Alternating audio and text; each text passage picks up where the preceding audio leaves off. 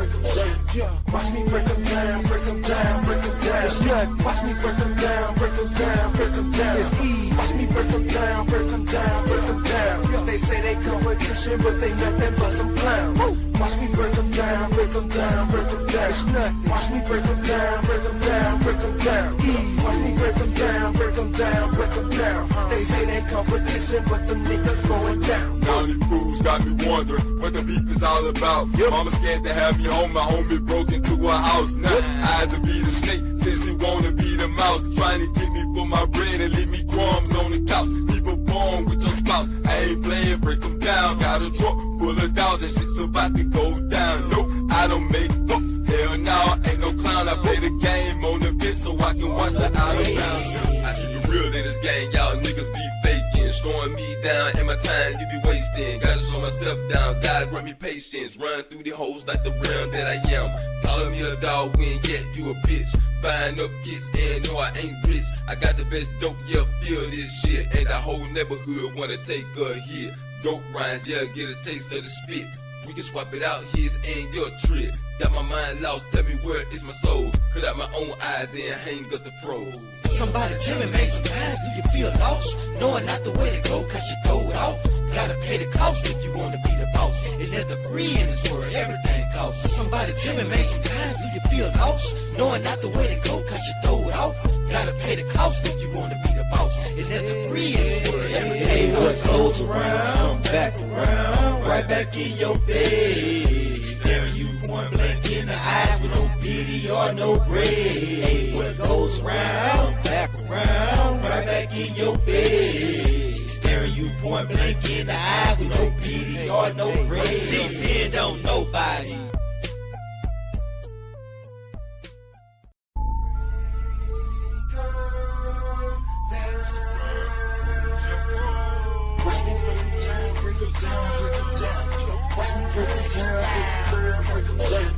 Watch me break them down, break them down, break them down. It's nothing. Watch me break them down, break them down, break them down. It's easy. Watch me break them down, break them down, break them down. They say they competition, but they nothing but some clowns.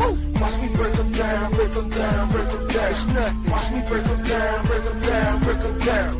Watch me break them down, break them down, break them down. They say they competition, but them niggas going down. Now these fools got me wondering what the beef is all about. Mama scared to have me home, my homie broke into her house. Now eyes to be the snake, since he wanna be the mouse. Trying to get me for my bread and leave me crumbs on the couch. People born with your spouse, I ain't playing, break them down. Got a truck full of dollars and shit's about to go down. No, I don't make up, hell no, ain't no clown. I play the game on the bit so I can watch the out of bounds. I keep it real in this game, y'all niggas be faking, slowing me down and my time you be wasting. Gotta slow myself down, God grant me patience. Run through the holes like the realm that I am. Calling me a dog when yet you a bitch. Buying up kids and no I ain't rich. I got the best dope, yeah, feel this shit. And the whole neighborhood wanna take a hit. Dope rhymes, yeah, get a taste of the spit. We can swap it out, his and your trip. Got my mind lost, tell me where is my soul. Cut out my own eyes, then hang up the fro. Somebody tell me, man, sometimes do you feel lost? Knowing not the way to go, cause you throw it off. Gotta pay the cost if you wanna be the boss. Is there the free in this world? Everything costs. Somebody tell me, man, sometimes do you feel lost? Knowing not the way to go, cause you throw it off. Gotta pay the cost if you wanna be the boss. Is there the free in this world? Everything what goes around, back around, right back in your face. Staring you point blank in the eyes with no pity or no grace. What goes around, back around, right back in your face. Staring you point blank in the eyes with no pity or no grace. This here don't nobody.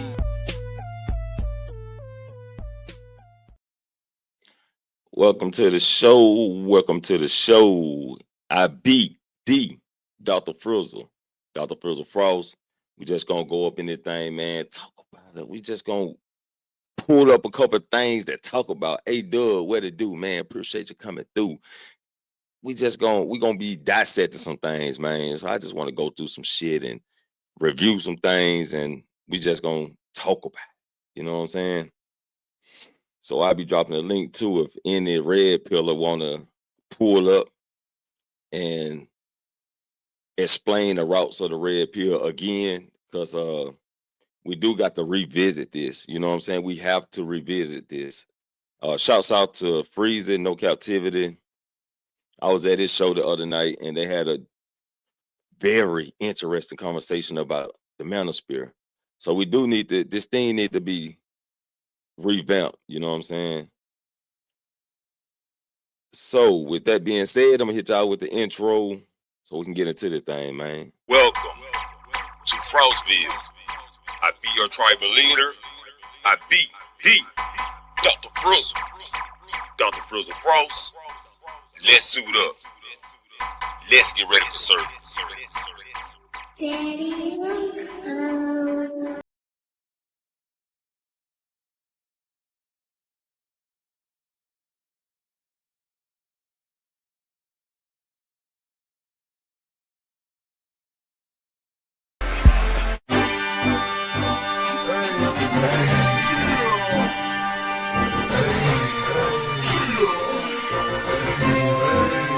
Got the city on smash, streets on click. Got the city on smash, streets on click. Daddy,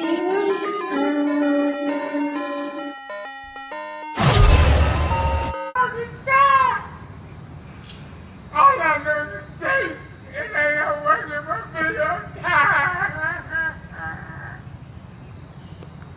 Oh God, oh God. Why you show up to work if you're tired? I need a dollar.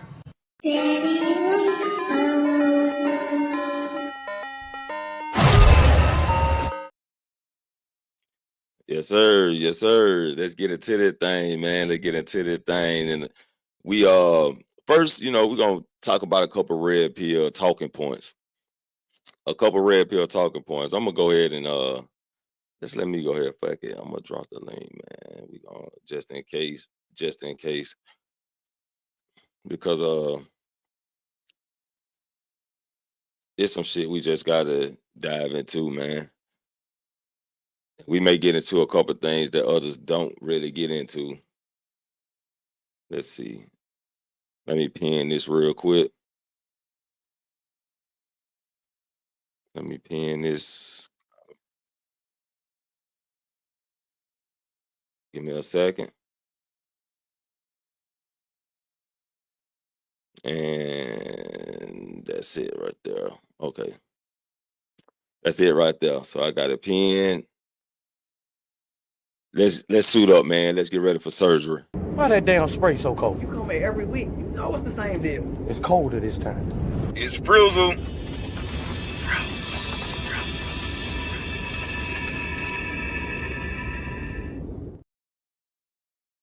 All right, let's do this share screen so we can, because I want to let's talk about red pill rage real quick. And let's just see what the people got to say about red pill rage.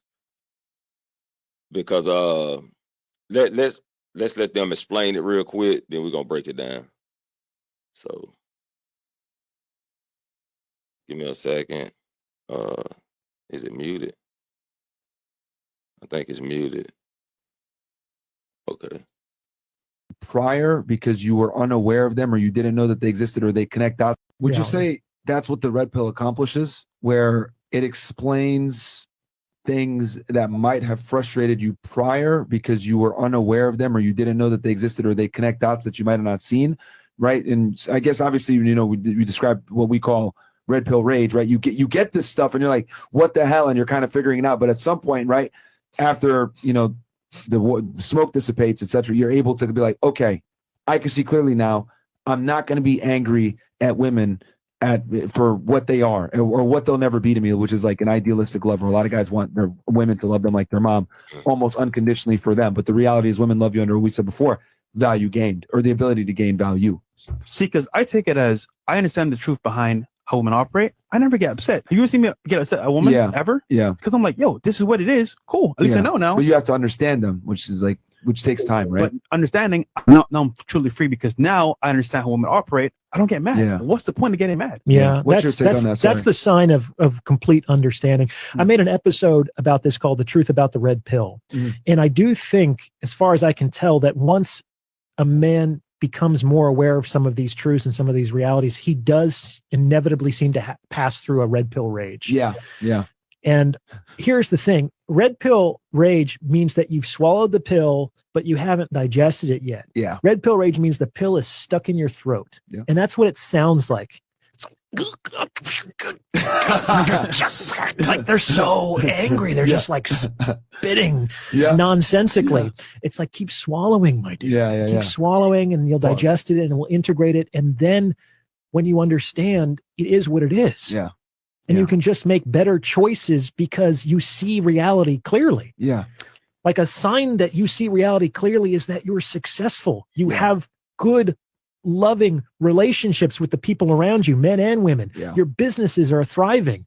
Like you can't fake that. Nice concept.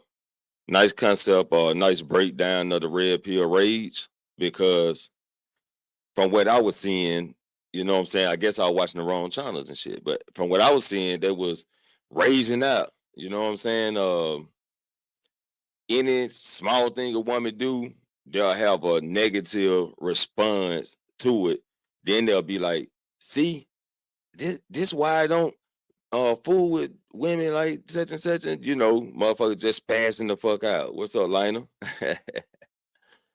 But yeah, motherfucker was spazzing out, you know what I'm saying? Ask women on dates, and when they get rejected, they act the fuck out. When they see women choosing the wrong guy and they think they the right guy, they spaz the fuck out. That's what I was getting from red pill rage. But like Fresh said, it's just taking in the truth, knowing it, and be like, okay, now I can make better choices. I'm free-minded, and I'm broke free from all the things that I was taught on how it should be, like fairy tale relationships, right? That fairy tale concept that we have in our head. You know, we kiss the princess, she wake up, spit out the poison, and we married and we live happily ever after. So red pill, like it's a break free from that. You know what I'm saying? From the imagination. Let's see what this woman got to say right Let's here. talk about red pill rage. Look, I understand where it comes from. You thought for the longest time that if you treated women nicely, they would love you unconditionally. You thought if you gave them everything they ever wanted, they would be yours forever. And you may have even thought that your own masculinity was toxic for a second there. But now you've learned the truth. Nice guys really do finish last. Women are very conditional with how they love you. Your masculinity is not toxic. And that the worst of femininity can be just as toxic as the worst of masculinity. Now you're angry. You've been lied to. You feel betrayed. And I get it. Betrayal is tough to get past. But guess what? You shouldn't be angry. You should be happy, because now you know the truth. Now you know what women actually want. Now you know how to be a man worthy of female desire. And now you know how to protect yourself from the true dangers that exist in relationships between men and women. So drop the anger, forgive yourself for the mistakes you've made, and stop attacking the other side the same way that they attacked you. Remember, a hero and a villain have the same painful backstory, but one uses it for good and the other uses it for evil. So continue to speak up to make sure young men and women do not suffer the same way you did, and not because you have disdain for your opponents. Let's talk about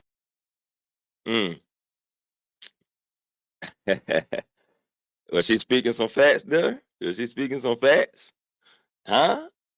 Yeah. So this woman stepped up and she didn't throw no salt in the grain. She didn't sugarcoat it. You know what I'm saying? She let it be known, okay, now you woken. You're not believing in this fantasy anymore. There's no need to be mad. Now you know how to operate when it comes to women. And truly, just be yourself. I don't like the nice guy finish last concept because it kind of diminishes your confidence just by saying that and believing in that. Nice guy. I don't give a fuck when you finish. If you happy, huh? I don't care about when you finish. Are you happy? Are you satisfied? Have you accomplished what you need to accomplish in life? Fuck when you finish, just finish. Let's see what some of the guys got to say in the comments. Never asked for unconditional love, but manicure or basic respect would have been fantastic. Gotta have respect. Respect got to be there. Nah, never ever change yourself for someone else. Right. Just be yourself. Just be you. I just don't bother with women outside of family or business. This guy he sound like he gave up. He gave up, y'all. The greatest villain art begins. Oh shit. Yeah, I got to agree with that a lot. It's a lot of people that's becoming the villain now because of the concepts and stuff, man. They becoming the villain. But then you got to ask yourself, were they the villain all along? Huh? Was they the Black Adam all along? This guy say this is completely wrong. The girl that you are meant to be with will appreciate all the nice things you do for them. I mean, of course, guys, she didn't. I don't think she was implementing motherfucker unappreciated what you do. I mean, motherfuckers shit they'll appreciate what you do for them regardless. It's just that shit, it's after the facts. It's after the facts. Just because she appreciate what you did then, don't mean she should be fucking nice to you completely because you fucking up and shit. But hey, all it takes is one bad day and then you be turning to the villain. Yeah, man, one bad day, yeah. I always say it's that moment, man. That fucking moment, that fucking 1 to 5 second moment that can just fuck everything up. It can fuck everything up. Let's see. Oh, yeah, the nice guy. The nice guy, nah, don't be the nice guy. Just be yourself. If you are genuinely a nice guy, then that's just who you is. That's just who you is. You just got to know how to navigate through life being a nice guy. Let's see what this guy got to say. Part 1 of the Red Pill Rage Cure. This is a series where, for those of you that have taken the red pill and are starting to learn all these new things about women that are pissing you off and you're frustrated, I'm here to help you get out of that stage by having a better understanding of what's going to work for you going forward. So let's go with the first tip. And it's very simply this, is that texting kills attraction. I know some of you guys are annoyed that you're trying to text a woman night and day and it goes from being hot and heavy to all of a sudden she starts. I ain't gonna lie, I do not like texting back. Call me. I need to talk. I need to talk. Fuck that testing. It's hard to express a lot of things you're trying to say in testing. And plus, the way I talk, I need to be talking to you. I can't test it because motherfucker probably won't even understand what I'm testing. So I need to be talking. Billy has been trying to defend the women, but she can't. The women makes it hard, very hard for her to defend it. Oh, so you know who that girl was? I don't know her. She defends the red pill community. She just don't want you to be angry. Yeah, shit. Nobody should be angry. You know what I'm saying? Nobody should be angry. I don't know who. So that was the woman we was watching, Billy. You know, I don't know these people. I don't know them. Starts to like peter off and she's not answering as much. She's giving one-word answers and you're wondering, why isn't this working? Here's the reality, guy, is that women do not actually need you to text them a whole lot in order to keep interest. You should be using the phone primarily as a tool to get dates. So when women give you the number, they're giving it to you to get dates. When you hit them up, they're not trying to have back and forth banter for weeks on end. Assuming she gave you the number willingly, it's to contact her at a later time to get her out on a date. So you guys that are all frustrated about trying to text her nonstop once you get the number and then it petering off, that testing, that it's also how you test and how she feel about you too. So if she feeling you, she gonna want to hear from you, just not consistently. You know what I'm saying? Then you also got to create a spark so she can get on the phone and talk to her homegirls about the fucking spark. But that shit is crazy. I said, nah, gotta test me. I'm already talking to two other ones. Oh shit. Hey, I don't blame you. If you got it set up like that, then definitely they should be testing. But not back and forth consistently when it's not going nowhere.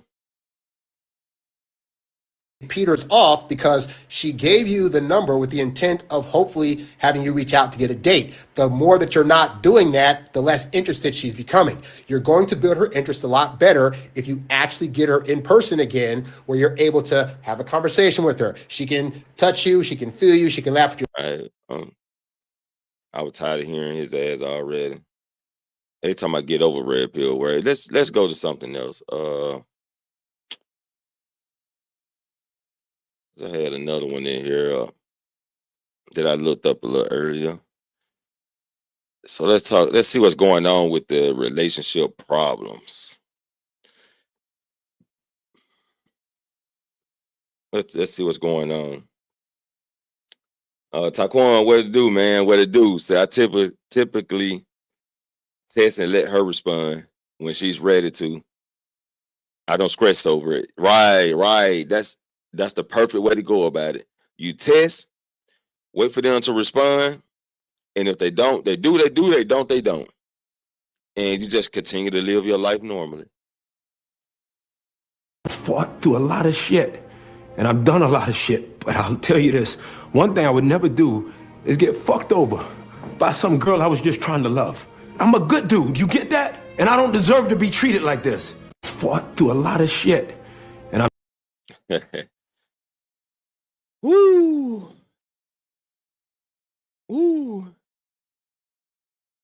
When men get like this, it's best for them to actually self-reflect, right?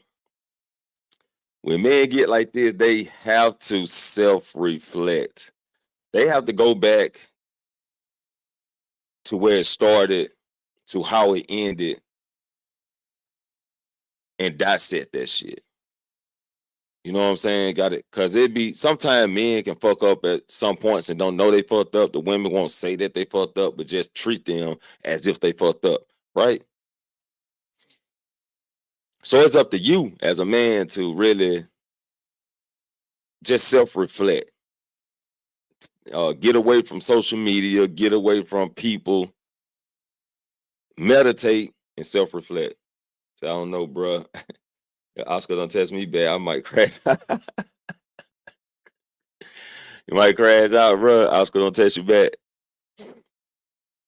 So this guy has a lot of frustration build up, but that's definitely he got to self-reflect.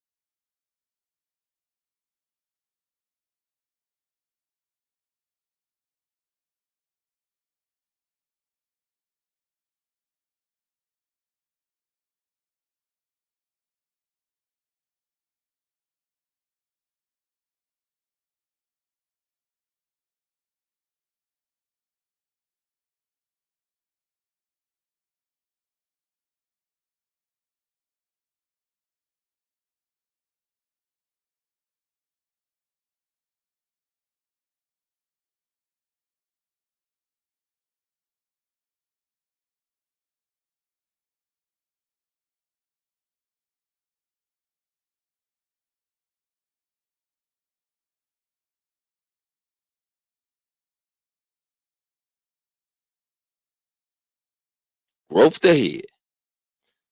He got something going now. He got something. What's up, hot sauce? What it do, man? What it do? Like I can't say he deserves. Sounds like she's a bitch and he needs to leave her alone.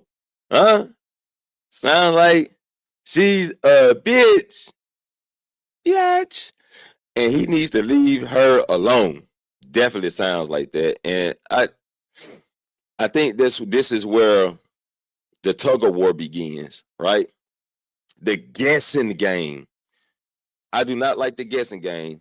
I do not like what they say, look for look for signs that she wants you. What they call that shit? What they call that shit? I forget what they call it. But look for signs that she wants you or she interested. Throw her hair back. She kind of sways towards you or some shit or whatever the fuck. I think that looking for signs and waiting for signs is a waste of time. Love language. Not love language is something else. That's something they say when they with somebody and oh, he just don't know my love language type of shit. And that's why I couldn't deal with him. So I'm gonna have to look that shit up too. We're gonna have to dive in that too. Damn, I forgot. Choosing signals. Choosing signals. Fuck that shit. Bitch, you like me or you don't. You know? You like me or you don't. What we doing? Huh? You want to go grab a bite to eat or you don't? You want to get this massage or you don't? You want me to rub your feet or you don't? What we doing? You buying me something to eat today or you're not? And then we move on. Yeah, it's just that simple. So, and this plays a big part in relationship. So in relationship, due to this, that was outside the relationship what I was speaking. Inside relationships, when a woman doing the signals that she need to be catered to, just talk, just open your mouth. Because a lot of women say, oh, I shouldn't have to tell him. He should know. We don't fucking know shit. We don't know a damn thing. Unless we've been around your ass for 10 plus years, then yeah, we can figure it out then. We can figure it out then. We've been around your ass long enough. But from the gate, we don't know you. Motherfucker been together 6 months to a year. Nobody know nobody. Like they always say, you never truly know somebody until you stay with them. You live in the same house. That's when you truly get to know that person. Right? Yeah. So that's that. We just doing short-term breakdowns, man. We ain't trying to dive too deep into nothing less. You know, I get somebody up here want to have a deep conversation.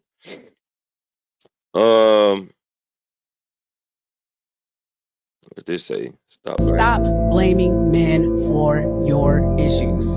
Period. They're not the problem. And the reason why I say that is because if you are going to sit around and say that there's no good men out there, the universe is going to continue to show that to you because that's the frequency you're on. They're going to pop up and you're going to say, see, look, it's a self-fulfilling prophecy to sit around and say that there is not men out there. That's all that's going to show up. It's impossible for a good man to show up if you think there's no good men out there. Why would they show up? You don't believe they're there. Fact. It's impossible. They're not going to show up. The universe can't cajole you and say, hey, wait, no, he's over here. You're going to keep missing him because you're looking for the bad guy. Stop.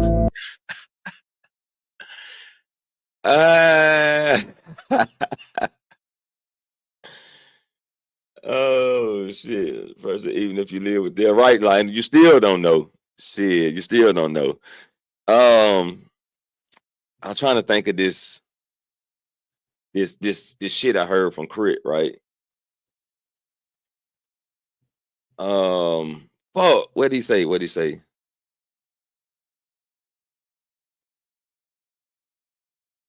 Then I can't think of it. I can't even think of it at the moment. But it was something related to when he met a chick, she was really looking for the thug inside of him. You know what I'm saying? She was looking for the thug inside of him.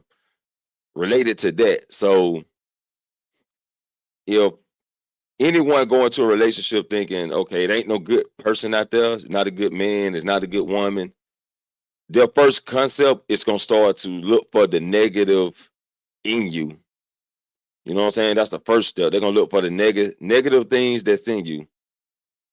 It's over with. It's over with from the door. Once you start looking for negative shit, because it ain't a yin without a yang.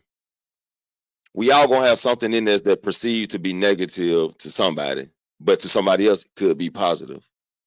So it ain't a yin without a yang, but once you start looking for negatives, it's already over with. It's already over with. Let's see what this guy. In your relationship right now, there's really only one reason why, and it has nothing to do with a lack of intimacy or conflict or money struggles or the in-laws or the kids. Has nothing to do with a lack of date night, that not everyone is doing what they're supposed to be doing, that a woman is supposed to surrender and a man is supposed to lead. Are all of what I just told you important? Sure they are, but they are only symptoms. Symptoms that are attached to the root problem to every relationship struggle. And to be even clearer, you don't have relationship problems. Your relationship is not suffering. You don't need marriage counseling. The root cause to all relationship complexities, bumps in the road and challenges, frustration and bitterness and resentment, anger and sadness and depression, all of this has a root cause. The root cause is this. Both of you have both masculine and feminine energetic wounding. And that wounding presents itself in what we refer to as triggers. And where do those triggers come from? They are how your nervous system is trying to talk to you, trying to tell you that there is wounding within your soul, within your spirit, that is still in need of healing. And those wounds come from unprocessed trauma from childhood. Every single fight, every single conflict, every single frustration, every single moment of betrayal, every single moment of resentment, every single feeling of abandonment and rejection, all of it can be traced back to unprocessed trauma from childhood and presents itself under the banners of either masculine or feminine energetic wounding. So if you're really ready to get to the heart of your wounding, stop blaming your spouse, my wife and I can help. Drop a comment. He promoting. He promoting. He promoting. So I guess he's like a psychological therapist or something. And he definitely wants, if you need help, he wants you to seek him. This is Daring Deeply Coaching. If anybody want to look him up, he might can help you out with some childhood trauma, because he said everything stems from childhood trauma. Some ways could be facts, and in some ways could be, just an opinion or just a thought process. So that could be true to some people, but not all people. You know what I'm saying? That's what I got to say on that. But as far as getting over it, he didn't even get to the point. He just said, call him. He wants you to call him. Fuck that. If you seeking help, call me. Because he gonna charge your ass $500 an hour just to motherfucking talk to him. Man, get the fuck out of here. Just give the answers. I thought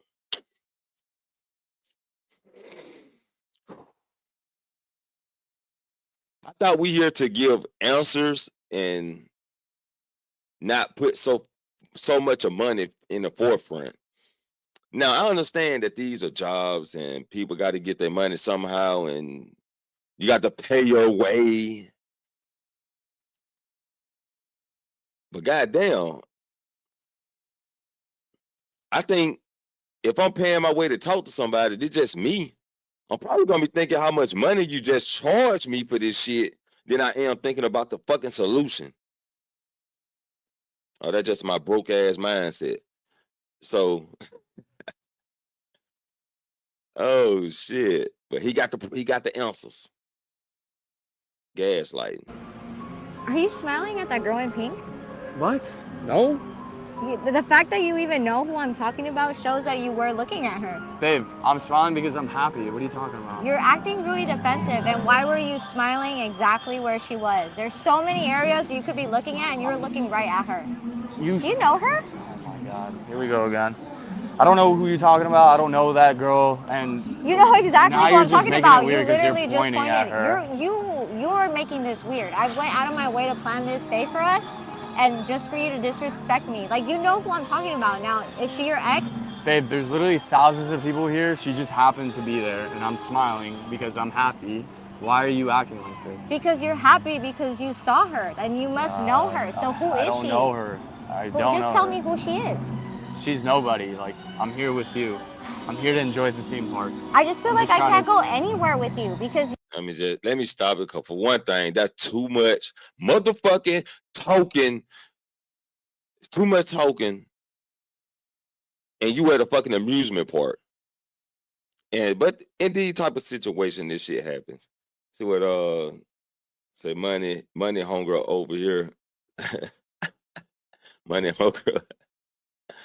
That shit crazy. I said, what where she yapping? Man, bro, that's that bullshit. That's that bullshit. When like somebody, you with your woman, somebody speak to you and your girl, like, who the fuck is that? Who the fuck is that? You tell her who it is, she ain't gonna fucking believe it. If you know her or not. Is she a friend or not? The woman ain't gonna fucking believe it. Even if she say she believe it somewhere in the back of her head, I don't think she gonna believe it. She still gonna think you was checking her out or y'all got something in the past. This a big fucking problem. I don't even know where this stemmed from and how to overcome this for women. I think women need to talk to women about this. I can't give no answers or nothing to that. Only thing I can tell the man is end the conversation quickly, wherever or however, because it's bullshit. You looking at her, and then I think another thing is stem from if they got they mind on another man. You know what I'm saying? Like, that's what it'll start to make me think. Like, you accusing me for looking at a woman, then okay, that means you're looking for an excuse to look at another man type of shit. You know what I'm saying? You saying I've been with this one before, maybe because you're talking to one of your exes, and when the shit hit the fan, you can throw this in my face as a barricade. So yeah, exactly, Lionel. When they're accusing you, they are already guilty. So that's exactly what I'm trying to get to, using the lame ass examples I'm giving. So basically, that's a fact. In my mind, because should nobody be accusing nobody. You know what I'm saying? If I see a guy checking you out, I'm gonna be like, okay, yeah, you should be checking her out. She bad. You know what I'm saying? And the same thing should be for a woman, but we the opposite sex, so we got opposite thoughts. Woo, that's a tough one. I've been in that situation before. I've been in that situation, and a couple times I wasn't even looking. But then when I look and see what she talking about, I'm like, yeah, well, she is kind of right now. You know, she is kind of right. I can see why your attention spawns that way. Yeah, that's crazy work. All right, I'm gonna get off of that. Let's get off of that, and we're gonna dive into what I was seeing the other night. What I seen the other night, and we're gonna see what we can come up with on that, man. Where that? Subscriptions.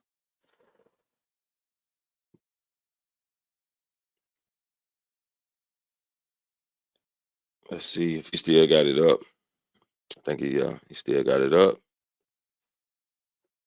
I joined in at about 2 hours, so I think it was 2 hours in.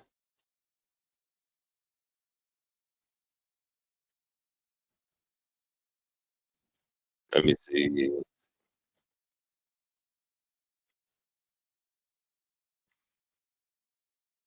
All right, let me search.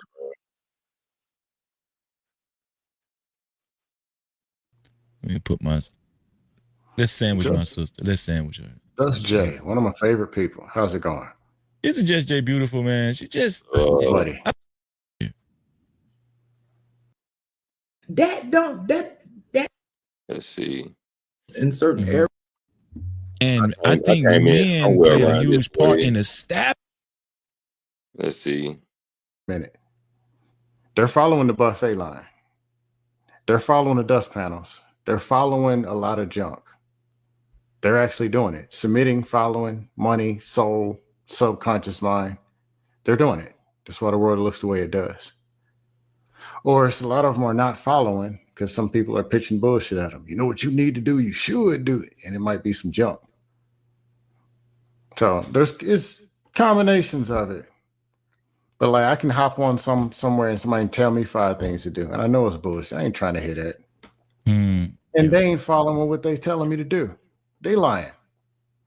But I mean, here's the thing. Let me read this in because I want to comment on that too. Check the cash out, bitch. Shout out to butcher something. White men need to eat fruits and vegetables. Orange men need to eat fruits and vegetables, and so do black people. Black people don't need to beat their wives. Neither do white people. White people need to know how to use a computer. Black people need to cut grass. Hey, Sam, boy, you came out the woodworks just then. but yeah, free. That's that. I wasn't trying to be facetious. The reason why I asked that is because a lot of times. Please go ahead. Well, here's the thing. The reason why I asked that is because, like what Russ said, you know, she slept with 1,000 men. A lot of times we hear this stuff being thrown out there and it sticks to the wall with a lot of men as far as like this stereotype of. Yeah. Okay, so this is right here. I want to get where Rush was talking. I don't see how they couldn't see it the whole time. And I think men play a huge part in establishing that identity in their own community.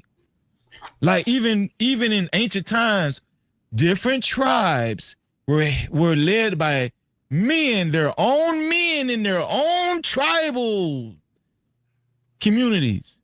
But these men, and this was a good show. Y'all go back. Freezer always have fucking excellent shows, man. But yeah, subscribe to my boy Freezer. If you ain't subscribed, subscribe to No Captivity with Freezer. And trust me, you won't be disappointed. Hey, Sam, boy, you came out the woodworks just then. But yeah, Freezy, when it comes to this manosphere type of talk, I can think about gender war. And when it comes to the gender war or just a gender war itself, I mean, it symbolizes deep imbalances like of energy of humanity. And like if you ask me, like gender war, like to piggyback off of something with like they say Lionel say like, you know, on the set of Fresh and Fit, you got it set up nice now. Nice. Oh yeah, you good, Lionel. You good. So your battery trash. Like what Scam was kind of saying. Gender war, race war, like even politics, economics. You can go on and on. Yeah. Could all this be something as of a source of division, and not just division, distraction. Distraction from the ultimate thing, the ultimate war, the spiritual war that's going on and been going on, you know, but no captivity. I mean, people don't want to look at the totality of it. Like, and this level got a excellent point. We tend to dodge the spiritual war. You know what I'm saying? But when they do touch into it and they get biblical about it, it also becomes a back and forth argument. So are we getting anywhere with this shit? You know what I'm saying? That's how we have to ask, like, are we getting anywhere? But the conversations have to be had. Like what will a gender war actually do to, like, not just the black race, to man and woman? What will a gender war actually do? It will cause division. Because somebody loses in the gender war. In a war, someone loses. The kids. Someone will be conquered. The kids. I've been saying this the whole. No, I don't see how they couldn't see it the whole time. It's the kids. Yeah, we've been saying that. The kids lose the most. They lose the Definitely. most. I think The problem is people are blinded by their agenda. They're so focused on their agenda, they don't pay attention to anything around it. I mean, I've heard about cases. I mean, I got friends who personal agendas. Personal agendas. What is your agenda when you step into this relationship? Say spirituality, try to break my family. It can be, brother, spiritual essence can go so deep and so far to a point, man, you'll be floating in outer space with your eyes open. So, but let's talk about personal agendas, right? And that seems to be a big problem too, because everybody seems to have some type of personal agenda when it comes to these types of relationships in the community. And we have this miscommunication with each other. And that causes things to explode. It causes conflict and other things sorts of nature. But what's your agenda when you step in? What's the process? What's the goal? What is the focus? Are you just playing house, as Coach Furr said? Playing house, which I heard that before. I mean, my girl told me that we just playing house. You know what I'm saying? So that's why it was so funny to me. Are we just playing house? We just getting together just to get together because we want someone to lay up with or lay beside, or are we going after something better? Are we just living a regular life? What's the agenda? Let's get it. Working in my home state that work in family court, and they've told me stories of some of the craziest nonsense that goes on in custody fights between individuals who are getting divorced or just, couples who were together for a period of time and then they broke up, and now it's all about who should have the child more, and the nonsense, the ugliness, the things that are said. The gloves come off when it comes to like custody fights. And when I've seen it, I remember one time I sat in the courtroom and I watched this go on. It's like, these are supposed to be individuals that are supposed to be the adults. These are the individuals that are supposed to be parents. And they're like literally pulling out their ex's dirty laundry and throwing it in their face. And it's for public record. And that's the thing I think people need to understand in those type of situations, because all this stuff is public record, and by the time the child turns 18 and when he or she decides to look into what went on. What to say, Lina?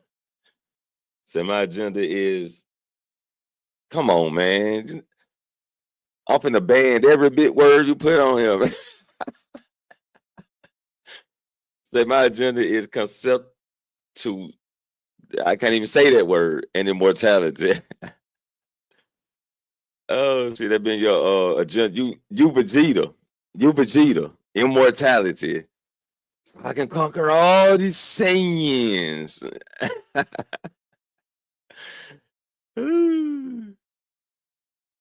On between my parents and their divorce or their separation and end of their relationship. Why was it, why did I have to go through this, that, and the other when it came to custody? And when they look at what was said, it's that sense of, my father said this. I was trying to my mother did that. And those are the things that parents have to understand. These are the things adults have to understand and realize.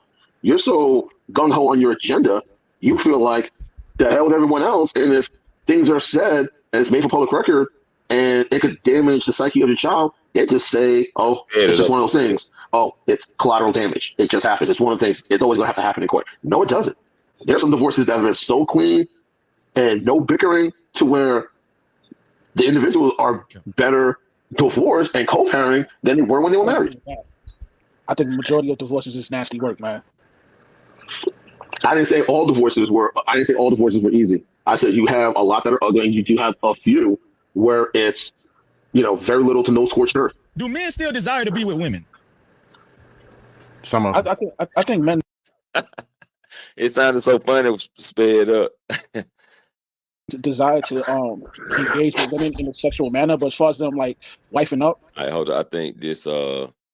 I got to slow it back down. Cause this Rush in the background.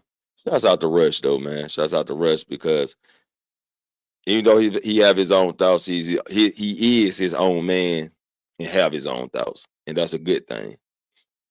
Nah, I think even though we don't agree dudes with are starting to wake up to make an effort to stay sucker free. Know what I mean? What is that? And that's the point that I was like. This, y'all heard when he said sucker free. So he was talking about men who marry a woman with high bodies, with a lot of bodies, is a sucker, and he trying to stay sucker free. That's what we got to stop doing. That's what we got to stop tearing the men down. How we gonna build the men? And he's supposed to be, if I'm not mistaken, he's supposed to be part of the manosphere / red pill community that say they help build men up, but here you are calling men suckers. It doesn't vibe with me like that. You know what I'm saying? If we supposed to be help lift each other up, we shouldn't be calling them names unless they are acting like a bitch. You know what I'm saying? We know when they get to acting like bitches because we see them acting like bitches and we can call that shit out. You say, bruh, that's nothing new to me, Lionel. It's nothing new because I treated the women how they treated me. They treated me with respect. I treated them with respect back. Even if they did do hoish things, I still never judged them by it. It was their choice. They wanted to do it. Hey, you want to do that? Okay. You want to give me a piece? Okay, but it wasn't for me to judge. So since the fact that I wasn't like everybody else in the group or what they perceived to be, players, pimps, whatever they perceive to be, but you can look at them now. Look at them now and depreciate their time then from now. But that's another convo. Treated the women with respect like they treated me. So I became as a what they call the hoe lover. You a hoe lover. You know what I'm saying? You a hoe lover. So just because I treated them with respect like they treated me, and if a woman got out of line, I put them in a place like I do y'all niggas.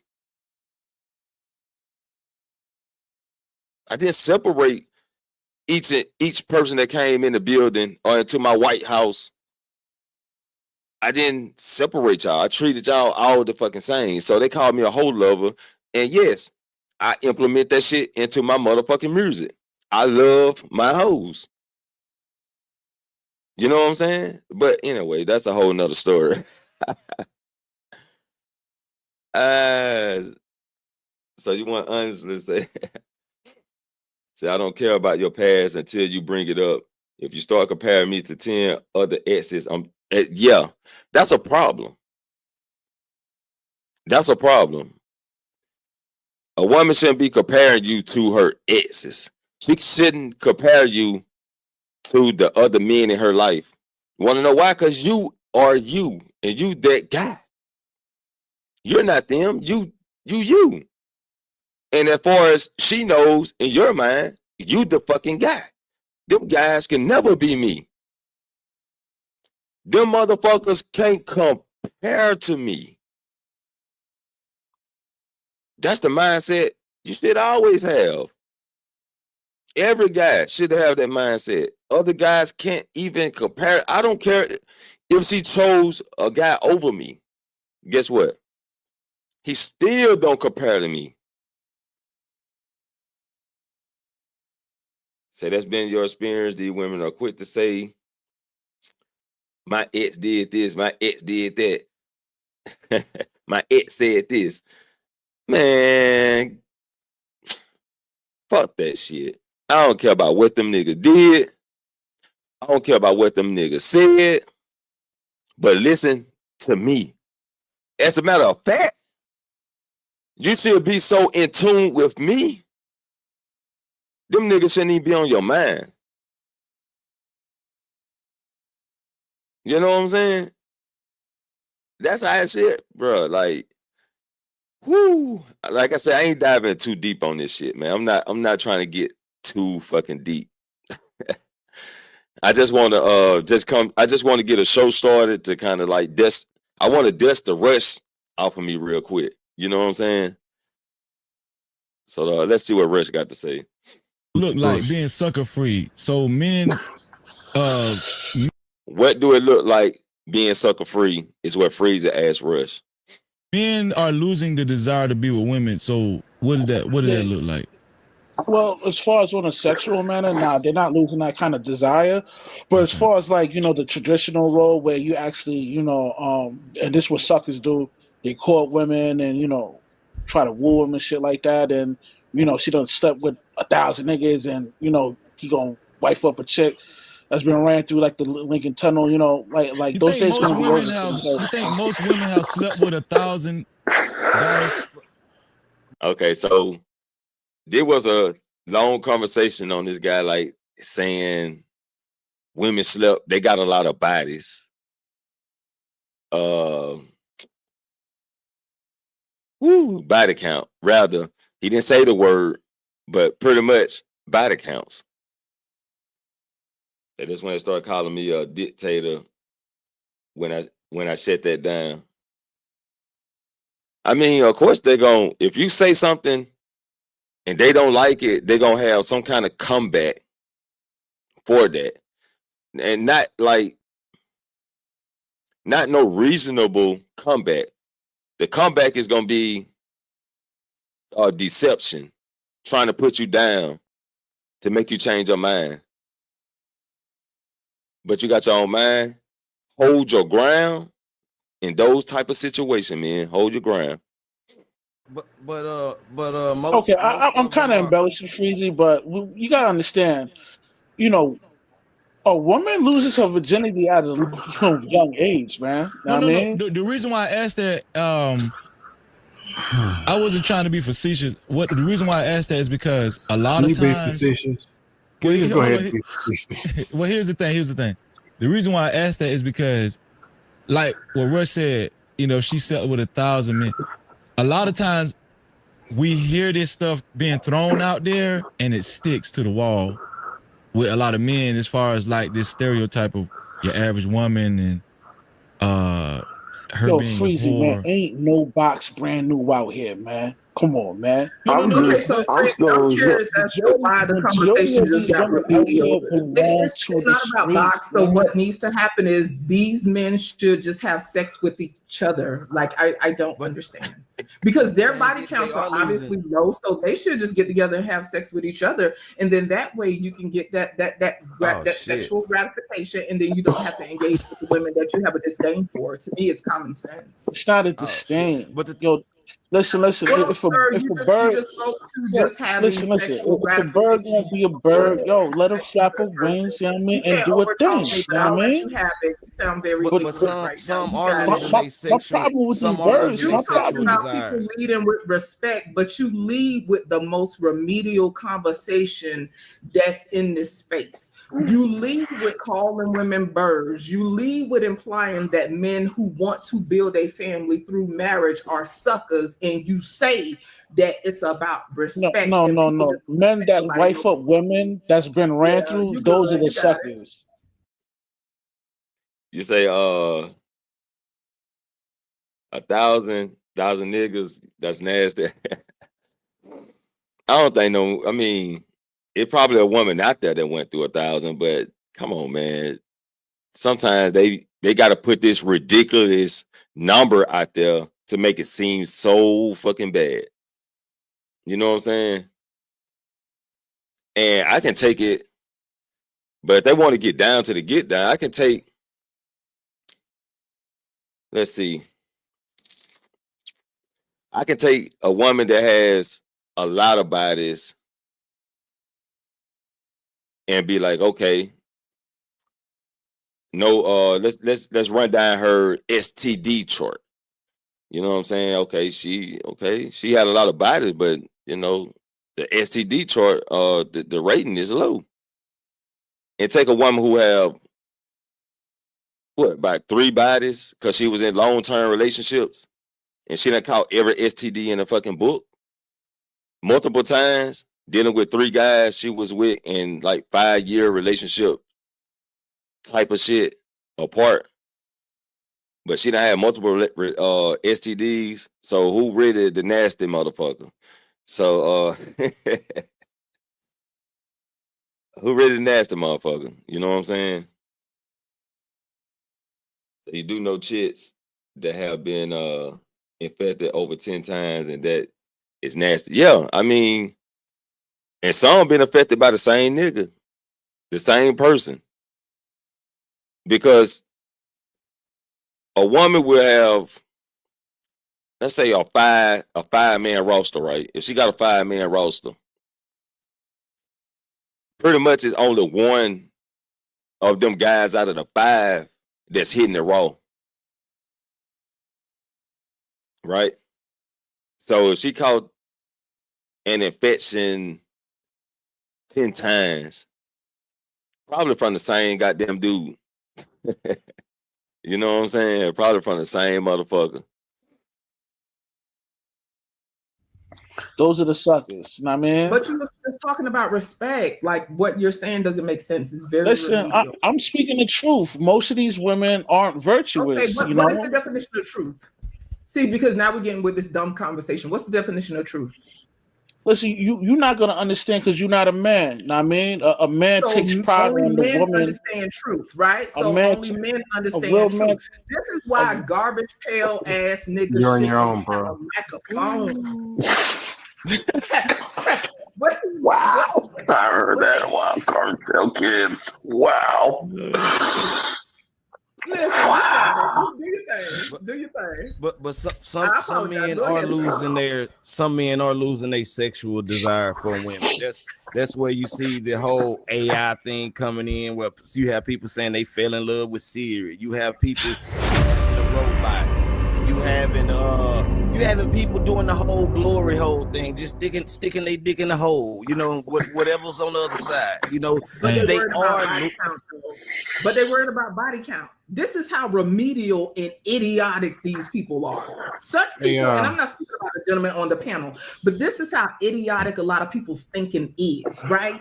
They have this delusional standard as if they are above God, above the universe, and yet they still indulge in things that speak nothing to the standard they claim that they have for themselves. It's just idiotic.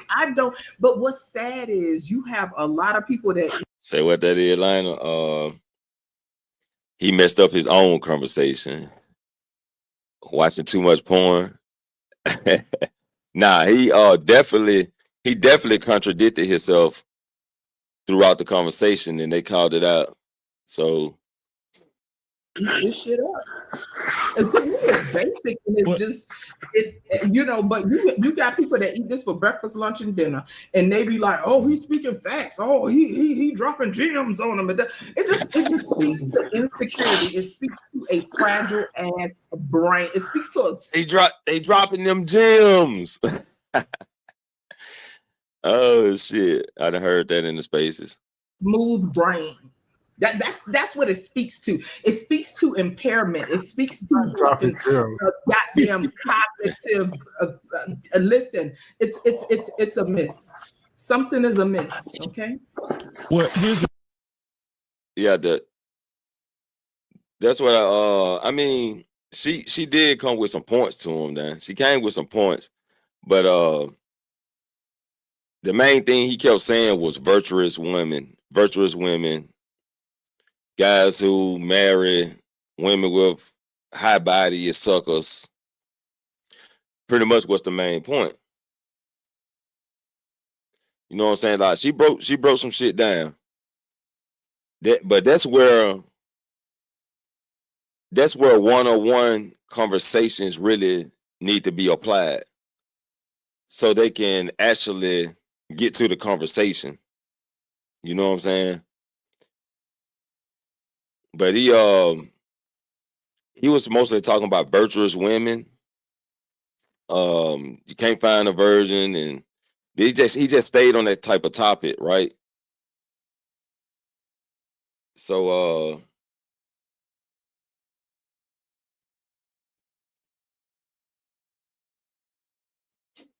oh no, you have to just listen to it. I ain't gonna play the whole thing though. But the main point is he was talking about being, getting a virgin. Man, if you can't marry a virgin, you're suckers. Okay, if somebody wants to get married to that person that they wants to marry or they in love with, that shit is okay, it's fine. And if he don't want to marry a woman with high body count, that shit is fine too. Now I know Sam tried to course correct it, right? He tried to course correct it. He was like, okay, are you a virgin? Then you shouldn't be trying to look for virgins. And the guy ain't saying he's looking for virgin, but he'll rather have a virgin. It goes so many ways. I keep telling y'all, it's one fucking tree, 1,000 branches. The tree is the topic, and all the branches is the fucking shit that springs off the topic. So shit can go so many different ways, but you have to kind of like, the conversation never stood still. You know what I'm saying? Like it never just focused on that one pointer. Because everybody was trying to like explain, then the explanation goes off into something else. The explaining goes off into something else. But let's just see though. The thing, wow. The reason why I asked the question is about the 1,000 women. We know that most women haven't slept with a, like an exasperated amount of dudes like that, right?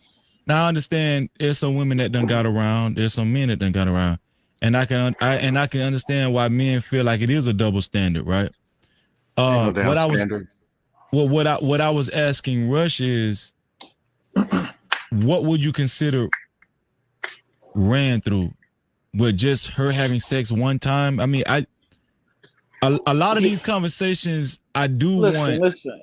Go ahead. He mentioned the whole tongue, so that's a daily commute right there.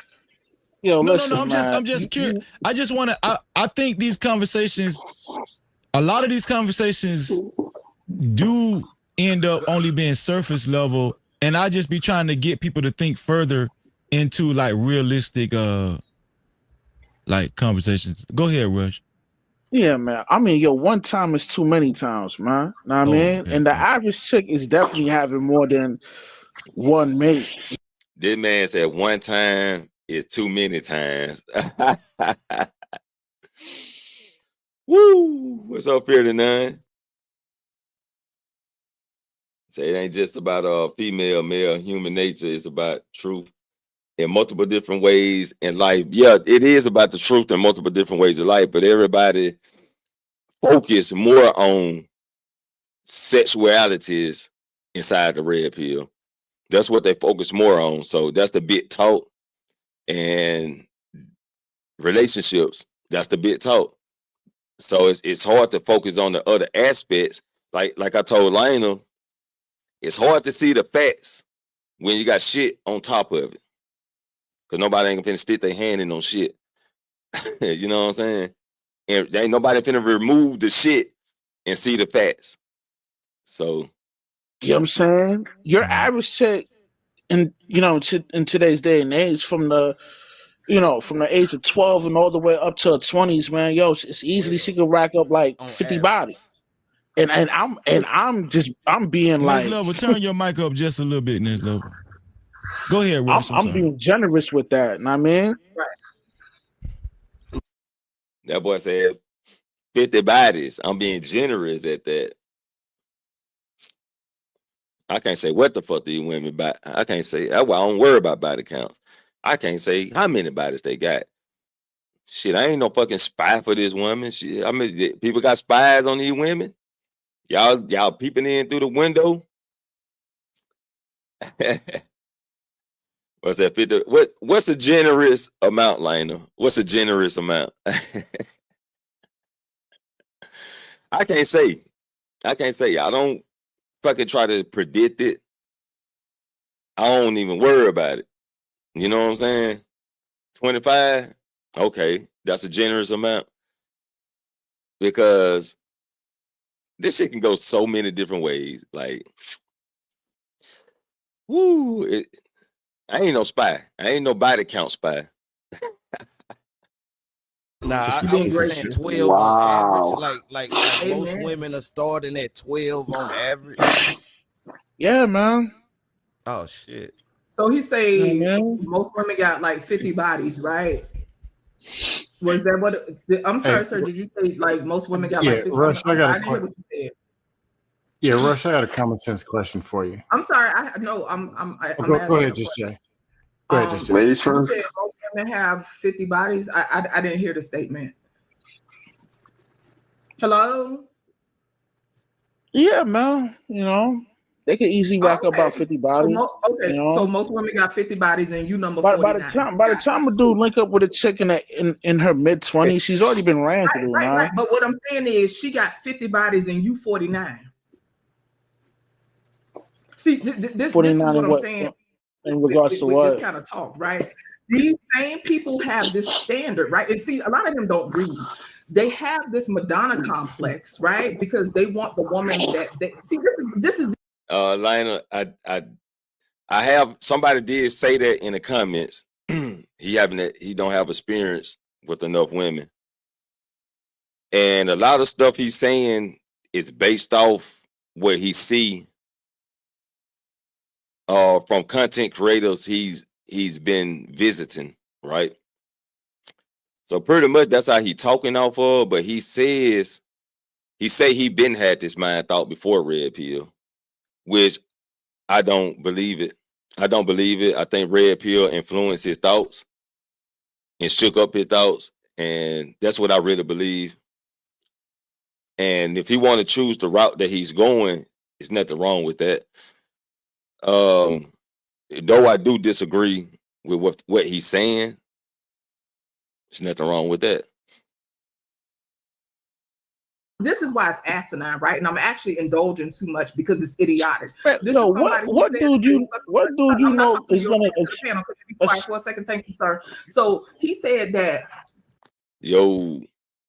I got a little bit of battery before I gotta charge this back up.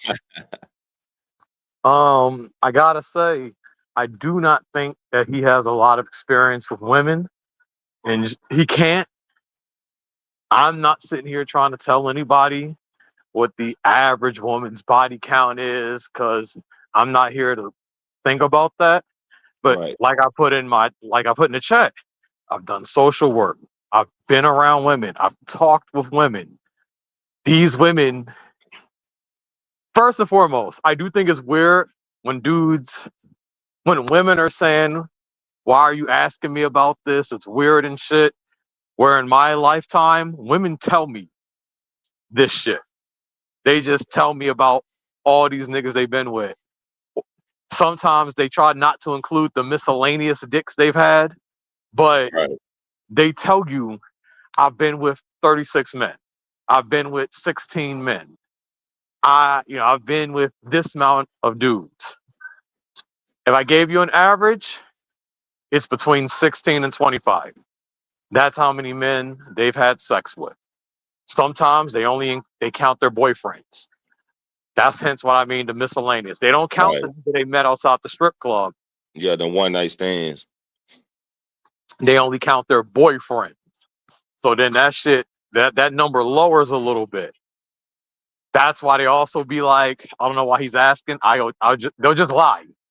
And it's like any number they say you're not gonna like if you're a dude like this. But him saying 50 is generous is not realistic if we're just talking about women in general. But he's also throwing the women away because of that. Me, I'm not throwing a woman away just because she has that large body count. There's other things that go with it. And 9 times out of 10, I got to do all the work anyway when we having sex. So that shit don't even mean nothing. They can be like, I had 100 dudes, but they can be a lazy leg. Yeah. That shit, like, again, unless your vagina is dirty, like, you've had 12 different STIs or some shit, then I'm not really too much busy concentrating on it. What can you do for me? That's when I bring up the X conversation. That is a problem. And that's what should be talked about.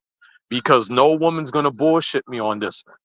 When they've had a good amount of different niggas really in their life, then the next good dude, the one she quote unquote is saying is perfect, she's constantly bringing up David, Jeff, Craig, Devontae, Glocktavius, Victor, Steven. Why are you bringing these niggas up? But that's because she's had so much influence of these niggas in her life.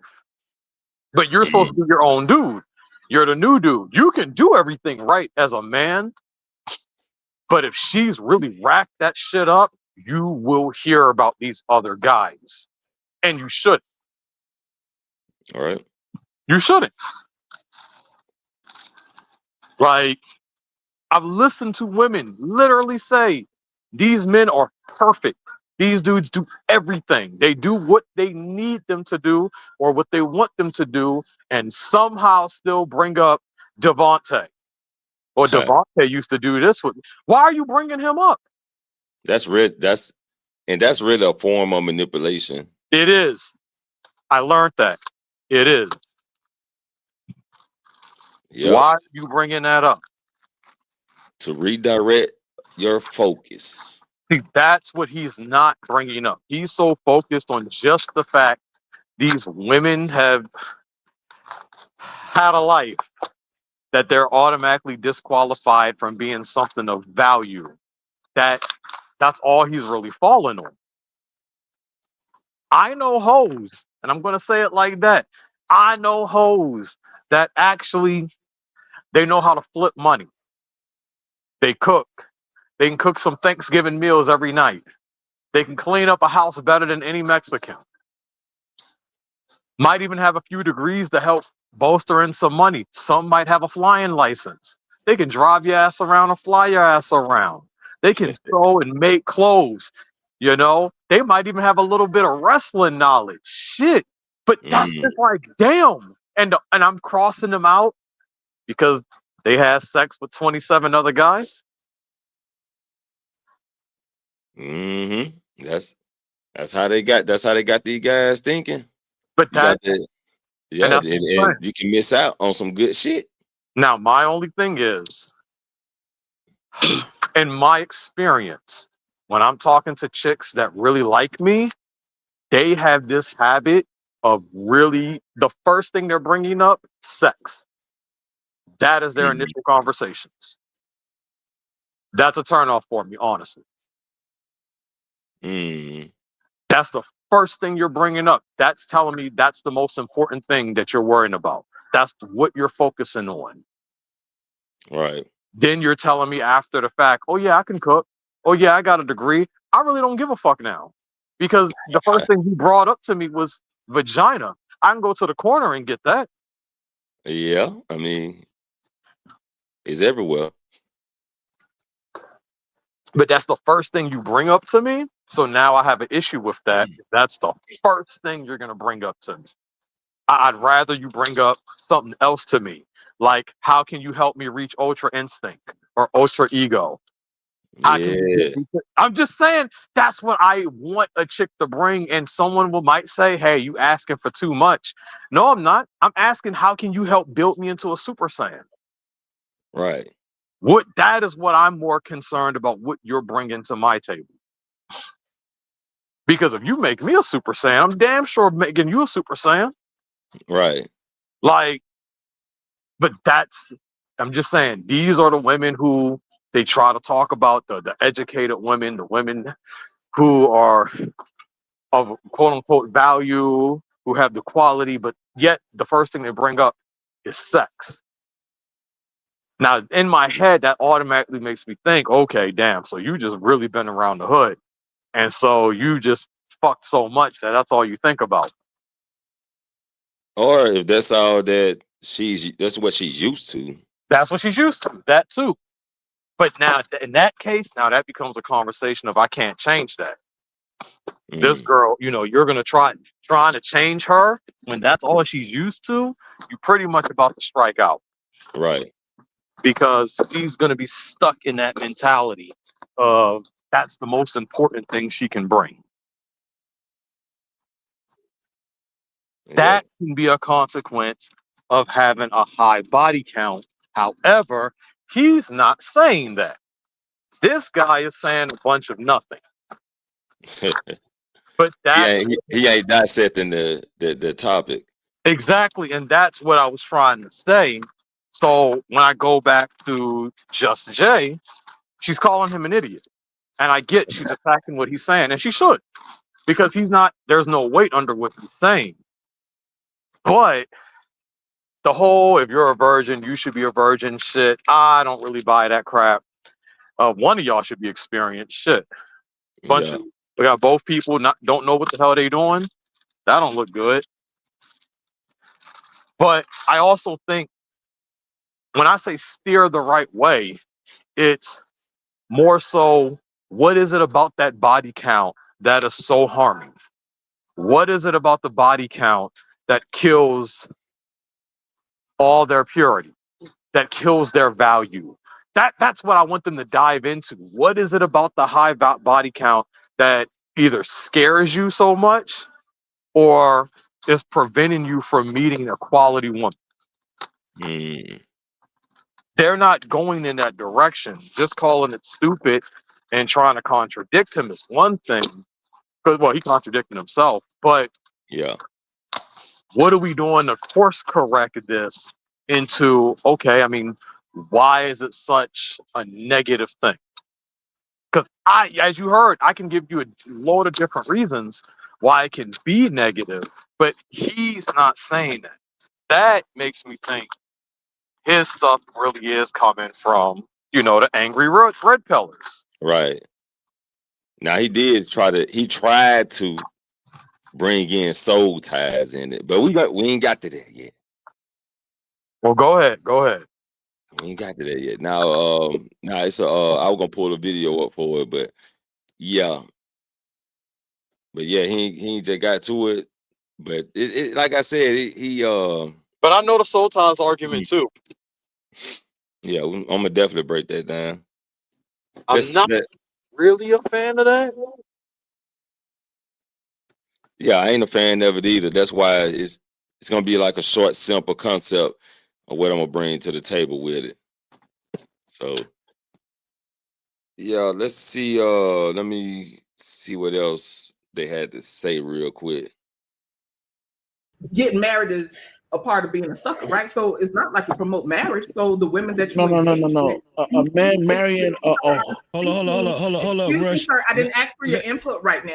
So let her finish, Rush, and then I'll give you a chance to respond, Rush. I got you. Be in a committed relationship with them anyway, so it doesn't matter how many bodies they got. This is not somebody you're trying to be locked in with. This is not somebody who is going to get your pension. This is not somebody who is gonna bear your children. This is not somebody who is going to do any of that. They're going to be the fucking cum dumpsters that you are promoting, sir.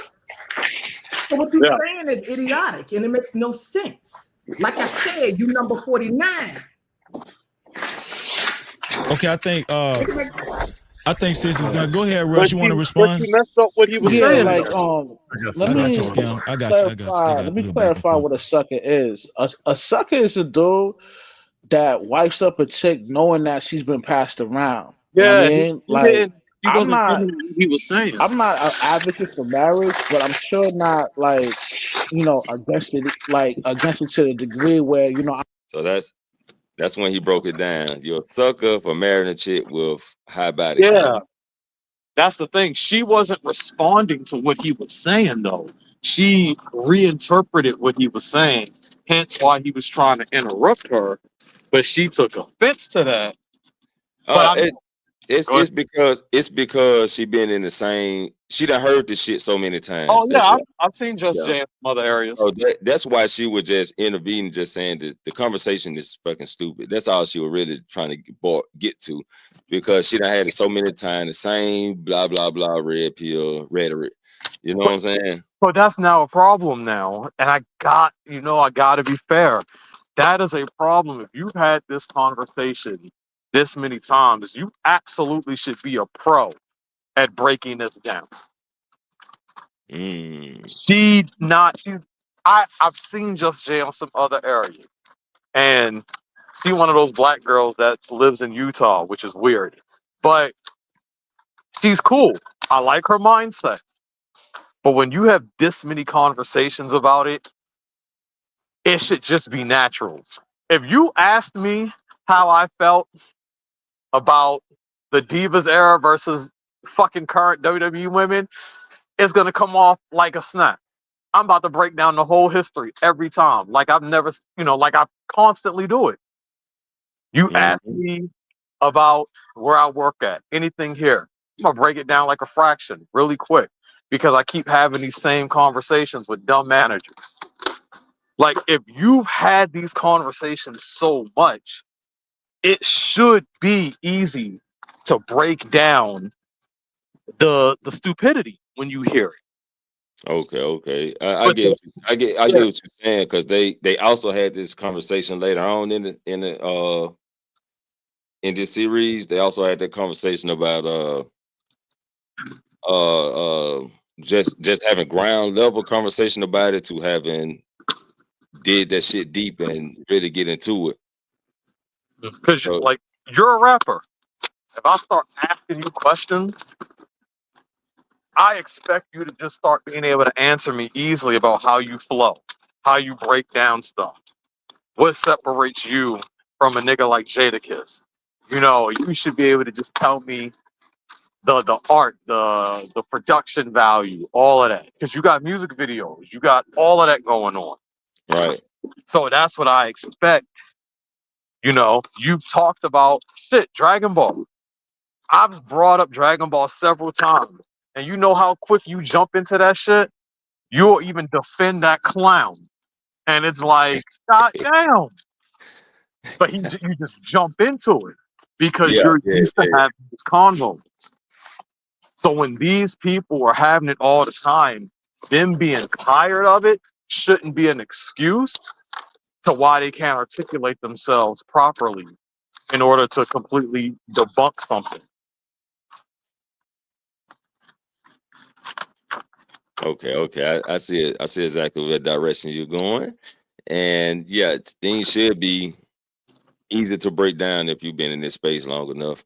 Still be articulated in a profound way. Yeah. Instead of just jumped around though. So yeah. But let's see what else they had to say. I know Sam got in there. Let's hear you, Sam. I don't think anybody should get married. You know what I mean? If you find a proper woman, you know what I mean, that's a virgin, she's deemed to be worthy to get that last name. You know what I mean? You dudes out here, man, y'all give y'all last name to any chick, man. I do want to stop right there though. Let me see, because he said Rush, he was talking about a virgin deserves to get your last name. And trust me, virgins don't work out as you think, as people think they would. I mean, you can find you a virgin, right?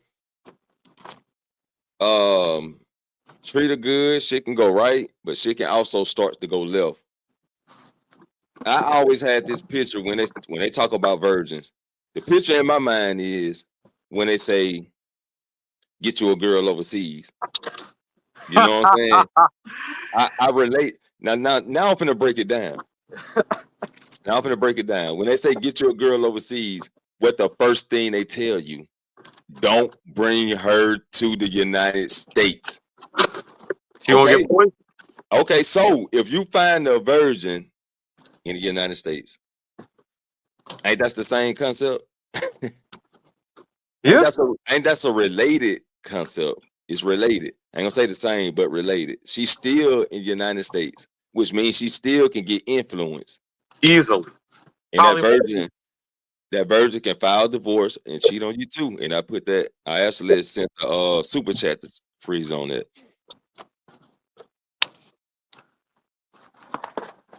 I don't get no super chats. You got to go live, man. You got to build them watch hours up. I agree with you though, man. I absolutely agree with you because you can still get influence here in America. If you haven't been influenced already, it's coming. Right. So that's all I was saying. So, but he like, I get the way he talking. He just gave up.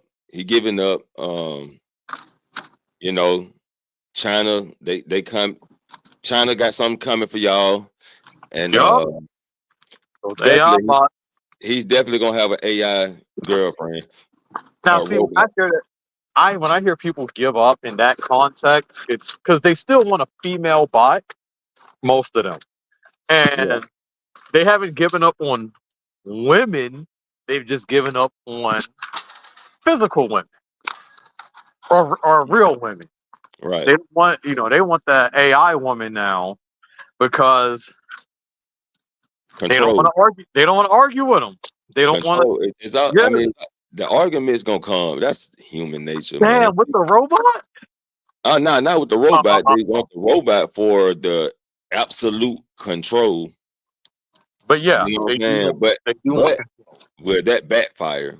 Will that soon backfire once the robot? I saw the video you showed. Self-program itself to all the ideological conversations and shit. I had that LaQuisha AI. Yeah, you had that LaQuisha chip come in. She installed it herself. You know what I'm saying? Now you got LaQuisha in the house instead of goddamn Lee May. You know what I'm saying? It is about control. I do think it's also about I don't, because it sounds harsh when I say this, but when they're looking at women, they don't want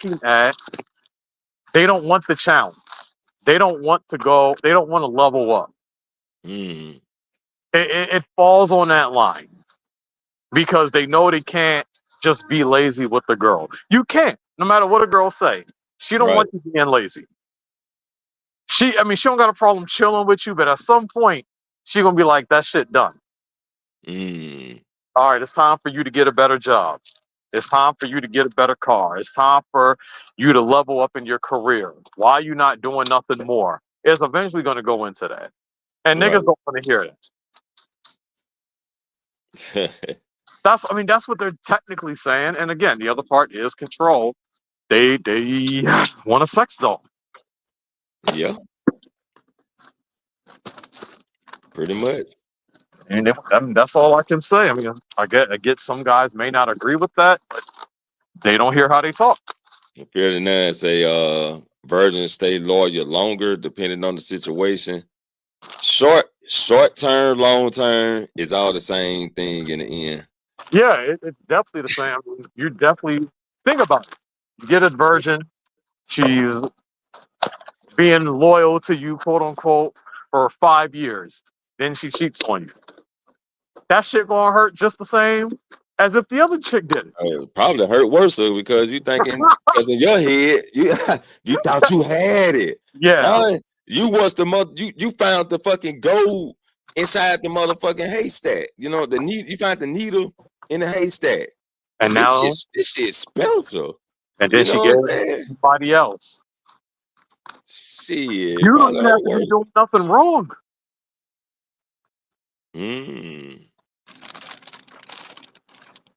So yeah.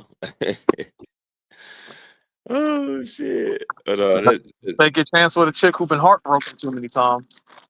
Okay, show us something different. But yeah, let's get it, man. You know, shouldn't have slept with your daddy, you know what I mean, your granddaddy, you know what I mean, your brother, niggas that you know. Like, this is a common thing, you know what I mean? And like, yo, like I said before, man, I don't have a problem with these birds, man. The only thing I have a problem with, if you know you've been ran through, man, don't front like you virtuous, you know what I mean? And a lot of these birds, they do that, man. They sell purity to these suckers out here, man. To settle down with? Are you looking for someone to settle down with? See, that's where his knowledge comes to a halt. It comes to a halt right there where he just said, if you're not virtuous, don't act like you're virtuous. But he that comes, huh? He calling them birds though. It sounds like he do got a problem with it.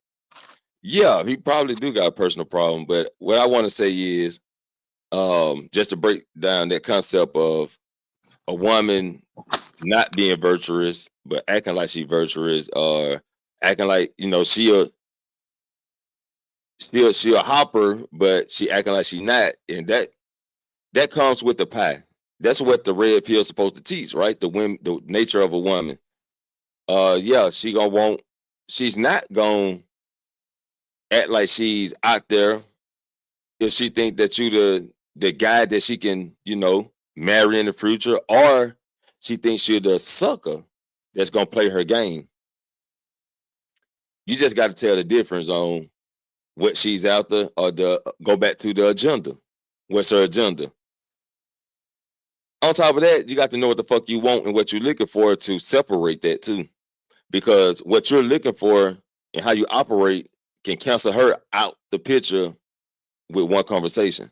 Like, okay, you had the conversation, you lay the fucking ground rules down, and if she ain't with it, easy play to know that she's not the one coming your way. So I don't like how Kevin Samuels is on this picture, and I get why, but he never claimed the red pill. But he was absolutely manosphere, even though he didn't like to claim that. But this is a dude that literally preached about black people coming together, getting married.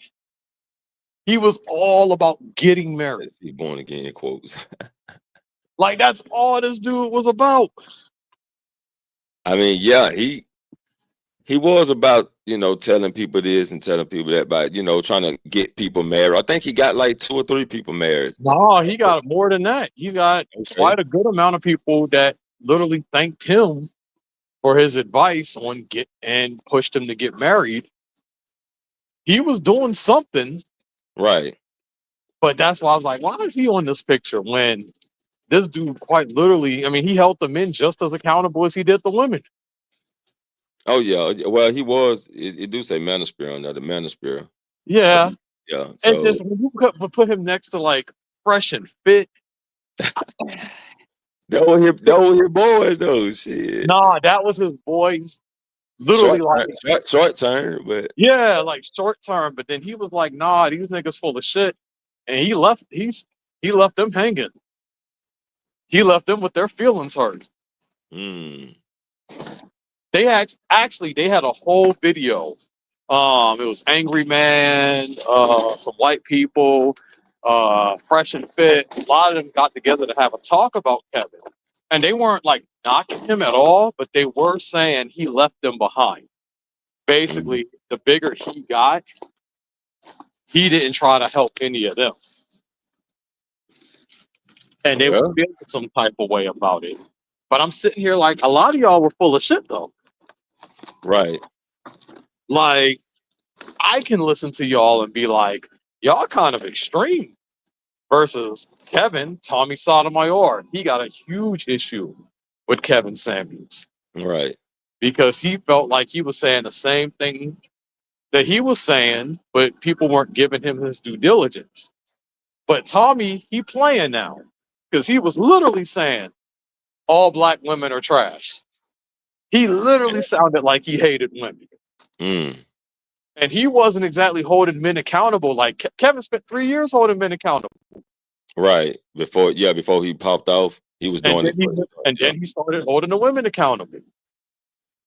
And it's like he held the men accountable longer than he held the women accountable. But then, and I'm not saying that the other guys don't. I'm not saying that. Fresh and Fit tries to hold the men accountable, but the people don't share them. They only share him going after the women. Right. That becomes the issue, sharing. What these people, yeah, the clips they putting out. those clips are more detrimental than anything because the clips will sit here and have you thinking they just spend all night trash talking women. Right. Or they spend all their time talking negative of women. And it's like, but that's not what they do. Or what's the context of this?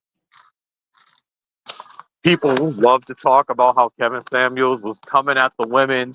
That's how he got big. But it was like, but that's not what was happening.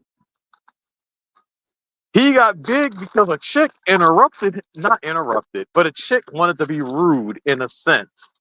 And he called her out on that shit. But he was already doing that for a few months before he got big. It's Right. just that made him bigger. And of course, that's when his whole thing started changing up a bit. And of course, that's when the women were like, oh, he don't really believe what he's saying. He's just doing this for entertainment. And I'm sitting here thinking, well, what about all the other niggas that are doing this? But they not getting big. But it was the space itself that got big. And of course, when I've challenged women on the things that he said, and there's too many women that agree that what he's saying isn't wrong. It's just how He said it. And I'm like, get the hell out of here. It's always that shit. How you said it. It's the way you said it. Yeah. I done heard that shit from men and fucking women. It's crazy when fucking men cry about the shit. So now when I'm looking at this guy and what he was trying to do, okay, first and foremost, I'm not going to sit here and say only a virgin deserves my last name. I don't think none of these chicks deserve my last name. But he got to cut that shit out. And he's not really explaining why. Him saying, he ain't got a problem with the birds. Dude, you clearly got a problem if you can't say you ain't got a problem with these women. I joke. I joke my ass off. But at the end of the day, let's be real. Like, if I can't sit here and be like, yo, these women are this type of way, but if I'm only saying these bitches, these hoes, these hood rats, chicken heads, I clearly have a problem. If that's all I'm saying. Right. He has a problem, but he's not willing to admit it. Someone either broke his heart, and it sucks I gotta sound like a chick, but someone broke his heart, or he's well too consumed in red pill content that he's probably a little too far gone at this point. And that's that's a problem. Because you gotta have your own kind of mindset. You gotta have your own mindset really, and can't be consumed by this shit. I'm gonna play devil's advocate here. And I'm saying it so y'all know, but that is how you make movements happen, by having people follow you. That's how Red Pill was able to get to where it's at currently, because you have a lot of followers and a lot of guys who are frustrated and lost. Yeah. So this is where we're at now. And it's been going for years. It's been I've been introduced to this since 2018, and it was before then. Yeah, it started around I want to say 2011. I want to say 2011. Then it got bigger around 2014, 2015. But it still wasn't exactly the level at what it was during COVID. COVID era is what literally allowed it to get as loud as it needed to be. Right. And then once that happened, people were just begging for it to die. Why? Let them niggas, let them cook. Yeah, I agree with Fear to None. It was infiltrated, and a lot of words got dismantled. The thing about it is, like I said, they started putting bullshit on top of the facts, and it's hard to see the facts with covered in bullshit because nobody ain't finna stick their hand in it. But remember, it was like, again, you had the manosphere that was all encompassing this stuff, where the red pill is just basically a sub bracket in it. You was always gonna have the extremists or the BS come, because there's gonna be guys who feel some type of way, and those voices were going to get heard. But we can't pretend. It's one thing I like to say. We can't pretend that there's not a ton of negative experiences. Also, there's unfortunately, equally negative experiences as there are positive ones. Right. And the fact of when it happened, when it really blew up, too many guys was relating to so many of the negative experiences. Right. That's what allowed this to blow up even more. Right. But a lot of the conversations were just talking. Everybody talking. So now that we really passed the talking phase. You know what I'm saying? So now we on the solution phase. How can we get past this? How can we get past that? But on another level, you have to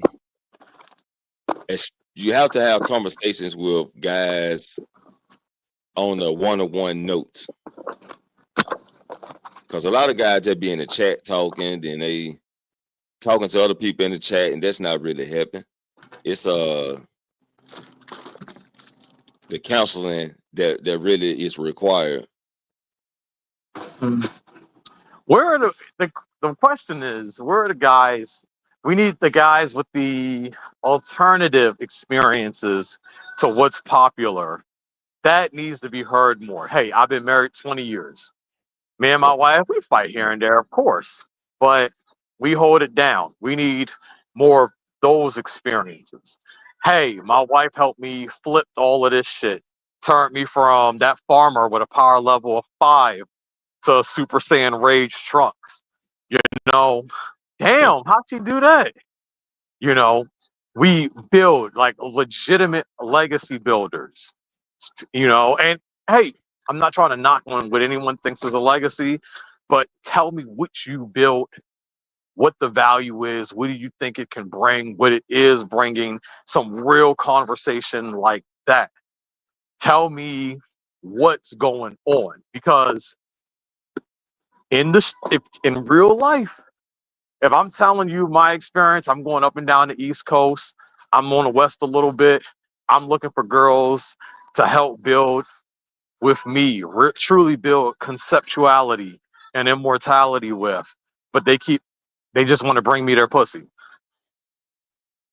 Nigga, like, so I don't have the best experiences. Maybe it is me. Maybe I am the problem. But then when I'm going around asking other people, hey, what y'all building? And it can't nobody give me a real thing. So I'm like, okay, maybe I'm not the problem. Shit. Maybe it's just these women. Maybe they don't know what it's like to actually build shit. Maybe they weren't taught that. Then they're like, you're meeting the wrong women. You need to meet a woman from 1950. Well, damn. I don't want grandma. Shit. But that's what I'm saying. So you want those conversations that are showing you, hey, this is what I got. And again, we can go off of modern time, realistically. Hey, I got in a red pill. Oh, I found the manosphere. Then I found my wife. I used that information to navigate. And hey, we built a family. We're building some type of legacy. We got this Fortune 500 company. We're building a rap career. We're building a YouTube channel. You know, we're building a poetry lounge. You know, something. Tell me what the outcome has been. Because when people talk about what happened before, there wasn't much that was happening then either. That's the thing. I'm not saying people weren't building businesses, and not saying that. I'm not saying you didn't have a mom pops little restaurant at the side of the street, but this isn't what you was hearing by any metric. So that's where I'm saying, like, when we're talking about the results, this also have to be a two-person conversation, because we're hearing the men complain and whatnot, but when we do hear them tell you the solutions, I gotta be honest, I hear a lot of clapback from the women. And if the women are the ones giving so much clapback because they don't like what they're hearing, then I'm trying to figure out, what do you want to hear? Why should the men think the way you want them to think? What are they going to get out of it?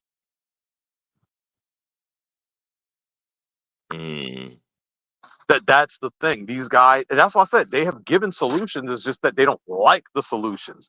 Myron from Fresh and Fit, since it's a red pill conversation. This dude gives the solutions. He's literally telling these guys, get your credit up, get your hygiene up, go to the gym, get you a job that's going to make you more than 40K.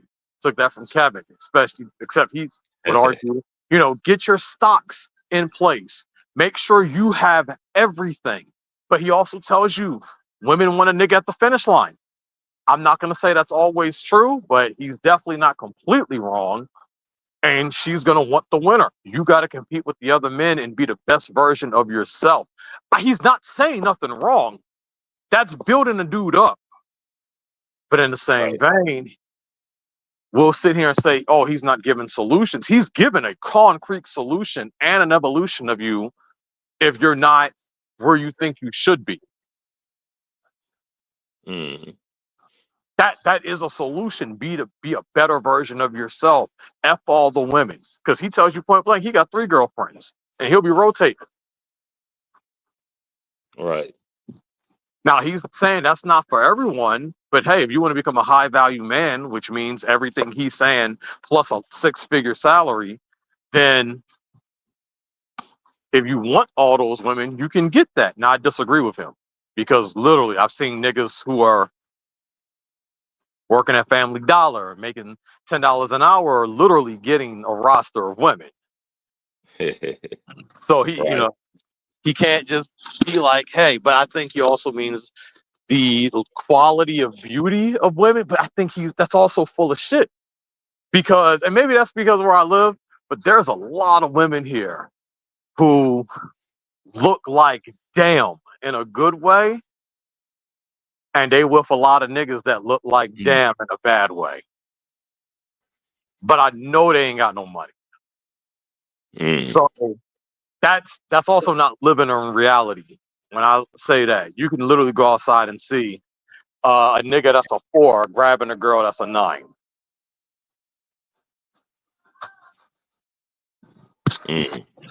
You can.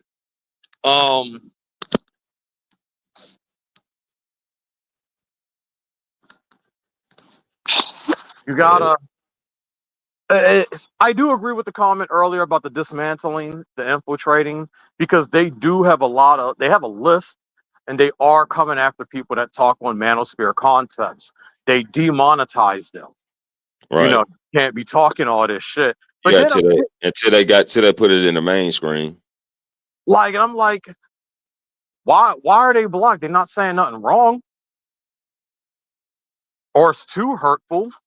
Yeah, it was considered back then as a bad thing until once the main screen got a hold to it to realize, hey, shit, we can make money off this too. You know what I'm saying? Like I'm not looking at now is allowed. I'm over here looking at feminism like y'all weren't getting canceled.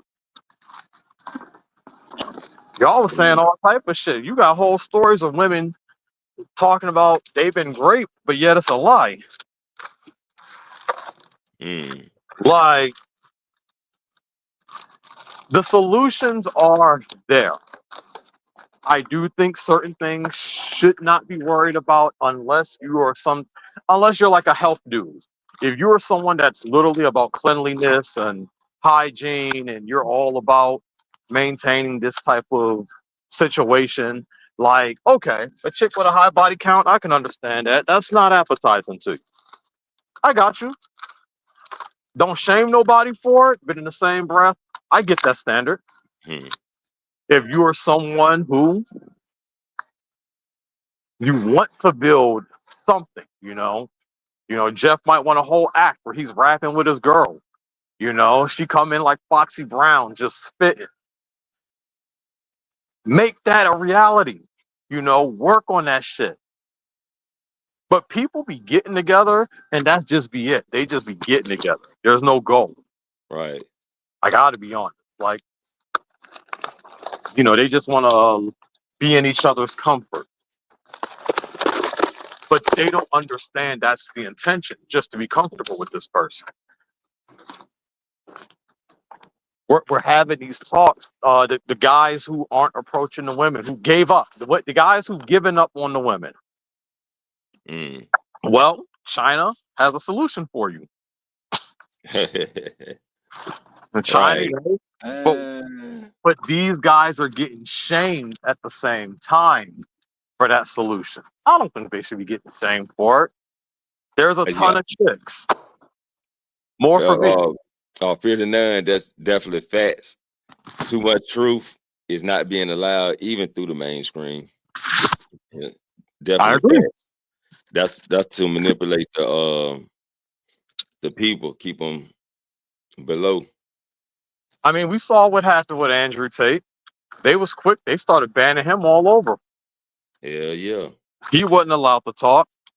They tried to do all. He was the most watched. He was being watched. And the thing is, he was out when Kevin Samuels was out, but nobody was listening to him. Kevin Samuels got killed off.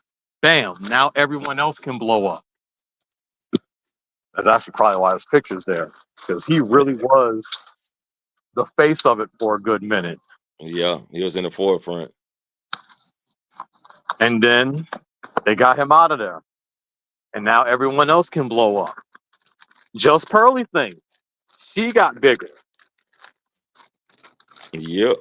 And they came after her hard. And I'm sitting here thinking, go ahead. No, I said for real. Like, they came after her. They really tried to shut her down everywhere. And she was making numbers. People were watching her. A lot of black women weren't happy with her. Apparently, too many black men were watching her. But she was saying and that's the thing. A lot of these guys are hearing what they want to hear. Right. And I think that gets missed also. Like, so you're familiar with the streets, because some people like to claim they are and they're not. Yeah. I've talked with prostitutes. I've talked with the girls on the corner. I've talked with strippers. My brother, he travels. He's talked with them. My mom, she's been friends with them. My godmother's one of them. They talk, and I know you've heard this before. They tell you how like half of their client base are married men who literally go to them for therapy. Yeah, well, yeah. Yeah, a lot. That's it's a lot of married men that choose a woman off the streets to cater to. Yeah, they pay them because they're taught to be nice. Strippers are taught to be nice. So they go to these girls. I'm just saying, it's Hey, let's Phil the Nine said just stealing things. He didn't say pearly things, just stealing things infiltrated.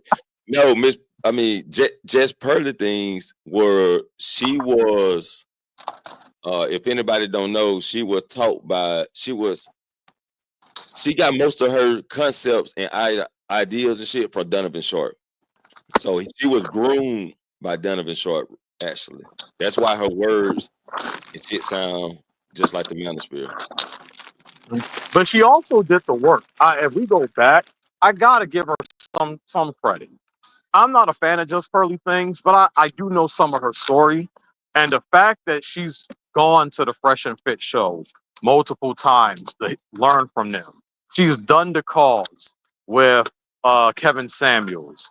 She's talked to Anton, O'Shea, Duke. She's literally gone to these people and got a coaching from them. The girl learned. What am I supposed to say?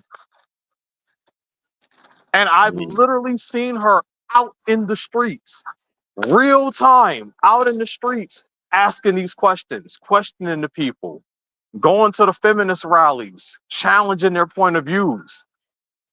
The girl has put in the work. I cannot knock that.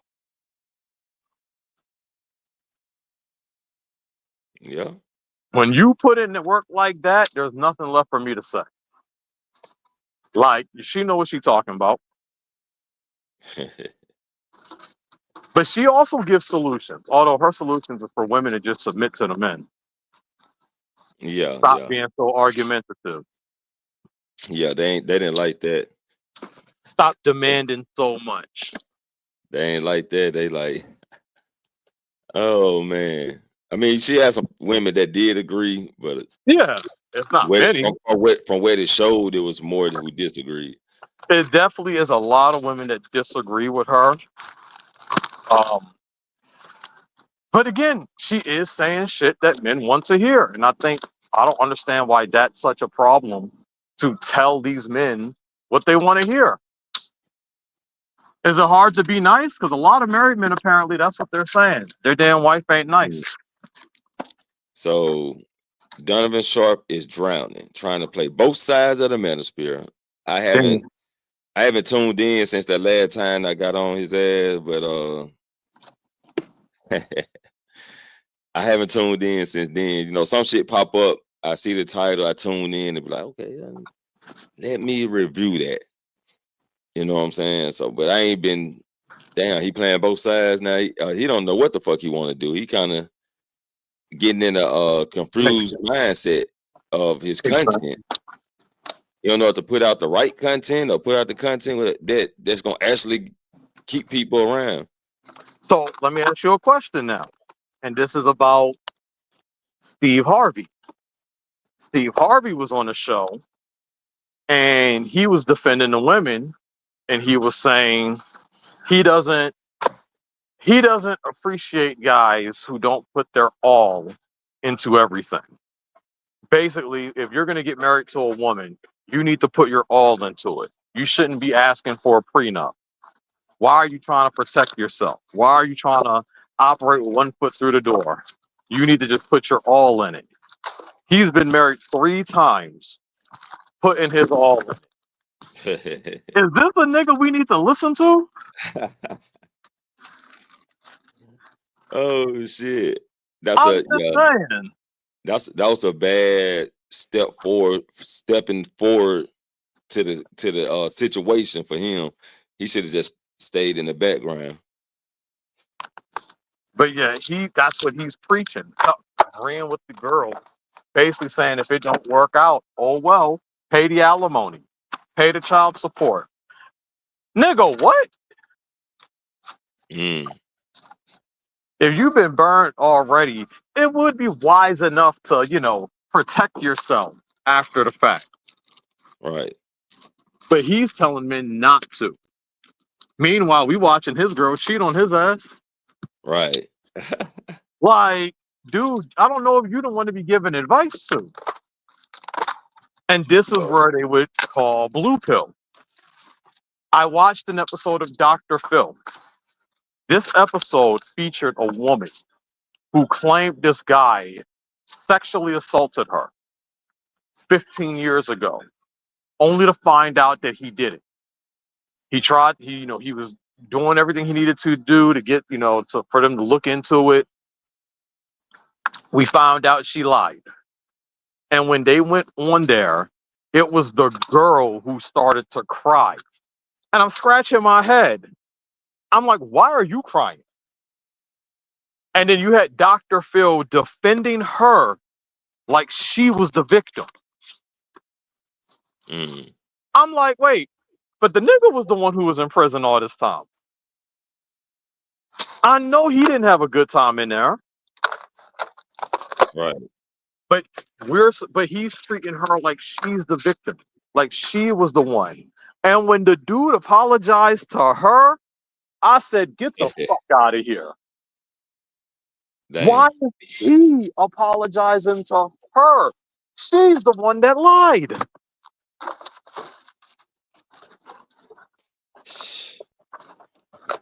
This is apologizing now, forgiveness, yeah, but nah, he was apologizing. And this is where I'd say, well, this is what type of shit Red Pill is for. Teach these niggas not to play around with this. oh yeah, they definitely. I did have a little video on that too, but I do want to dive into this real quick. Let's dive into it. I'm I gotta goddamn run to the bathroom real quick. I'm gonna play it because I can still hear it. Yeah. All right. Have a good night. Now, man, we about to dissect this shit, man. Dr. Quantum, salute. Appreciate you coming through. You know what I'm saying? We about to suit up. We about to get ready for surgery. It's Frizzle.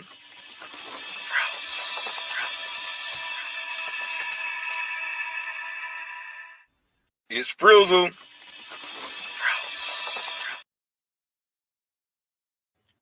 Turn my repeat off on this shit. Oh yeah, man. Let me pull up my share screen real quick.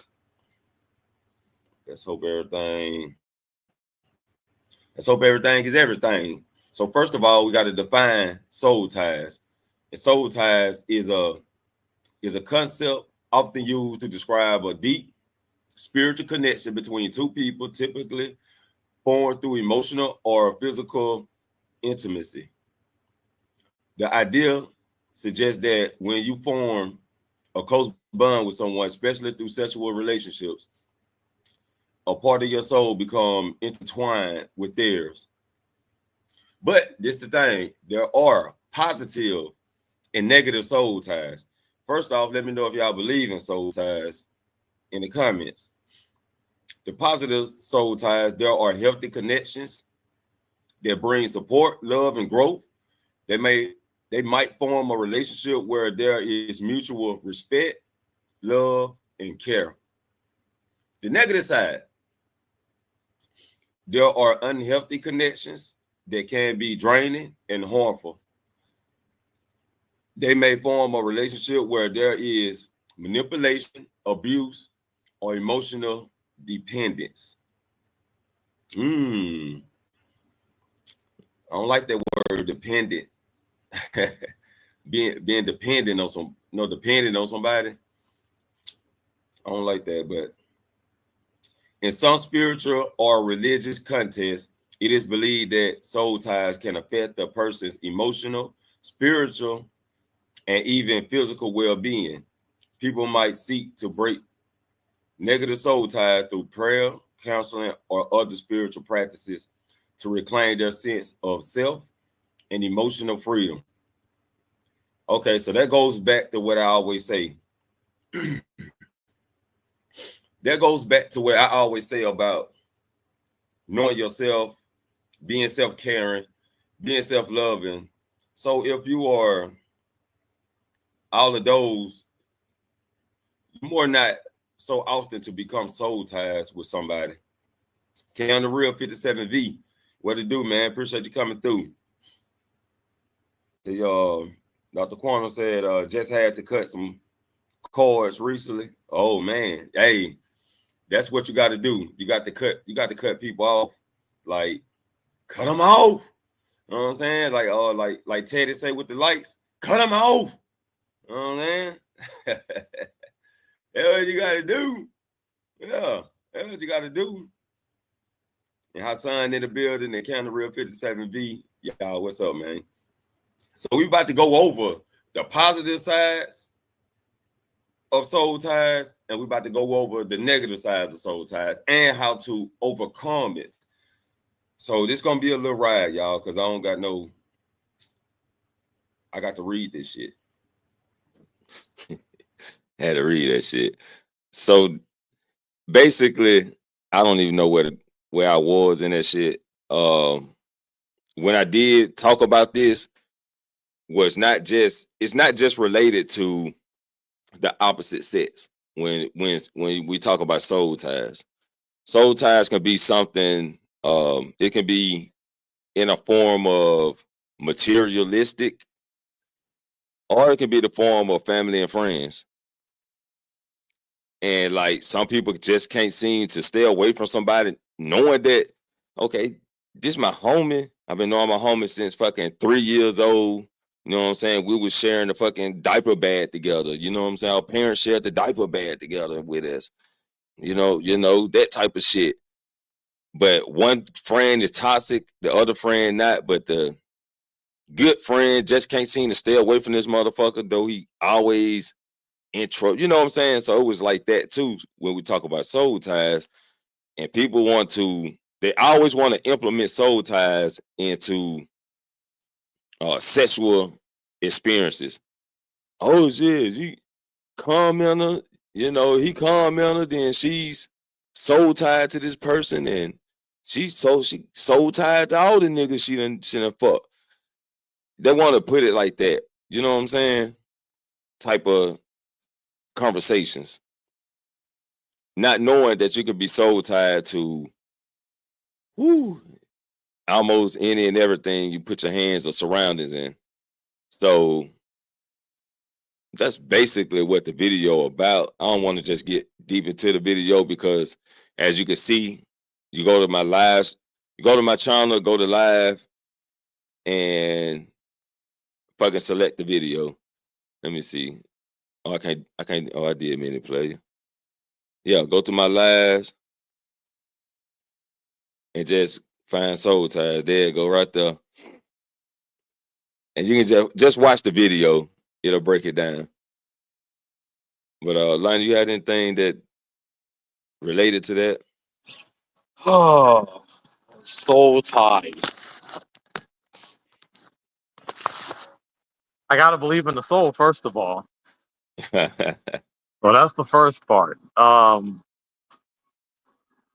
gonna say I do get with what certain people do try to say, because if I'm being realistic, what helps you create life? Dude, nothing inside of a girl, that's what's creating life. And so when when you hear dudes speak on this, it's what you said, hey, Brittany, she got Kevin inside her, David, Greg, Justin, Lamont, Xavier. She got all these dudes who's nutted inside of her. And so, bam, she got soul ties with all these dudes. If she got a baby with 5 of these guys, she got soul ties with them. I get how they see it. But then you brought up the other aspect of it, and you're basically saying, well, she got soul ties with her puppy also, and her couch. Damn, she a hoe. Damn. And the couch? Can't even sit on the couch now. No, I do think you take it to the extreme, and I get why. I'm going to say that. I do get why. I don't take it too seriously. Because at the end of the day, if you're looking at it from a relationship aspect, either she's going to stay with you or she's going to go. I've gotten to the point where, that's how my mindset is. Because you can do everything she asks for and more. And hey, Brandon might be more attractive. She want that nigga. Just leave the house, just leave the house key and get out. Mm-hmm. That's all I can say. No point of really. I mean, again, if you connect it, that's the thing. Where I'm even about to say, because it does come off like a lot of people are connected. You created that connection. It's gonna, you're gonna be like, damn, how am I supposed to just let this go? Right. And if you really created that connection, you've seen it. You see it more in relationships than anything else. Hence why she keeps going back to the dude that broke her arm, that gave her a black eye, that took her car, that scammed her out of her check. She keeps going back to him. I love him. That's what she's gonna say. I don't know what it is, but I can't stop. Now she's in ICU and still in love with this guy. I look at that as a soul tie. She can't escape because she's so in love. She don't know what has her possessed, but she know it's him. Same thing with a dude. I mean, it's the same thing with a dude. He's in love with this chick so much that his happiness is completely destroyed. He has allowed himself to be so consumed by this girl that he ain't got nothing left. Lose itself. Yup. All right, 59 says different kinds of relationships, parents, children, cousins, kinfolks, pets, girlfriend, boyfriend, husbands, associates, etc. Yeah. No, I ain't got no soul ties with any of my associates. I'll fire any one of them at a drop of a dime. I think he meant like associates on the streets or some sort. Oh, okay. So I'm ready to fire everybody now. Yeah. But yeah, everybody like it's always they want to relate it to the sex, but I relate it to anything that you like possessive with. You know what I'm saying? Yeah, and that's all I was saying. The most common example they see is relationships. That's where their mind goes. Some of these guys so tied to these creators, the bump ass creators. And that's the parasocial relationship type situation, because that's what it really is. They're just bound to these creators and everything that come out of their mouth. Mm-hmm. They become the ultimate fan person. And it's like, yo, we got to listen to this person. Every show they got, they trying to make it. And it's like, damn, everything they saying, is it that good? So promotion, demoted, suspended, fired. That's how it go in that order. Oh shit. But that a lot of when you're looking at, if you're basing this on red pill, current red pill talking points, it's basically you develop soul ties with whoever you nut inside of, whoever you let nut inside of you. That's how they talk.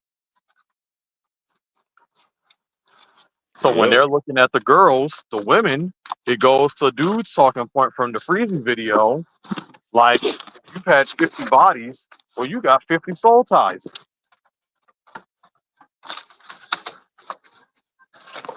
You basically damage goods. But I mean, if he's looking at it that deep, he don't sound like that type of person. I feel like I could defend his points better than he does. Yeah, that was just something about soul ties, man. I didn't want to get too much into it because I do want to ask you about what solutions have you heard from the red pill or the manosphere? About the soul ties or how to get over? Just solutions in general from What what kind they're of talking solutions? Mainly focus on self. Focus on yourself. Focus on your weak points. and try to turn those into strong points. Focus on the directions that you but these are things that I agree with. Focus on the direction you want your life to go, how you want to live your life, and what you want inserted in your life. Sometimes it's people can have things in their life that's not needed, but they want it. You know what I'm saying? They want it in their life, but they don't need it in their life, and that can be detrimental to their life. So, got to get rid of that shit, even if it's hard. Got to get rid of it. So, those kind of talking points like that is what I gravitate to, which hardly any of them try to express. You know what I'm saying? They'll say it, but they'll kind of glaze over it too. You know what I'm saying? They'll glaze over it to a point where the focus still on women. On ice temporary. That's not their ultimate goal. So that if that's your goal, women is your goal, then you already failed. Dang.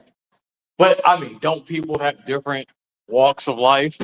I mean, if their walk in life is, hey, I just want to find a woman I can spend my life with that's gonna love me. Well, then they need to go into red pill rage. Oh because, shit. Because that's gonna be the hardest fucking thing to do right now. The easiest thing to do is to focus on yourself, right?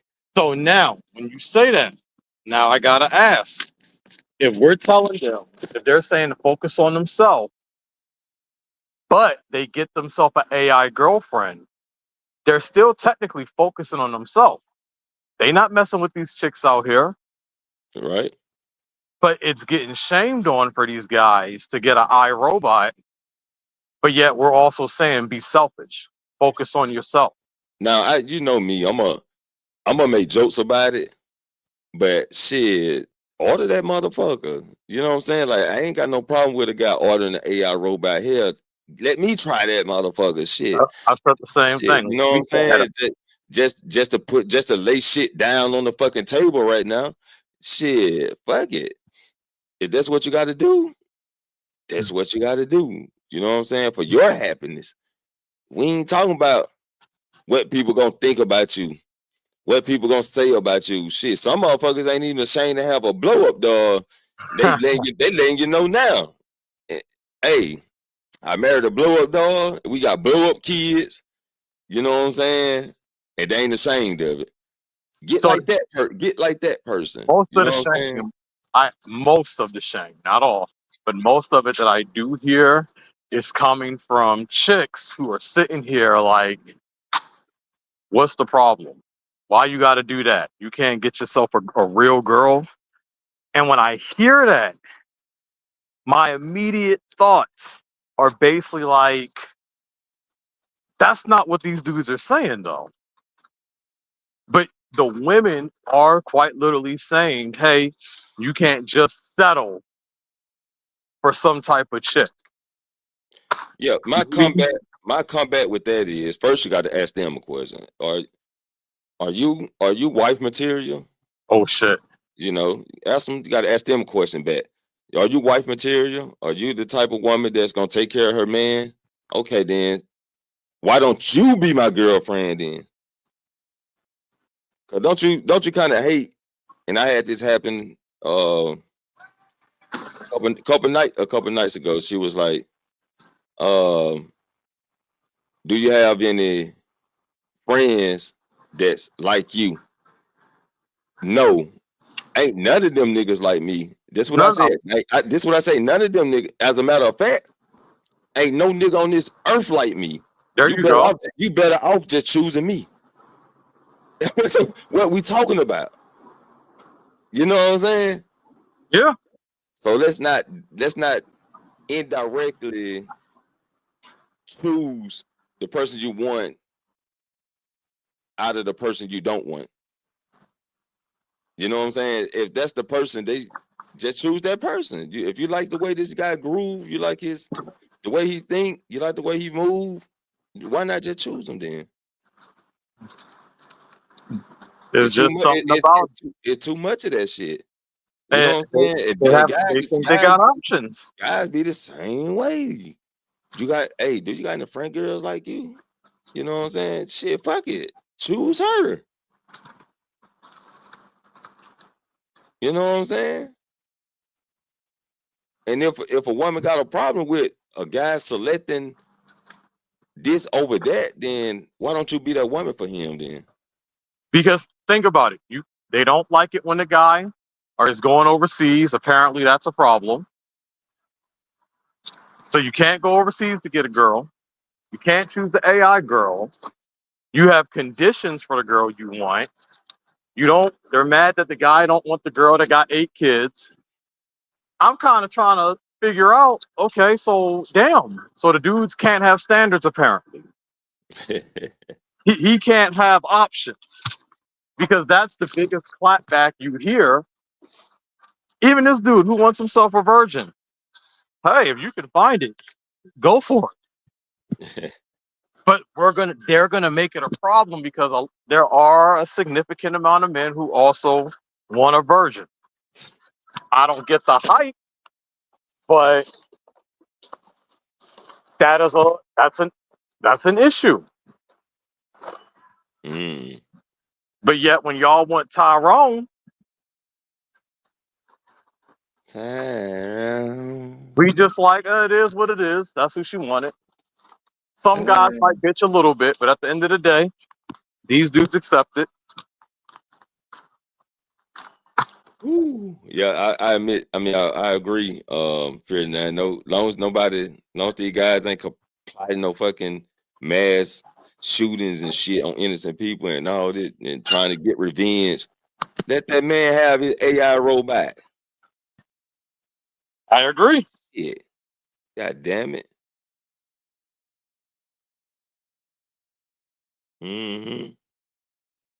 So yeah. So man, it's always the shaming. You know what I'm saying? It's always the shaming because that's an easy fucking thing to do.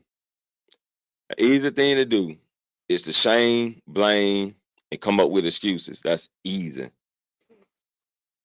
But when it comes down to it, like I said, if you complain about this guy, oh, you must can't get no win. What you be the woman for him then? Shit. Or else don't have nothing to say about it. But that's not a solution they want to hear. Well, that's what you get in Frostville. In Frostville, that's what you're gonna get. So when we're talking about solutions, that's what I'm asking of some of these women. Because I hear the men. Some solutions may not be the best solutions, but I do hear what some of these dudes are saying.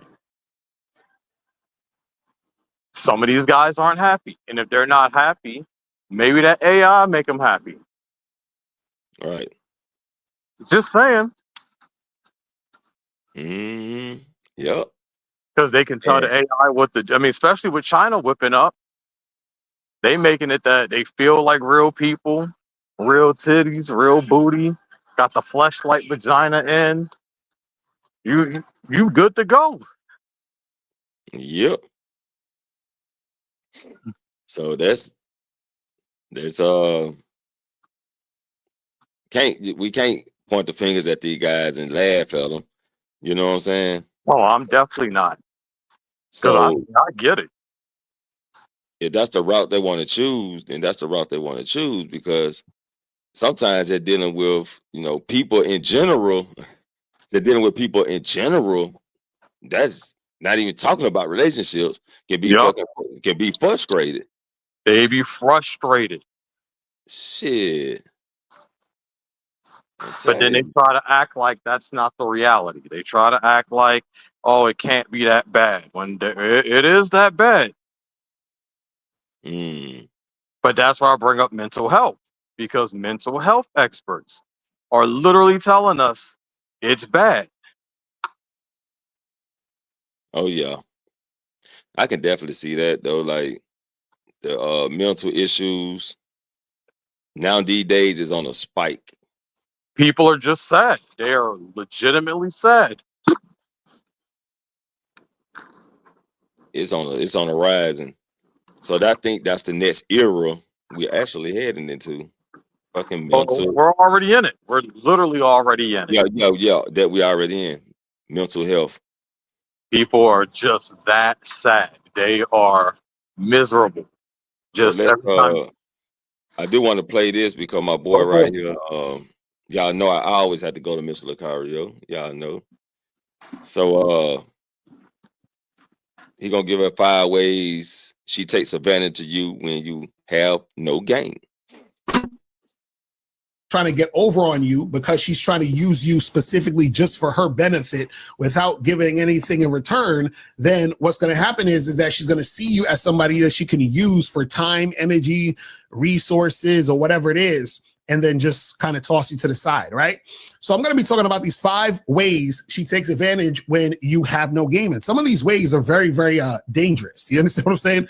So that you guys need to really, really understand how to navigate out here. So I'm going to talk about the ways that she'll take advantage, and I'm going to talk about what you actually should be doing so that you don't get yourself in these type of situations, and so you don't, fuck about here. Right now, the first thing we have on the list, and I'm not going in, this is in no order of importance, but I actually think this one is very important. This first one right here. So I want to get this out the way. And this is very, very serious. So I want you guys to listen to what I'm about to say, right? So one of the ruthless ways that a woman will take advantage of you because you have no game is she will basically give you a false grape accusation.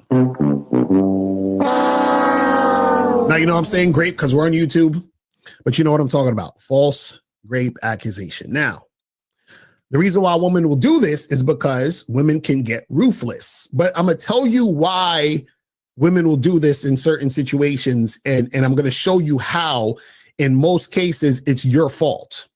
You understand? So women are not doing this just because it's you've done something in the situation that causes that to happen.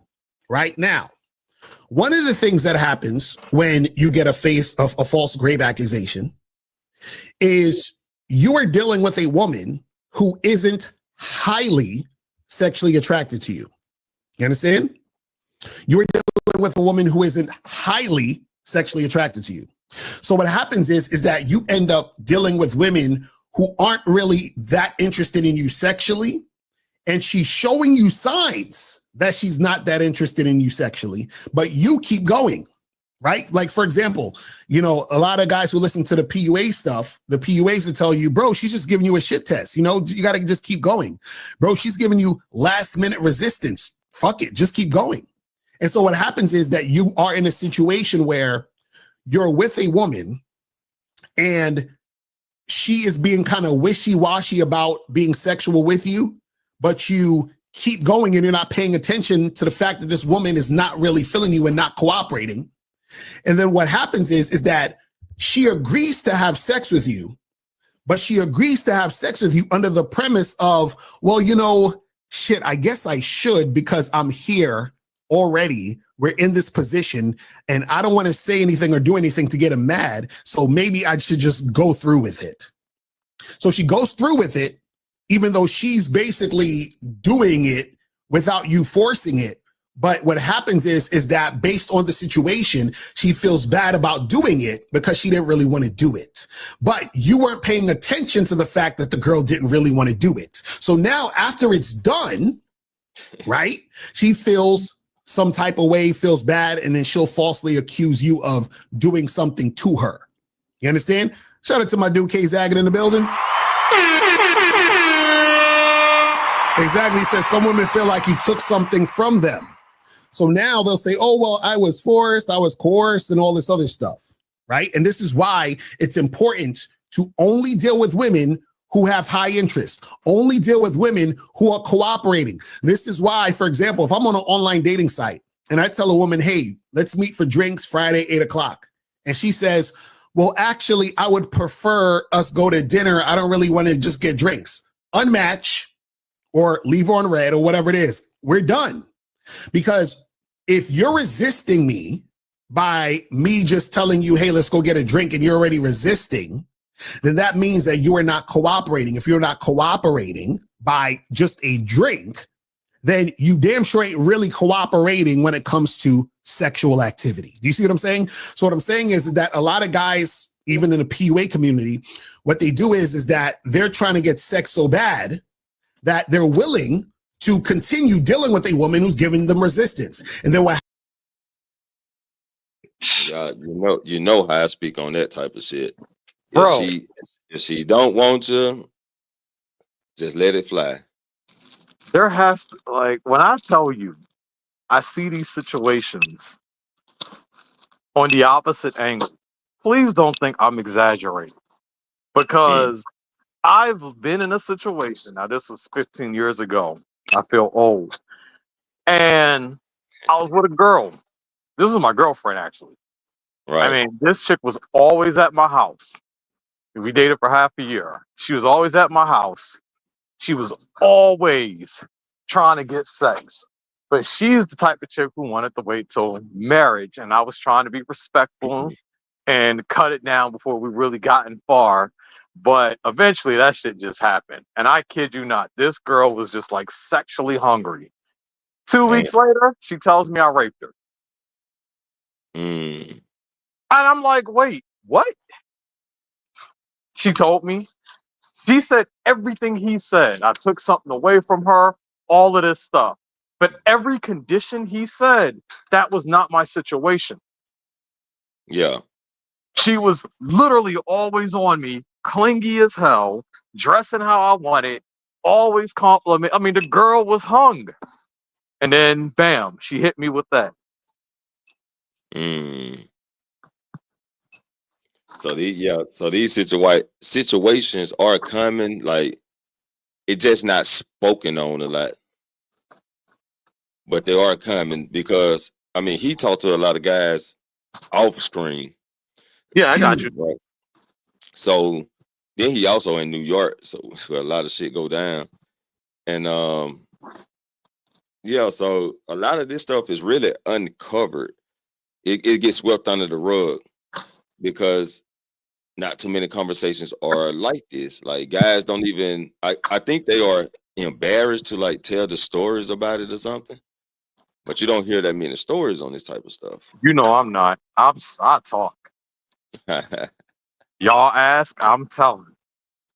I got nothing to be embarrassed about. I got L's, I got W's. Right. So yeah, but he gonna break it down a little bit more, because that's just one situation. I think he broke down like 3 or 4 situations before he even get to number 2. It's let's see what else he got to say. What happens is she gives you resistance in the bedroom, but these guys say that it's last minute resistance, and then they still try to keep shit going. And then this is why you get a situation where even though you didn't technically force the woman, she feels like you did. She feels like you basically put her in a situation that she couldn't get out of. And that's where the false rape accusations come from, or I should say great, because, you know, we on YouTube. Right now, let me tell you another way that you get false rape accusations. And this is listen to what I'm about to say, because this is something that you should never, ever, ever, ever, ever do. Okay? Follow what I'm saying here. Never publicly talk about a woman that you're fucking. Follow what I'm saying. Never publicly talk about you fucking a specific woman. Now, if you're in a public forum or you're out somewhere talking to a bunch of people, whatever, you can say, oh yeah, I was with some girl one time and we did this. That's whatever. But if you say, hey, so Jennifer, yeah, I smashed Jennifer, don't ever fucking do that. Do not ever publicly say that you fucked some woman, a specific woman. Don't do it. Now. Yeah, bragging rights. Motherfuckers always want bragging rights. oh yeah, you hit this fine chick, and now you want to tell everybody, and then shit go wrong. But that's what a lot of women don't like, guys who run their mouth. They like somebody who gonna keep it on the low, not put them out there, because some of these women are in situations where they can't be put out like that. Nah, F all that. If I'm messing with Red Velvet, all y'all know. I'm bragging. Oh shit. Y'all not gonna hear the end of it. Oh shit. I'm telling her man too. All y'all gonna know.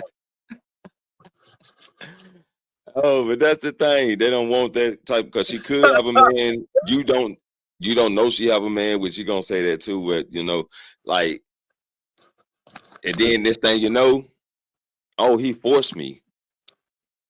He forced me to do it. Girl, I got the video. You think I wasn't recording this shit? I'm telling all the nasty things you was telling me. I ain't playing with these girls. You gonna put it on the forefront. All y'all gonna know what she was saying. Woo! But no, I agree. But yeah, I do want to get to this. It was a phone call I heard, but that was basically on that one. Let me see, can I get the number 2 real quick? You understand what I'm saying? Keep that shit on the low. She's doing outside of you. But Lucario, you're not showing us the girls that you have down like that, right? Let's see. Hey, but he don't want to see me talking shit about me fucking this girl on the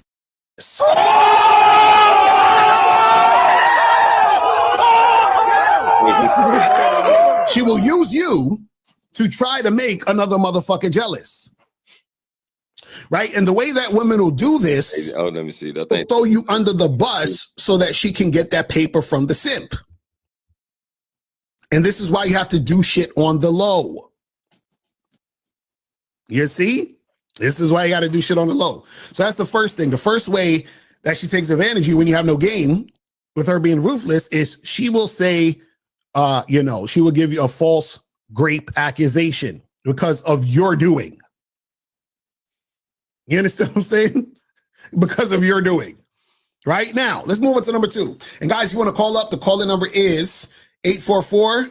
844-672-7300 is the number. So let's move on to number 2.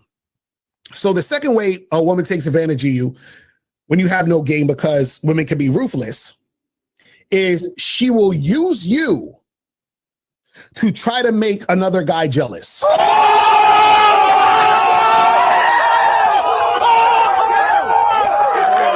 She will use you to try to make another motherfucker jealous.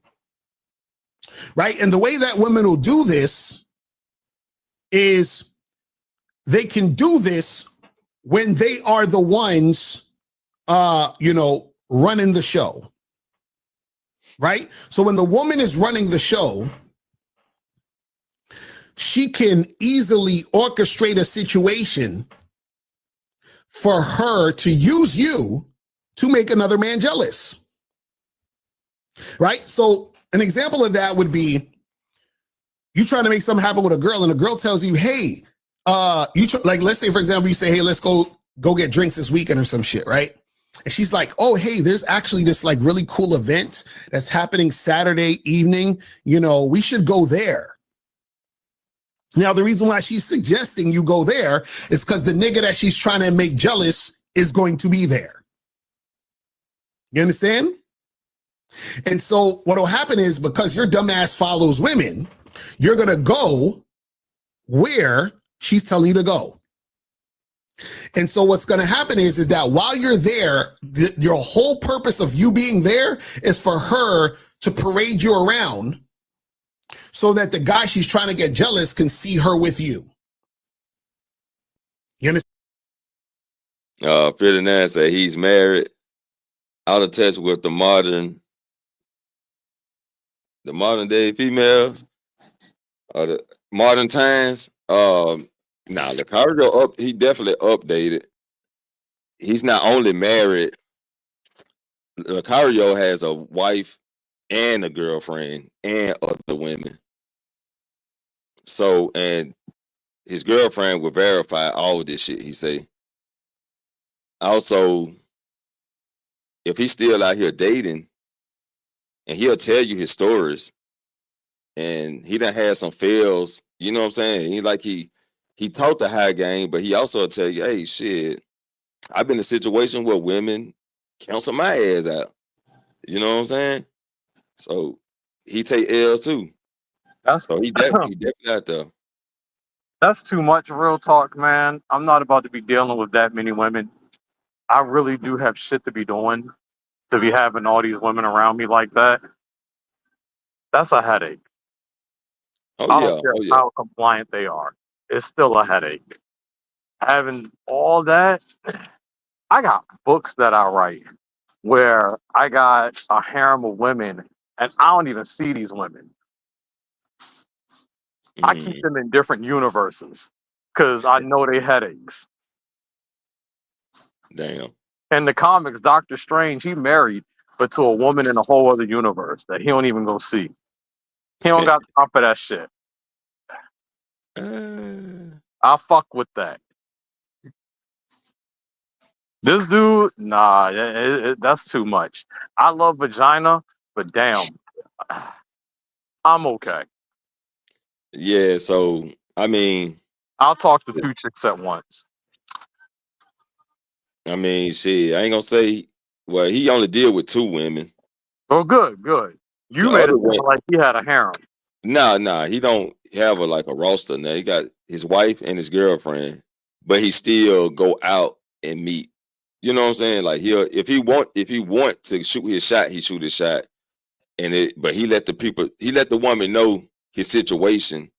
So if she just want to fuck, that's how he proceed with it. You know what I'm saying?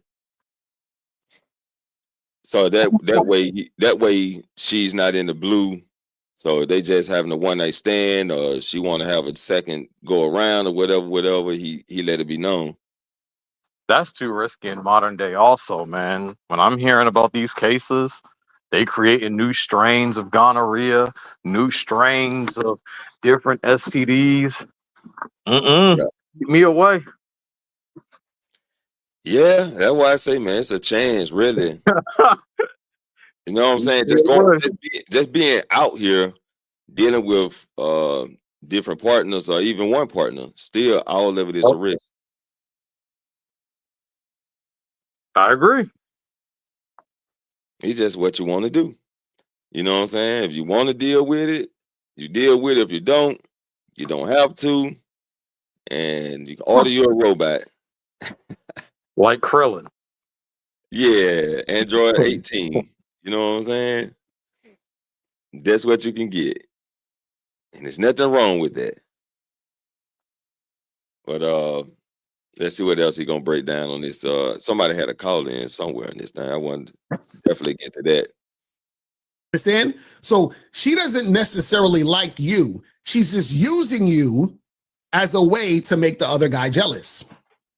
So she'll have you there. She'll act like she. Don't skip that because I actually went through that shit. Motherfucker got mad at her boyfriend and interjected me in the shit, and you know what I'm saying? Like I ain't had shit to do with it, and that's why now I don't want shit to do with, somebody I'm cool with or my homies. I don't got shit to do with your girlfriend. They be like, oh, you must be the problem then. Nah, ain't the problem. It's just that when shit go down, guess what? It's a 0% chance of my name being involved. That's all. Let's see. She's flirting a little bit. Date is a woman going out on a date with you where she's basically making the rules, where you are just there for entertainment advantage of you, provider, protector. And she's like, oh yeah, what's going on? Yeah, all that stuff you're talking about in the video, I can definitely relate. I've done a lot of tricking in my day. And I just feel like I done got exploited by these women now, man.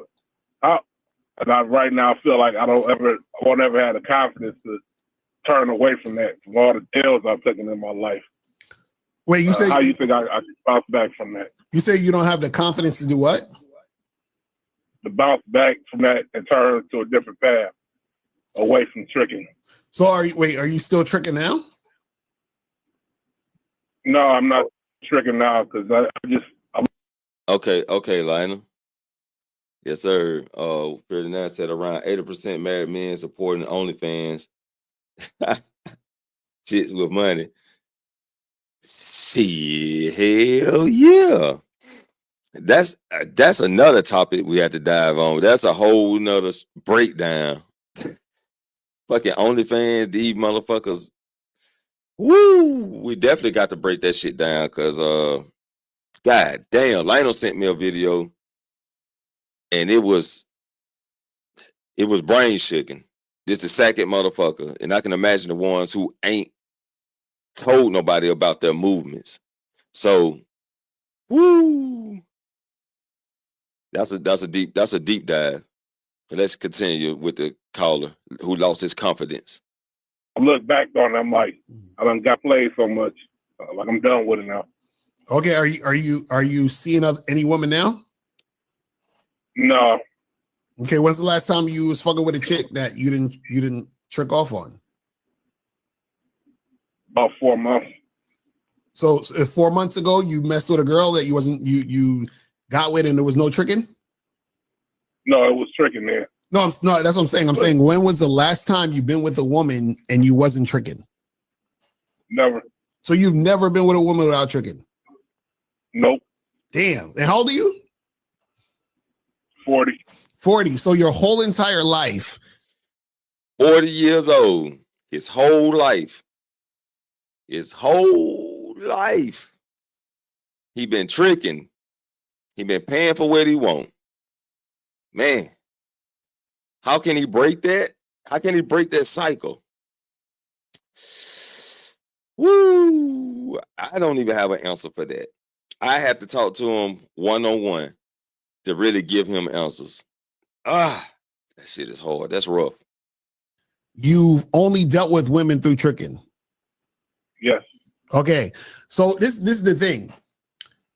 What's going to happen is, like, so this is the thing, the way that you get out of that, right, is one, I feel like you definitely need some coaching. That's going to definitely help you. But what I can say to you for right now is you have to, and I would actually suggest you go to Masculine Identity Membership, because you have to learn about yourself and learn to love yourself in order for you to value yourself, in order for you to be confident enough to be able to attract women without tricking. Right? Because what happens is tricking happens as a result of you not seeing value in yourself. So you think, well, there's value with the money, so I'll put the money in front of myself because I don't think who I am is valuable. You understand? That's what happens in tricking, right? And so what needs to happen is that you got to see yourself even more valuable than the money. Do you see what I'm saying? But in order, goes back to what I was saying. Self-reflection. Believe in yourself. Self-confidence got to be high. Now, I know I could be perceived as arrogant, and I can admit, yep, I am arrogant, and my ego is big, but that doesn't mean I put myself over others, because I can be selfless. So, say... Oh shit! No, like, not this nigga promoting you. Oh, not this nigga promoting. Yeah. He definitely gonna promote every time he damn near get a chance. I'm telling you. Say, sometimes you gotta only find women through tricking. Hey, some men got to do that, but at the same time they get tired. They start to think, "What's wrong with me? What's going on? I want a woman. I don't want to just be tricking." Excuse me. The questions start to flow. The simps are way lower level of tricking. So simps are lower than tricking. depending on, because a lot of people got their own definitions now these days of simping. As a matter of fact, let me do this. Let me do this. Simping meaning. So let's get the definition. The definition is be excessively attentive or submissive to a person in whom one is romantically or sexually interested. So yeah, that simping is below tricking, because you're putting this person's whole life in front of yours. So yeah, I can agree with that. There ain't that many definitions of simping. Oh yeah, I just looked up the meaning. So, but if you leave it to some of these people in the sphere or on the YouTube streets, they got their own definitions. You know what I'm saying? I just looked up the definition. So it pretty much saying you putting a whole person that you sexually or you interested in, you putting their whole life in front of yours. In order to do that, in order to see that, right, you have to actually spend some time, reflecting and understanding yourself and who you are and what you want, right? But a lot of that's going to help you with, you definitely got to get coaching. I can't, we can't do that all in one call, but there's some things we got to talk about. So now, actually, I've been talking about stuff like this before I even ran into Mr. Lucario channel. I actually ran into Steve the Dean first, before I even ran into Mr. Lucario. But I was like talking like this when I first started listening to these motherfuckers and shit like that. So that's how I gravitated toward Mr. Lucario now, because they spoke more on what I speak about. But let's go. What's going to happen is we got to get rid of damn near 40 years of conditioning of you thinking that you have to trick. Because right now in your mind, you're attaching, sex and desire that a woman could have for you only through money. Do you see what I'm saying? And it's bad. And it's my whole experience has been terrible. Mm-hmm. Like I would fly to different states to meet with women, sex escorts or whatever. Mm-hmm. And I pay deposits sometimes. And with the time I was supposed to meet with them, they never met with me. Damn. So I just gave my money up for nothing. Right. I'm really fucked me up, man, mentally, but I'm still here, so. Right. No, yeah, don't let that shit get to you. See, the thing. Key word, man. This man definitely needs somebody to talk to. And you have to think about that. This guy is not the only guy out there that's like this. Right? This guy, y'all just heard what he said? Y'all not hear what he said? I'm all right, though. I'm still here. This man thought about fucking suicide. He didn't say it, but he said it. It's all right, though. I'm all right, though. I'm still here. This man would think about suicide. So it gets deep. It gets deep, man. It gets deep. Say it just sounded different because of contest. Okay, yeah, that can be true. Yeah. He's too old to change. That's what I just said. Like I told you, like, I don't know what I can say. He too deep in the game. So Cent will throw money at OnlyFans girls without getting happy endings. Woo, cigarette and beer. The thing I'm gonna tell you about this is what it is about OnlyFans, right? OnlyFans is live interaction with the woman. Us as men, we have vision, we have imagination that we can explore. You know what I'm saying? We have that. So, and even, we can compare this to when we was young. If you was in the trucks, dump trucks or something, we created what we'll do, we'll create a fucking stumping ground for that dump truck. Imagine that we in the dump truck, put dirt on it, roll that motherfucker around the yard and dump it somewhere else and cover up a hole in the yard that we purposely made, you know what I'm saying, for this for our imagination to come to life. What about the Ninja Turtle toys, the Bugs Bunny toys? I'm pretty sure guys were playing with these toys, creating their own episodes. You know what I'm saying? Have Bugs Bunny and Daffy Duck talking shit to each other the way they want them to talk shit to each other. We have imagination. So that's what OnlyFans create for these guys, the imagination to explore. And I don't got no problem with it as long as it keep their mental health straight. If that's helping them with their mental health, then I can't say nothing. I can't say shit. You know what I'm saying? So, and that go back to what you said, Ferdinand. That go back to what you said. As long as they ain't created mass shootings and fucking with innocent people. As long as they ain't doing that, as long as they don't get to that point, offing themselves, like this guy was just talking about.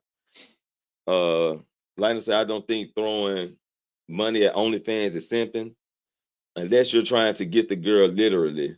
Most of these guys know it's a fantasy. Facts. It's like going to a digital script club or watching porn. Yeah. Or reading a Playboy magazine. It's a fantasy. Okay, yeah. I agree with that. That's what I'm trying to break down though. Like, that's what OnlyFans create. So they're not really just it's for their own mental health. It's for their own mental health. And if they like it, I love it. That's what they want to do. That's what they want to do.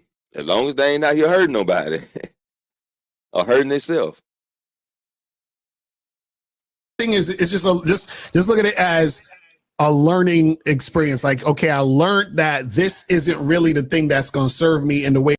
The learning experience is not a loss. You haven't failed. This is what I was talking to Lionel about the other night while I was gaming. You haven't lost. You haven't failed. Take it as a learning experience. But most guys, they know it, but they don't apply it. And that's a big problem. We need to learn and apply what we learn, not just learn it. You learning it ain't worth a damn, but you learning it to apply it. That's how we need to do it. Way that I really want to make shit happen, right? And so what's going to happen? What needs to happen now is that you have to be able to get to the point where you can deal with women without tricking. But this is the thing. That's going to be difficult because you've been doing it for so long. You understand what I'm saying?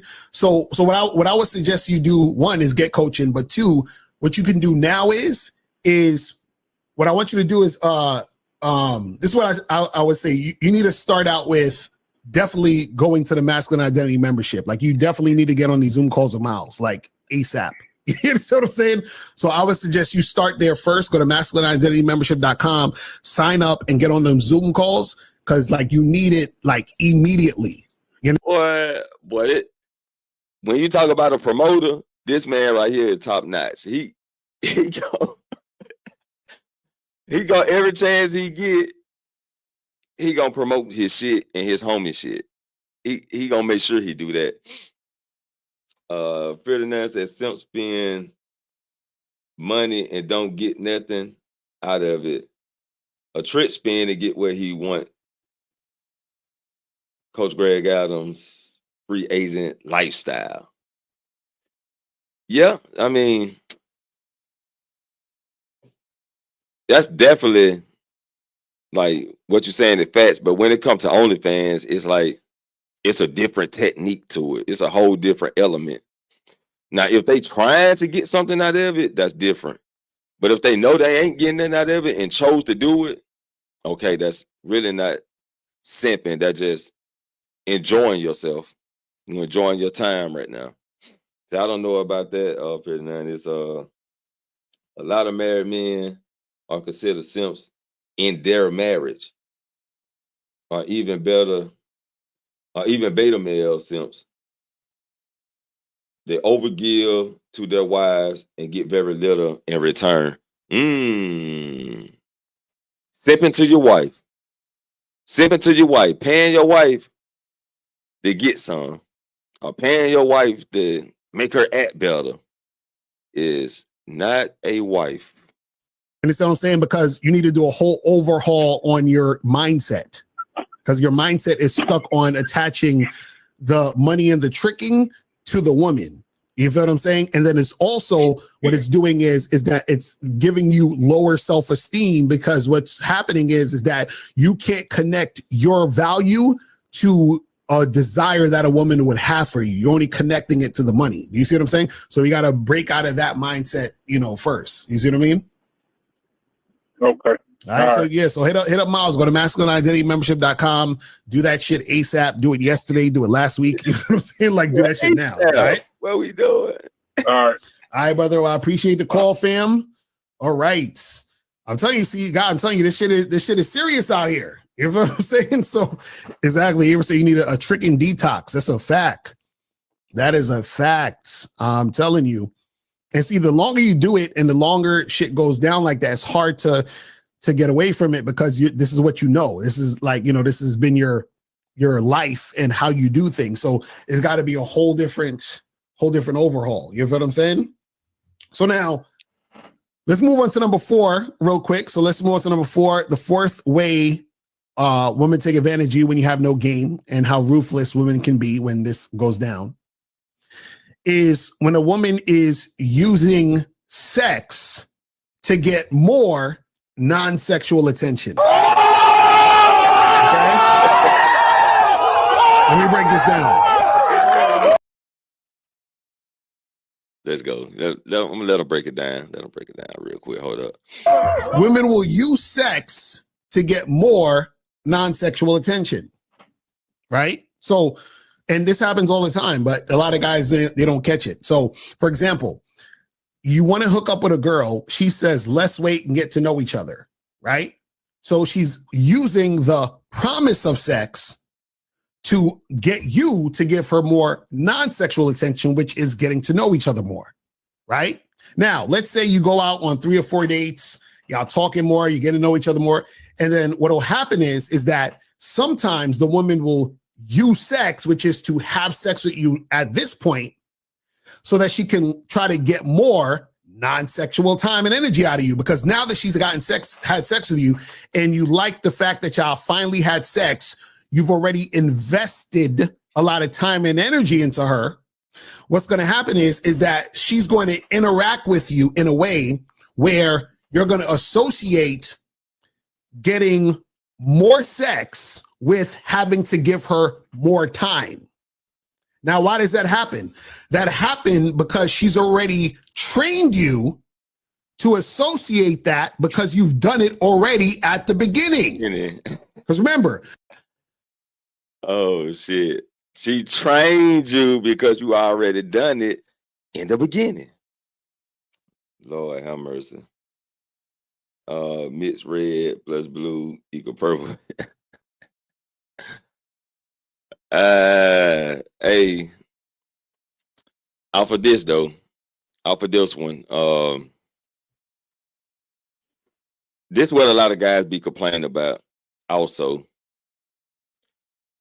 And the forefront shouldn't be the focus on that. It's just, if you're gonna deal with that shit or not, right?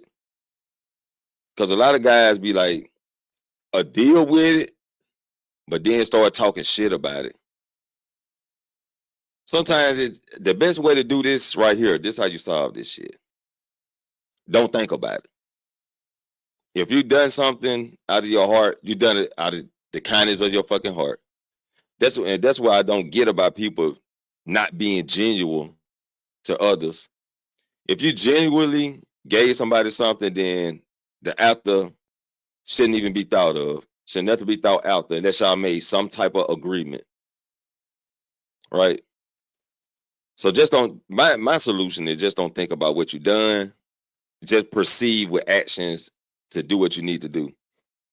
How you want to handle the situation. When you first met, you wanted to smash, but she said, what? Let's wait. So you waited, gave her non-sexual attention, and then y'all finally had sex after you waited. So now what happens is that now she's going to still want more non-sexual attention, and she knows that you want sex. But remember, you want sex more from her than she wants it from you. What she wants more from you is non-sexual attention. So now this is how women basically manipulate you into having a relationship with them. Because what happens is, remember, if your mindset is, and this is, her doing this where you're learning this subconsciously. Not just, I wouldn't take it as manipulation. I'll take that pretty much as you falling into your own detriment of thoughts. So she is not manipulating you. You making a fucking decisive choice. You make a decision on your own. She ain't making you do shit. She ain't manipulating you into doing nothing. So it's your choice. A motherfucker can tell if a woman not into him or not really into him like that. The thing is, he be trying to fucking prove it. I don't think so, man. I gotta partly disagree with that, only because you wouldn't hear so many dudes complaining if they could tell. A lot of these dudes cannot tell. But I also say, who are they trained by? It's like, I don't know why we act like these guys aren't trained by their moms to ignore certain things. Why they're not, again, men are taught. I mean, everybody is. In general. Is it that, or is it just they playing themselves in their own head? It's what they see it to be. But what their imagination of it. What they see it to, damn, come on, Kitty. What they see it to be, however, it ends up being what it is. They just don't. It's like I say women are witches. A lot of women have a habit of thinking I'd just be trying to be funny and slick and be saying bitches. No, women are witches. That's their whole game. Illusions, chaos. That's why they're so big on astrology and all that crap. Why they're so big with the makeup, and they create misdirection and illusions. Women are witches. But how do we ignore just societal standards? It's a man's world, but who do we put the kids in at their most crucial times in life in front of? We put them in front of women for 10 hours a day. We put them to be taught by women from pre-K to college. The mom has the most interaction with the child in a general setting. Okay, so I can agree to that when you said they can't tell, only if they haven't dealt with a lot of women in their life, or they haven't paid attention to the women that were surrounded around. Because I was surrounded by women. I was raised by a woman. I seen the techniques. I seen the tactics. I seen my cousin do this and do that. I seen just through the women in the family do this and do that. I also have talks with the women in the family about boyfriends and shit like that. So just by having that, just by being around a woman, also allows me to know the nature of a woman, so I can pretty much identify some things. You know what I'm saying? Maybe not to the full extent, but I can be something in my mind can be like, something not right. Something ain't clicking right in this situation. But listen to how often we're talking just about that other guy. You're listening to the guy right now say that he's tricking. He was tricking for women. You're listening to other guys. They're giving you advice or shit like that.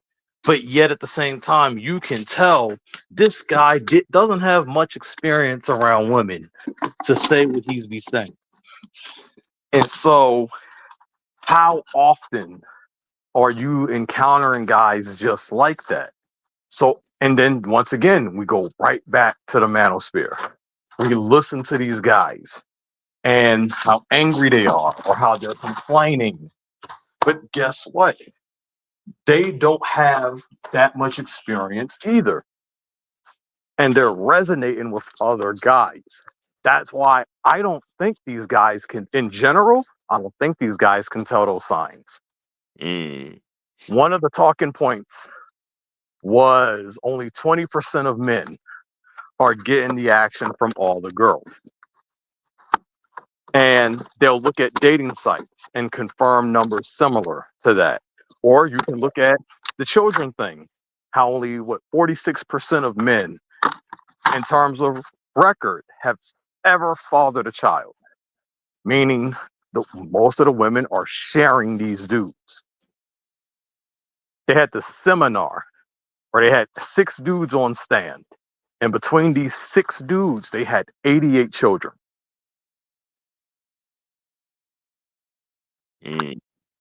But tons of baby mamas. But it was between these 6 dudes, they had 88 children. They had a situation in Tennessee, if I'm correct. Hospital records show between 3 dudes, 100 kids. Multiple different women. So when you're saying these guys know, I would argue they don't. Something should be triggering their spider senses. They should be like, for what I think they should be. I ain't saying that it's a fact. I hear you. I think they should be knowing that something's not right. Something going on, but it's like, I didn't talk to men like this though. Like, they know, or in they back of their head, they spider senses is going on. They're like, man, I knew it, but they it just got to be confirmed though. Like with us men, we got to see it by eyesight, right? But if they have no experience, we're just it's like that women crap where they're sitting here like, oh, my energy, I just feel it. What you feel, girl? What would you feel? I've had women outright tell me I was cheating. And I'm sitting here like, with who? My hand? Whoever you think I'm cheating with, I don't know her. Okay, so I can't say women intuitions be off on that shit because I've been accused, and definitely I was in the right.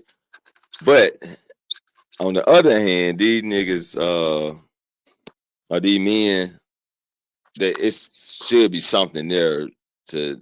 I do think it's something they feeling in the inside, the gut feeling, but they ignore it. And they could, I think a lot of them honestly are ignorant. It sounds bad. I do think a lot of them are honestly ignorant. Also, the chase is pretty exciting for men. That chase to get to what they want.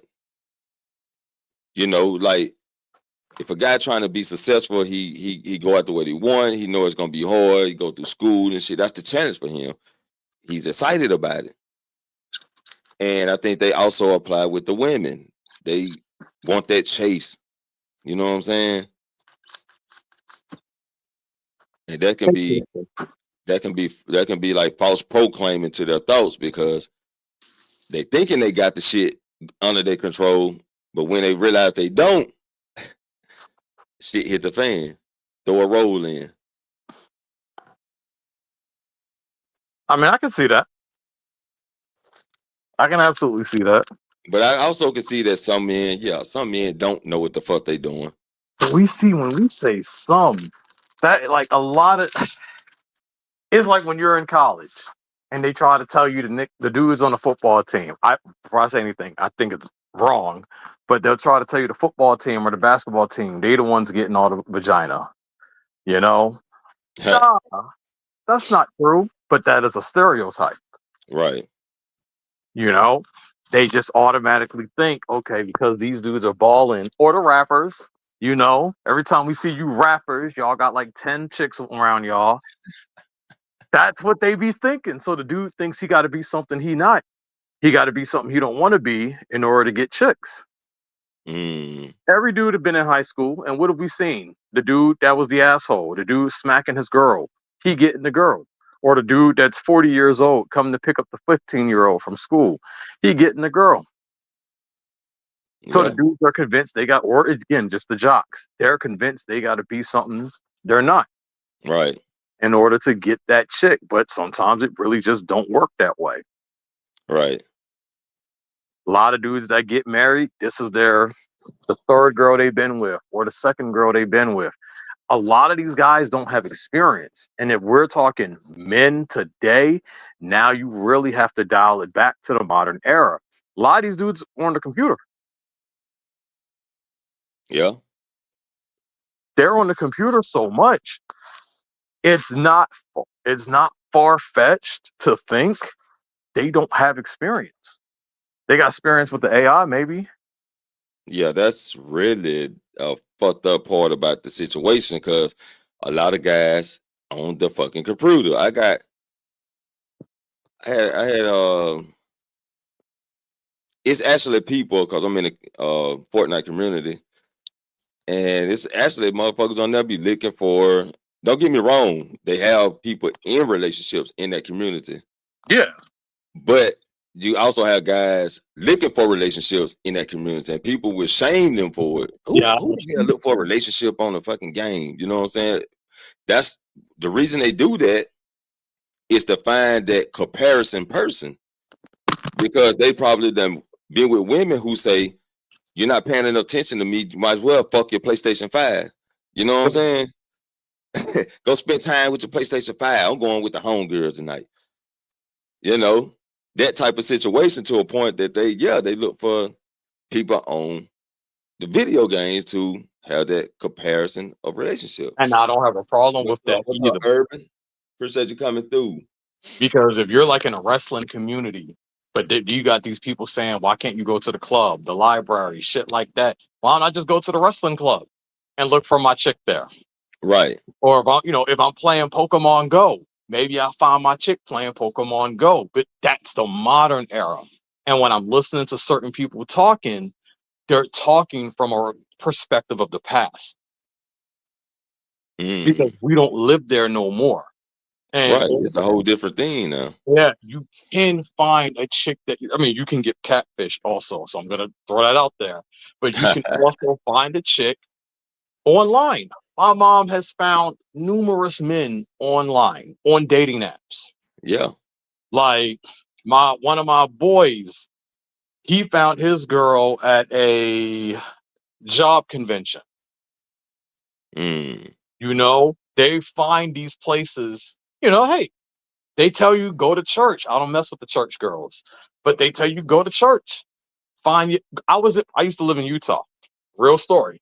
And in Utah, when I went to church with my girl, the end of the service was literally about, if you are single, come to service tonight. We will find you a chick. This is what the preacher was saying. I will get you a bitch tonight if you are single. I'm like, damn, it's like, because they are dead serious. Damn. That's their culture. They're all about hooking you up. And hey, the girls there, it's not like they were about to give you a bad selection. Girls there were bad. Had me looking at my girlfriend differently. Maybe I should give this new chick a chance. I'm saying, there are people who will hook you up. This isn't the past. So if you don't want to do it digitally, there are places like right at my job, literally, they're like, yo, you need to find a chick?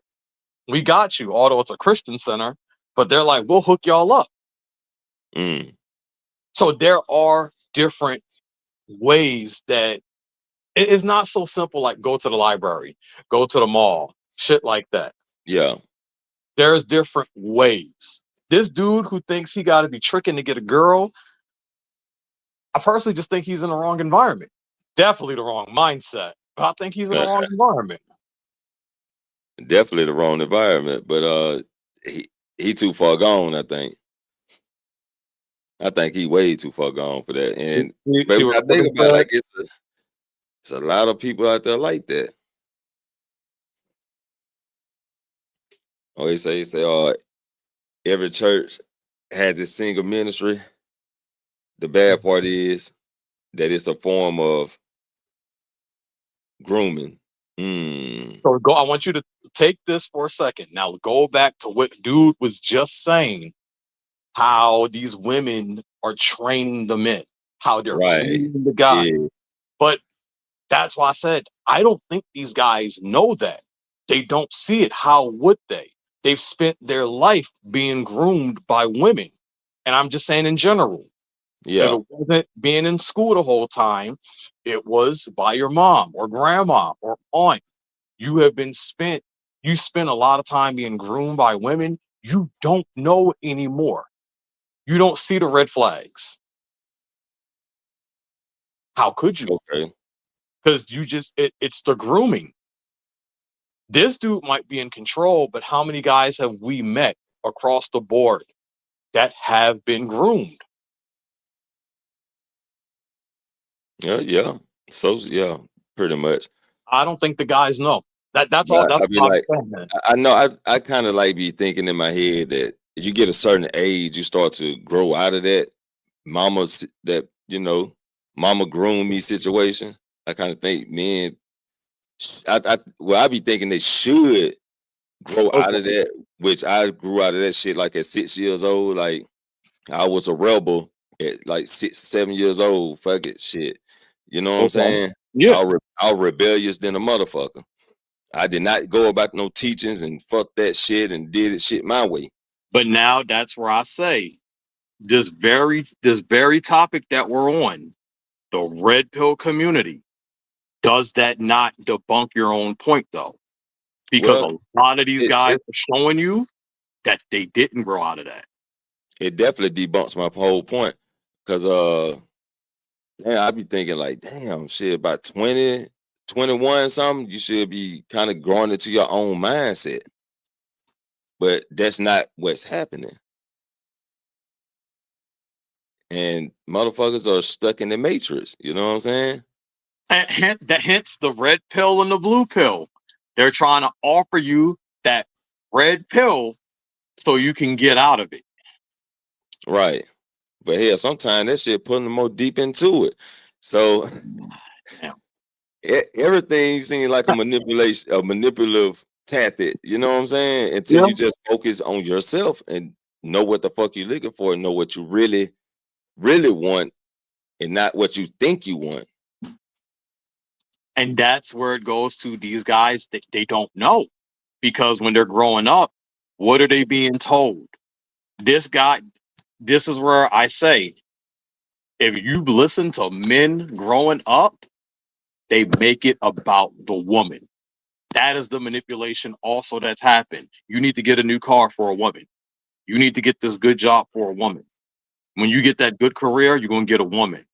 You get this new thing, the new J's, this suit, that new haircut, you're going to have women coming to you.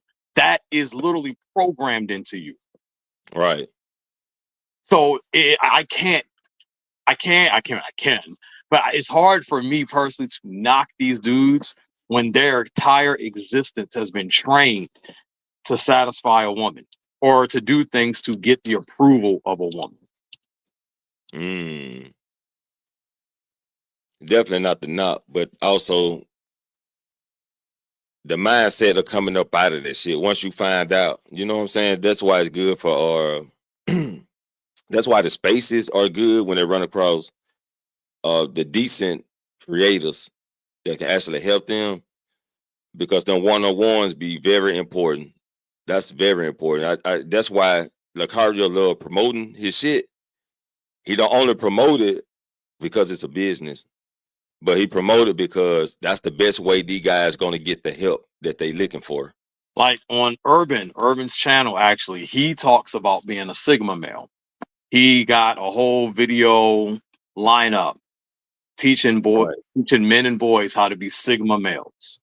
Not alphas, not betas, not succumbing to red pill or blue pill, but becoming Sigma, which I follow one of them. Fuck, what's his name? I forget it. I can't think of his name right now, but he actually was one of the first Sigma males to be like at the high notes. You know what I'm saying? He actually was one of the first. I don't know who else is beside him, but he the only Sigma male I know that brought that up. Him and Dr. BOA had like a little. I don't think they had a back and forth, but their followers, the subscribers had like a back and forth with Sigma male and Alpha male. Cause Dr. BOA is Alpha male, Alpharonomy. So that's his. He perceive himself as Alpha male. The other guy perceive himself as Sigma. And the motherfucker subscribers were comparing them. Oh, it's the lion versus the tiger. You know what I'm saying? They had that shit going.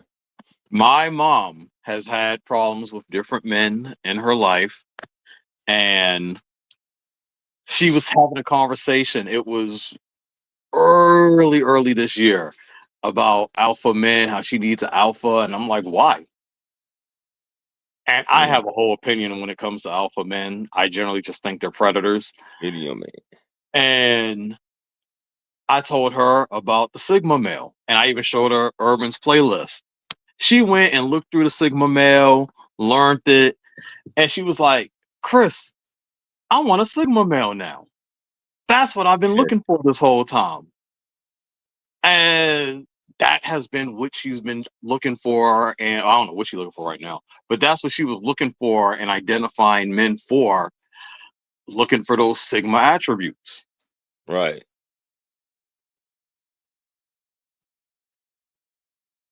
Yeah, definitely. The Sigma male is perceived as more balanced. You know what I'm saying? Not too weak, not too aggressive. Not a Russell Wilson. Everything is balanced. Not a Russell Wilson or a Will Smith. Yeah. Definitely none of that shit. But not the aggressive type, because they not the Myron. They threw the hell no, that dude right there. He got to be studied, but he got to be studied for real. To just break him down, but not like that, because the alpha male was perceived to be too aggressive. You know what I'm saying? Mm-hmm. Too aggressive. For the modern era, yes, it's too. For this era, he's way too aggressive. Right, and the Sigma male was the guy that bring the balance. Then you got the fucking beta male who just bow down to the lower authority. Yeah, that just bow down. You got the Will Smith who just bows to the Jada. And take things how it come. Even if it's not my baby, I'm gonna take care of it, nigga. And that's what the red pill be trying to stop the guys from doing, from being that beta male character. Oh yeah, it has got it. It do got its pros. You know what I'm saying? And that's not a bad fucking advice to give out. You know what I'm saying? That's not a bad advice to give out. It's just that when guys start talking about it, they start just talking real negative shit out the other sex and shit. You know what I'm saying? And so my boy Urban just jumping in. Can you tell him some of the talking points you do not agree with when it comes to red pill? We talked about the one earlier, red pill rage. Yeah. I really don't believe in red pill rage. Then we talked about the she's not yours, she's not yours, it's just your turn. It's your turn. I motherfucking hate that shit. That's the fucking worstest term in life. Oh my god, that make it sound. It's your turn, bro. It just your turn. I ain't waiting in line for no motherfucker. It ain't my turn. It could be your turn. But guess what? Guess what? That woman and this is why I say it the opposite way, to give yourself a little more confidence in yourself. You know what I'm saying? Instead of just making it sound like you're talking about somebody, talking down. I'm not hers. It's just her turn. Right? So that means she's in line waiting for her turn, not me waiting in line, waiting on my turn. Is you the prize? You know what I'm saying? Now I'm not the prize. I'm just me. You the champion, man. You know what I'm saying? If I'm me and I think so highly of me, that's what it's gonna be. I'm not finna put myself down to wait in line to make a statement to sound like I'm waiting in line. What my turn get skipped? You know? Damn. It ain't that turn no more. Hold up. I need you to step out of line to the left and let everybody else move up and you go to the back. Not if my turn gets skipped. That ain't gonna never be your turn. That's the way it sounds. I ain't saying No, that I'm not saying it's a bad statement, right? It's just the way it sound weak as fuck to me. I hear you. You know what I'm saying? I need a bitch waiting in line for me. You know what I'm saying? That's the way I see it. The link should be posted, Urban. Yeah, come up and explain it, cause I mean I do get it. I get it, but the sound of it. You know what I'm saying? That's the thing. He don't like the sound of it. It sounds like you waiting in line. Bro, I'm finna pull. Hold up. Let me stop share screen real quick. Bruh, it's I just don't like that term. And I don't know what else. I just had to hear it. I had to hear it before I can say something about it. Let me find this shit, man, because I got it. And I can show you. All women are hypergamous. Hypergamy, are they? Or are they the opposite? Or are they both? Think about your examples in life. This is what I think of hypergamy, because they say hypergamy is what they move to the higher level guy. Yeah, the women, it's the active practice or dating or marrying a spouse of a higher social status than themselves. Okay, so I can't even find the video, probably in my videos. So I'm the low. I can't say this without saying the proper shit, right? I'm the low guy. I meet a chick. Her husband is the higher guy. And she's like, okay, well, my husband can put you in a better position. So her husband hired me, right? But why did she, if I'm at the lowest level, why was she trying to choose me over her husband, who was in a higher position? Is that hypergamy, or that's the hypergamy going backwards? She's trying to be with you, or she just trying to that motherfucker was trying to be with me. Fuck the dumb shit. That motherfucker wanted to move down.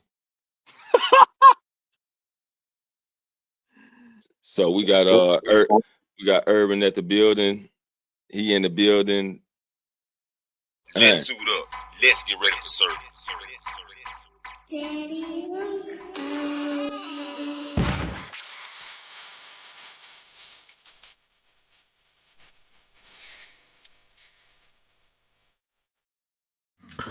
Damn, intro and everything. That's what's up.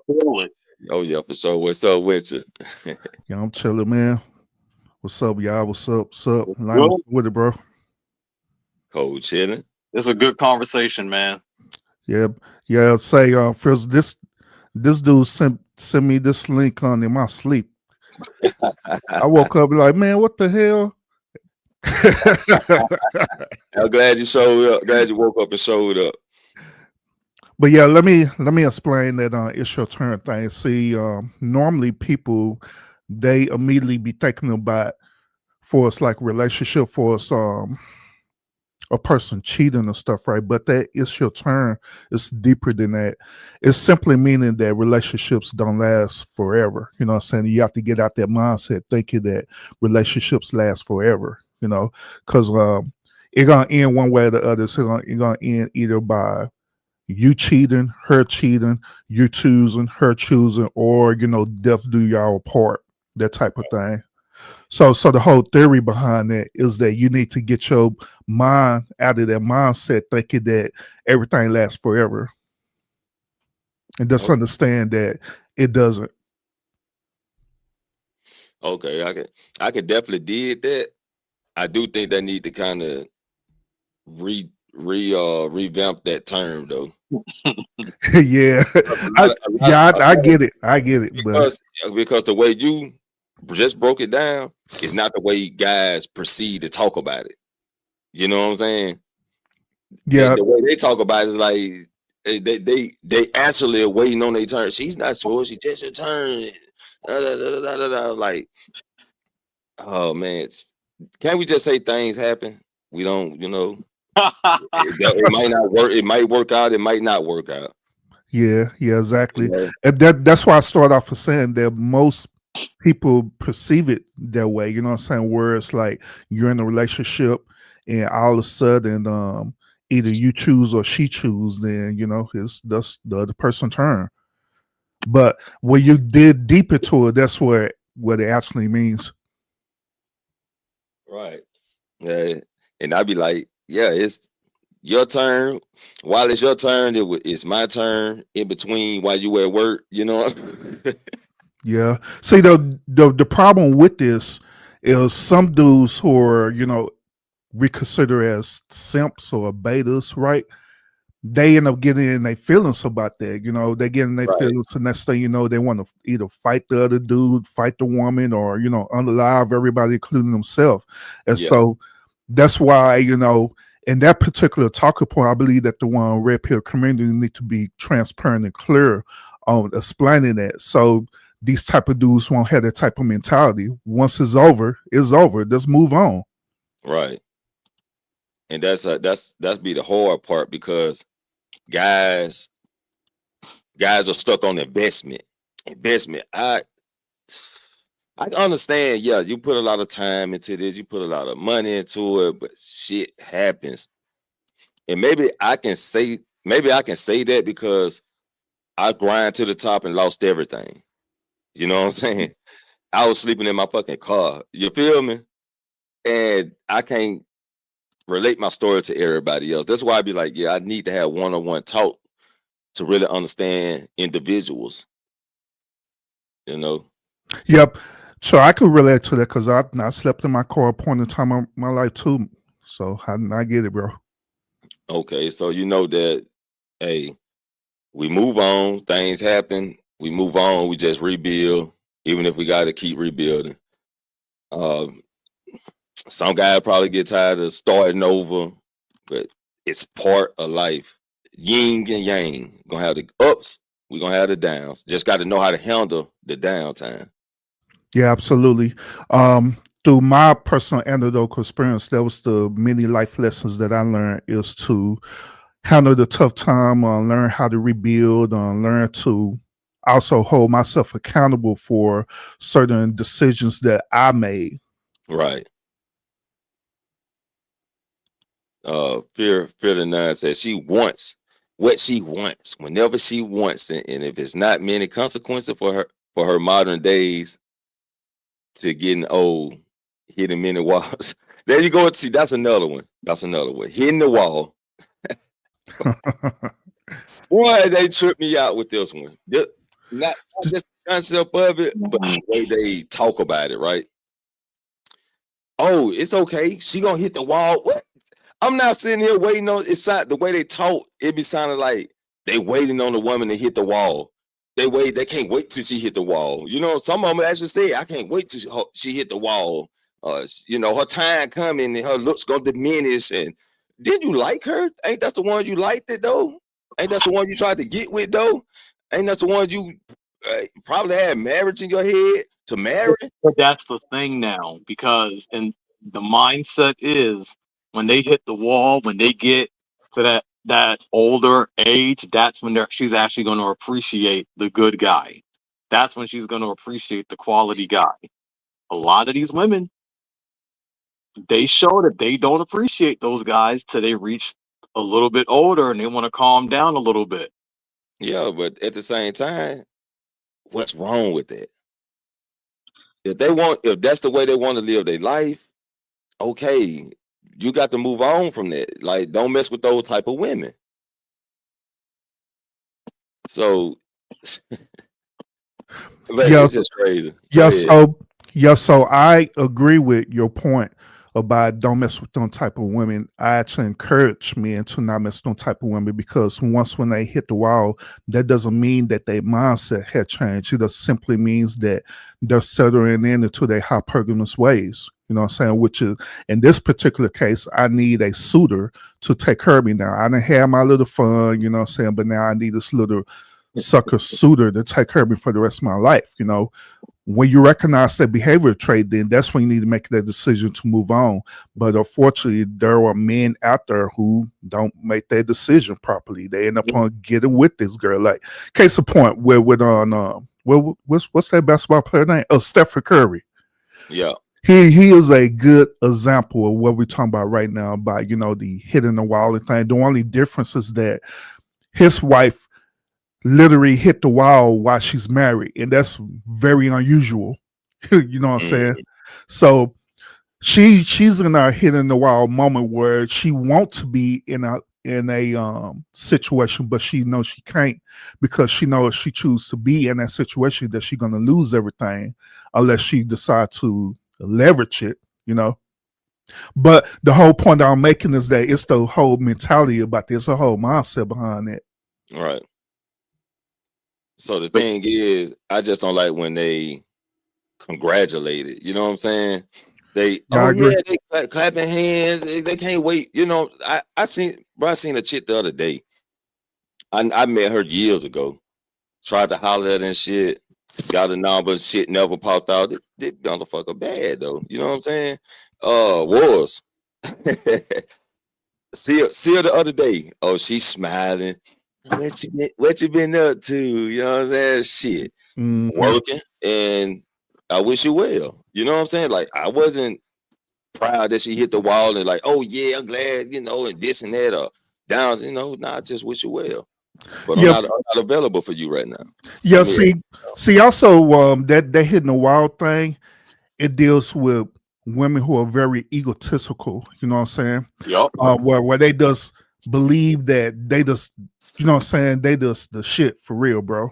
Right. So that's when men get that mindset where they be like, you know what, I can't wait till you hit that wall so you can want to learn the lesson so you can tone that down. Then once you come back to that dude, it's buddy where, you know, just like where what's that, Fur to numb was said. Just like what he said, hey, you know, I say what's up to you, you know, get some hair from you, and that's it. That's what you qualify for. It is what it is. We ain't getting no relationship. But her mindset, her egotistical mindset, she thinking that she still qualified for all that, bro. But she don't. Right. Bro, you gotta also understand these women literally celebrate divorce. They celebrate being a single baby mom. They celebrate a lot of shit right now.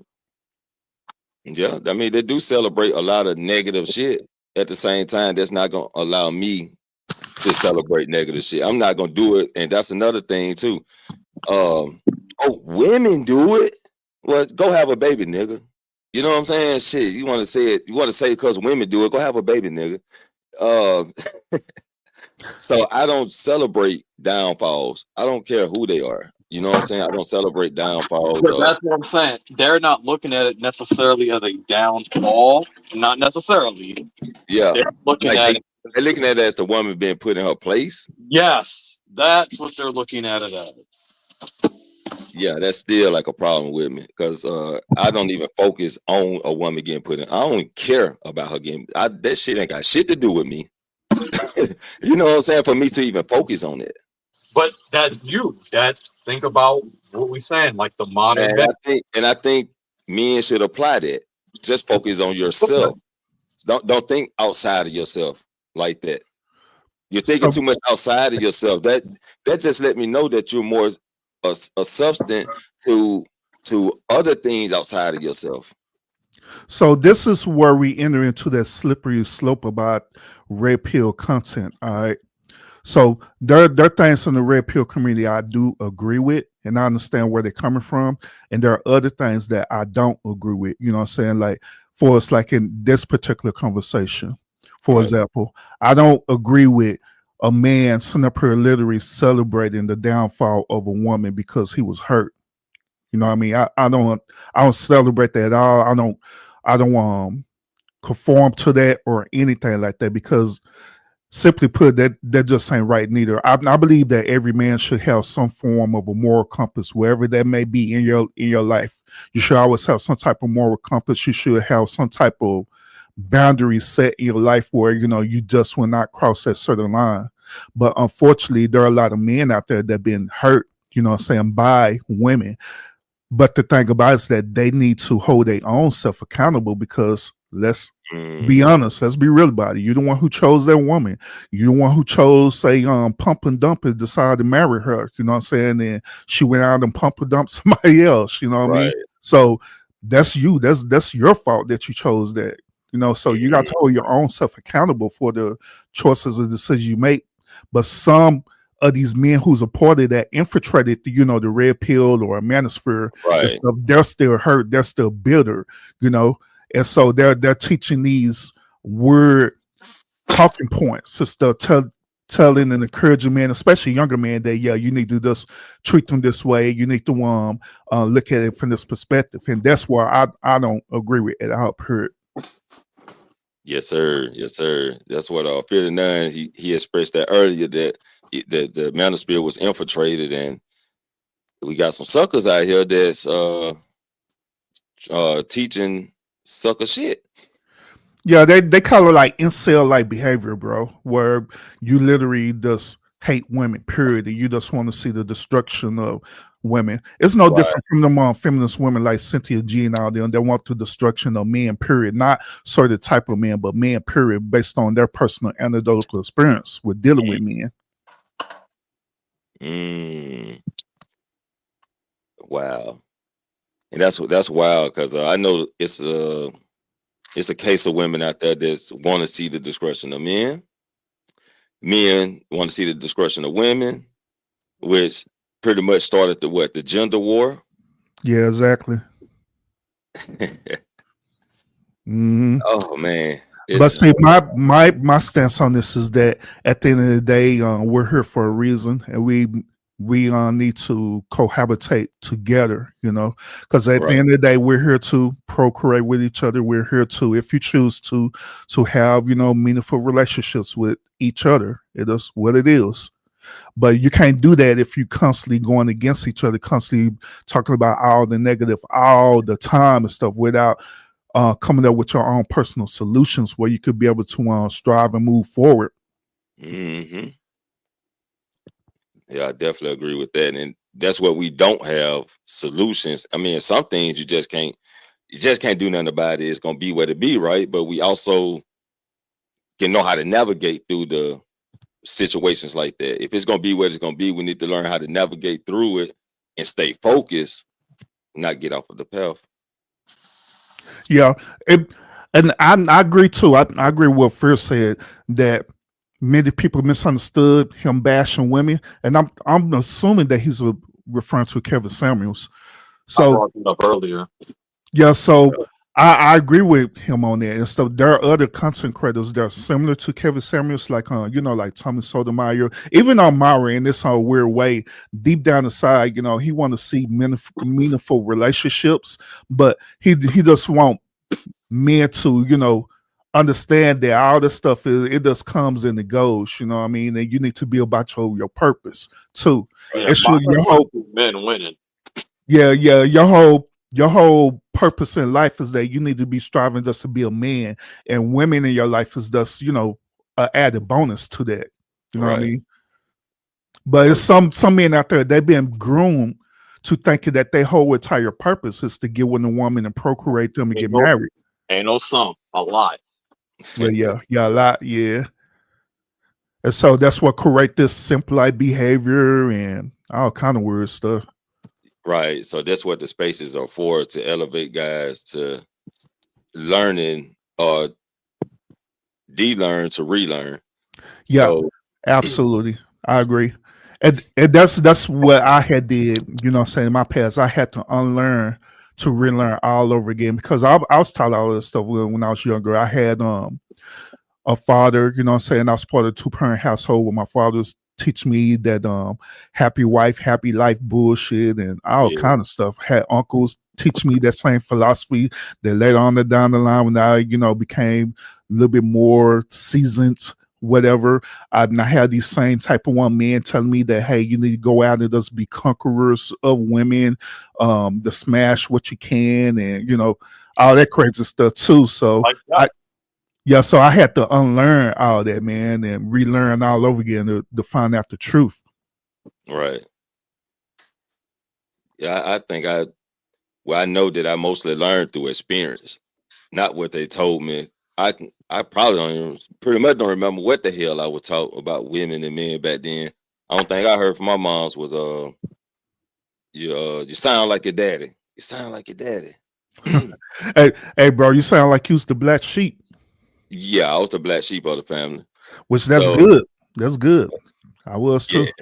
Yeah, I definitely stepped out on my own a lot, and I definitely was rebellious than a motherfucker. I think the only person in my family that didn't go against me was my grandma. You know, R.I.P. Granny. But she was, you better leave my Jeffrey alone. You know what I'm saying? Shit. Let him do what he do. You know what I'm saying? Yeah, but yeah, over there on my own channel stuff, and what I do, I talk about a lot about manosphere and red pill talking points. I also talk about, you know, feminism, and you know, does different things like that, and I do it in a way to let people know that these things are happening. Because unfortunately, in this modern time, a lot of people are living what we call bubbles. You know what I'm saying? They're living in the bubble life, and they thinking that as long as they exist in their bubble, that none of this stuff is happening. So I expose that on my channel and showing them the truth. Like, yeah, this is what's really happening over there. You do got modern women, you do have feminism, you do have men who are part of these communities stuff, right? Some of this community are helping them, but you know, there are others who infiltrate these communities who are, you know, going down a very, very dark rabbit hole, and it need to be exposed. Yeah, it definitely got to be talked about, and it need to be talked about on a more broken down, you know what I'm saying, talking point. It need to be broken down. But some people can spit it, they can spit it, but they can't break it down, right? Yeah, I agree. There are a lot of content creators that can break it down, but unfortunately, we also have a duty as content creators to entertain people. You know what I mean?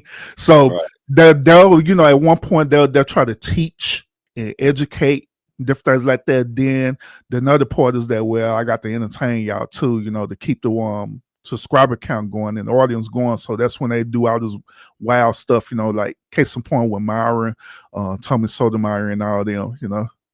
Right.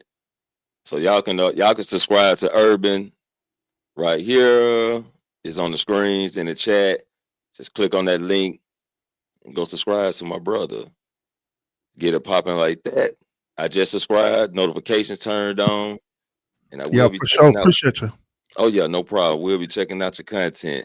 But y'all gotta remember though, the mental health crisis that's currently happening. The mental health crisis is very important because trying to explain certain things to people who are severely upset, sad, you know, drowning in despair, all from one breakup, or just because they was treated wrongly.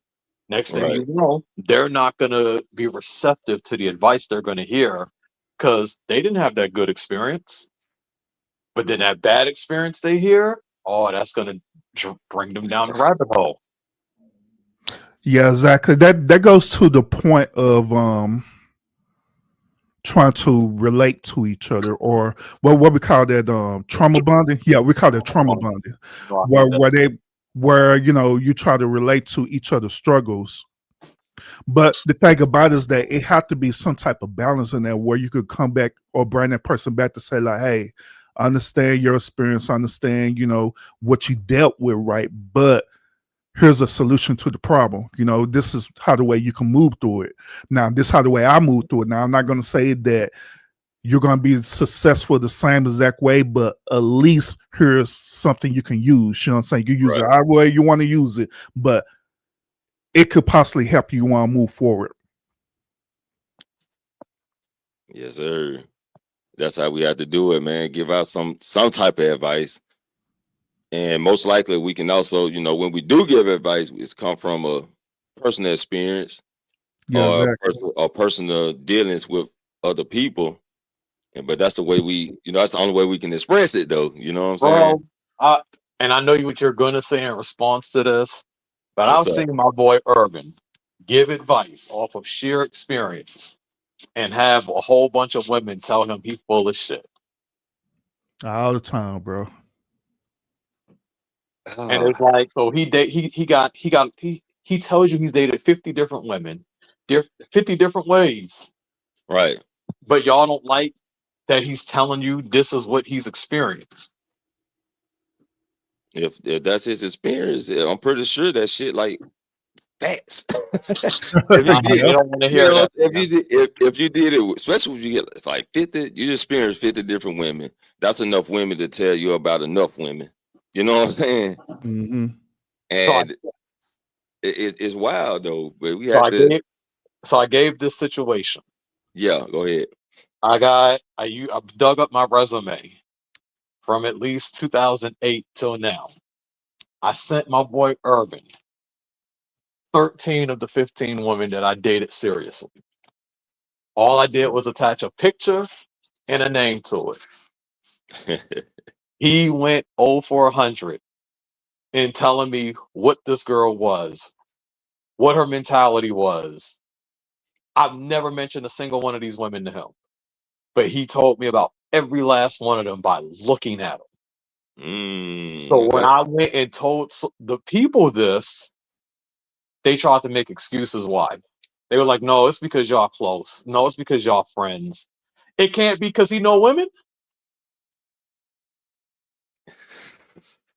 Yeah, cause I also study behavior too. And I study behavior of both men and women. I study also, body language, and even as something as simple as a picture will reveal a lot about a person. You know what I mean? So I study all that, and that's how I was able to, go and analyze this list that Lina was sharing with me. You know what I'm saying? Right. But even then, people will come back and say, well, no, that's false. You don't know what you're talking about. Blah, blah, blah, blah. It's what it is. If you was in that field, now that should give enough credit right there. You know what I'm saying? But yeah, it's not enough, bro. I could be in that field and study it and do all this different thing. They're like, no, you need a bachelor's degree in that. Well, I got that. No, you need a master's degree in that. Well, damn. No, you need a PhD. Well, okay. I got. Then eventually they'll say, no, you got to win the Nobel Peace Prize. That's one way we'll believe it. We was on a show one time. Wow. And he essentially called out, we was reacting to a show. And this dude called out this one chick for being a liar. And somebody had a problem with this. So they wanted to confront him on how can you call her a liar? You don't know. And I'm like, now I wasn't trying to speak for him, but it came out. And I'm like, this nigga was a social worker for almost a decade. All he does is talk with liars. This girl was literally giving herself away as being a liar. Yeah. But they didn't want to listen to his experience. They just wanted to say he was wrong and try to fight about how he was wrong. And you got me squinting my eyes like, but he got experience. And these were women, right? Yeah. Well, women got to combat. Like I said earlier, the comeback has got to be like, something stupid. Something to put you down. They got to say something to put you down and make you feel like you're wrong. I'm like, so experience doesn't matter. That's what the women consistently show, that it's never enough. They have to be right. But these are educated women. And then you got to think about it too. If he like that, let's just take the women that said he was wrong on the panel. If he had them 1-on-1, would they say he wrong? No cameras, nobody else to listen, just them and him having this conversation. Do you think they would tell him he wrong then? So I say yeah, because I was about to say yeah. hey, because check this out, bros. There are women out there right now that go through therapy right now. They see therapists, psychologists, whatever stuff, right? This therapist or psychologist would give them their professional anecdotal experience about the behavior that they're dealing with and give them tools to help them navigate. And guess what they would say? You don't understand my plight. You don't understand me. In fact, they'll say, you know what? I'm going to find another therapist that understands me. Woo! I heard that before. You don't understand. You just don't understand. Nah, you just don't want to listen. Yep, and she want that therapist to agree with her because that's the whole point about it. She don't want to learn the errors of her ways. She want to stay in it because she feel like that this is her way of life, her way of living. Just like what we were saying earlier about the men who deal with red pill content and they literally make this be a part of their life. Nobody can tell them differently. This is how the way it is. Just like what we were saying earlier about men who have been groomed up to be simps and stuff. That's their way of life. Then nobody can tell them that unless either me or one of y'all come and burst their bubble and show them a different reality. Then they have two choices. They can either resist it or learn. And we have a personal experience of seeing a guy who needed all his validation from numerous women. Needed it. Damn. When we told him about himself, Urban straight up told him about himself, but it was a past experience. This dude took it as an insult to him personally. He took it that his manhood was questioned. And he went to like 30 different women to get justification. Yeah, to my understanding, bro, Aaron's supposed to sharpen Aaron, right? We're supposed to lift up each other, for us the brotherhood, right? So if you know that the type of behavior I'm doing is wrong, if I'm calling you my brother and you calling me your brother too, you should want to be able to come up and tell me that, hey, bro, you're out of pocket, you wrong for that, without getting in your feelings and getting mad about it. But unfortunately, there are men out there, they may call you brother, but in reality, they're really not your brother because they don't want to change neither, man. Oh yeah, definitely experienced that. Oh man, the roller coaster ride on the brotherships and telling them that they're wrong and this and that, man. And don't get me wrong, I had to pull guys in solo conversations. I had to talk to them. Did they like it? No, they didn't like it. A couple years later, man, Fro, you was right, man. I'm glad you talked to me, but it is what it is. Yeah, I used to be in a space too where nobody couldn't tell me anything, but it took different men in my personal space to like sit me down like, hey, bro, maybe you need to look at it in this perspective, you know what I'm saying? And so when I finally just stop and listen to, understand, not trying to defend my behavior, but just trying to understand where they're coming from, that's when I had to swallow that hard pill. Like, yeah, I'm out of pocket and I need to adjust. Right. But that's what we do. We take the advice and we apply it. That's what I always say. Some people get the advice and don't apply it, which means nothing. I was just in a conversation last night with a female, and I had to tell her about how she talks to people. But she said that she's brash, she's bold, she shouldn't have to say certain things differently to people. If you rock with me, you rock with me. And I'm listening to her, and I'm like, but you literally have people saying they don't like how you're coming at them, people that care about you. I'm not saying you got to change who you are. All I'm saying is you might want to be more aware of that. But she wanted to be headstrong. So I said, well, I got an experience. And one of my closest female friends, she had told me one day I had noticed she was being quiet, more quiet than normal. And she told me it's because of my mouth. She knows I'm not malicious in anything I'm trying to tell her, but she ain't like it. She ain't like how I was coming at her. And she felt like I was constantly being rude to her. And I know how I talk. But this the homie. She really was the homie. And I'm like, I'm not trying to make her feel bad. I don't want to make her feel like that. So I adjusted how I spoke to her. But it wasn't nothing on me. I didn't have to change who I was or nothing like that because she still knows me better than most people. But I accommodated for her in the same breath. So, hey, we could have a functioning relationship. But I did this. So I'm telling this girl out of experience that, hey, you got some people that's not trying to mess with you no more because of how you talking, because you really are just reckless with it. But she still want to be a princess and do what she wants. It's like, well, we'll see how long this friendship lasts. Yeah, I always say plant the seed and let it grow. So just tell people what you need to tell them, and let them go from there. Sometimes it's not even worth pushing the issue. Yeah, so when I was when I was working social work and I had to learn them different techniques with dealing with people. At one hand, and I had to be aggressive with people and just tell them exactly how the way it is.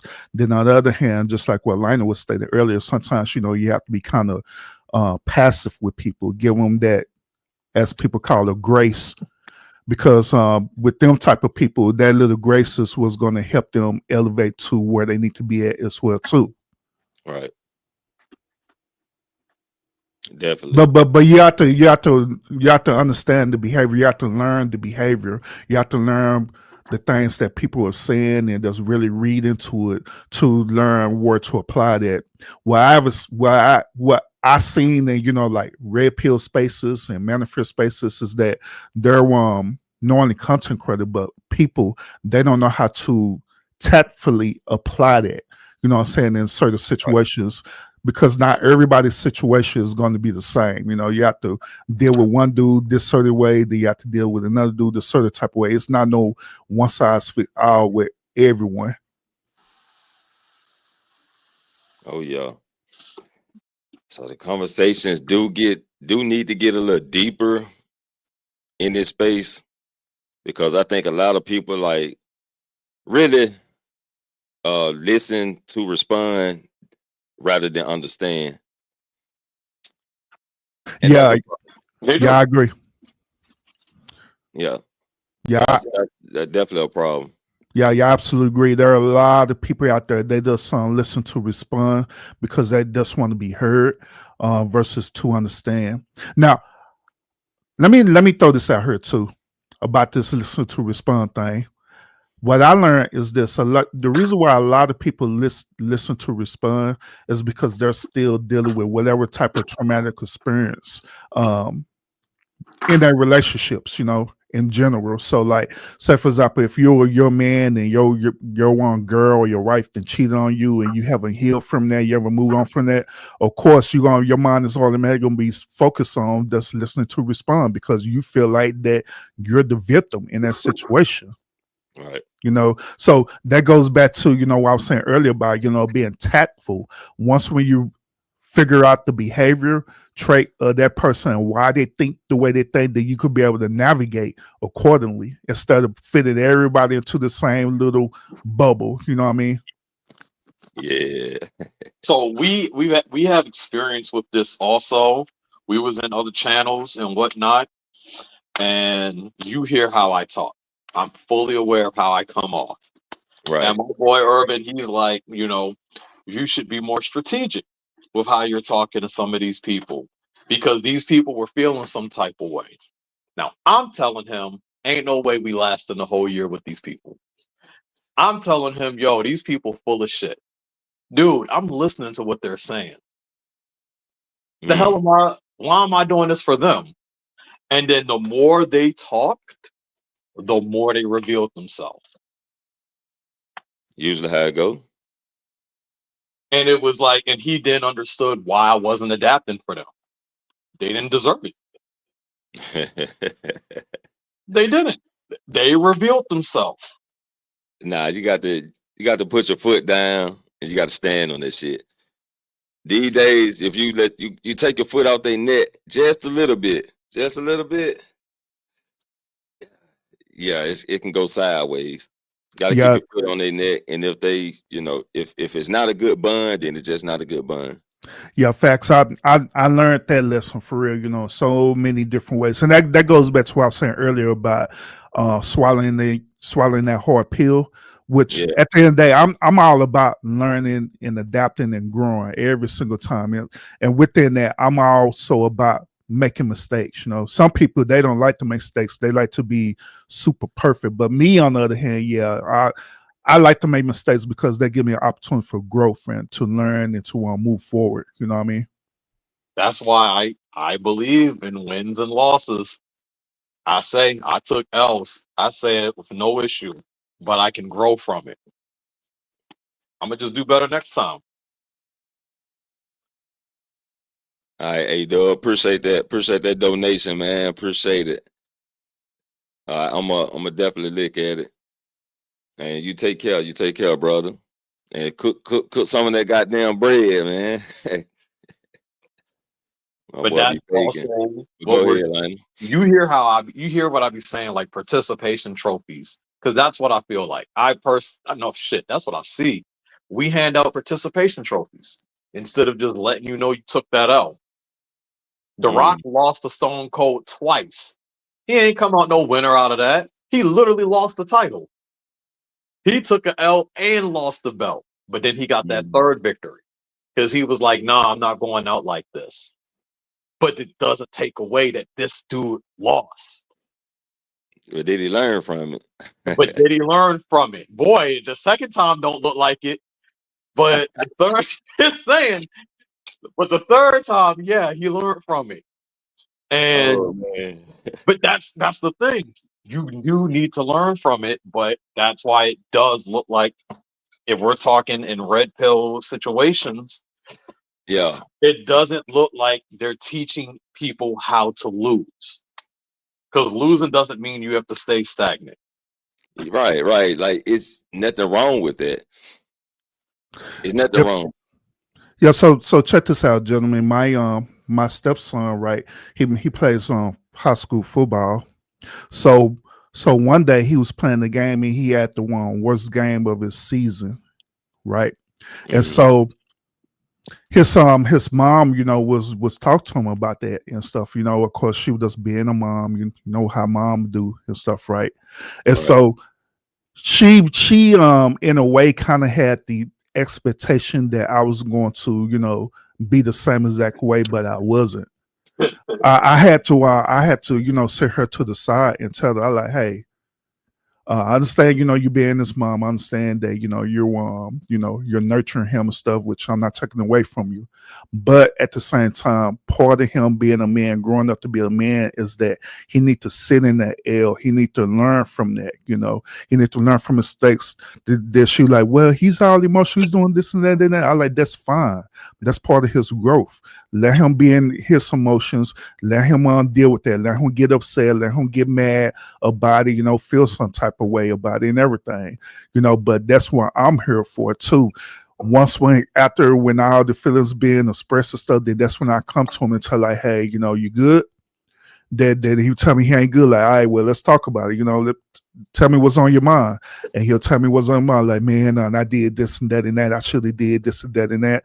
And I'll break it down to him and tell her, hey, that's a part of life. We win some, we lose some, but guess what? You always have an opportunity to pick yourself up and move forward and do it all over again, So what you could do, you could just learn from that, right? You could go review the tape and how the way you perform and stuff, right? Also go back to your personal stuff that you was doing too. You know what I'm saying? Maybe you wasn't resting properly. Maybe you didn't eat properly in your diet. You know what I'm saying? You did something that caused you to underperform. You know, you go back and reevaluate that. So, but yeah, that goes to that whole point that we as men, we have to learn how to take the L. I believe that we need to teach each other to take a L, to lose, so we can win. Yeah, I definitely agree with that. Because even though I do got the statement, I always say, even if I lose, I still won. Now, I had to break that down. It's exactly what you said, Urban. You got a chance to reevaluate. You got a chance to readjust, figure out what you did wrong, and then come back stronger. So that's why I say, even if I lost, I won. And even Lionel done witnessed that, because I'll lose Fortnite all night. 8-hour screen, 8 hours gaming screen, lose all night, get that one win. And what I do, Lionel, talk shit like yeah, as you should. Dark held him accountable.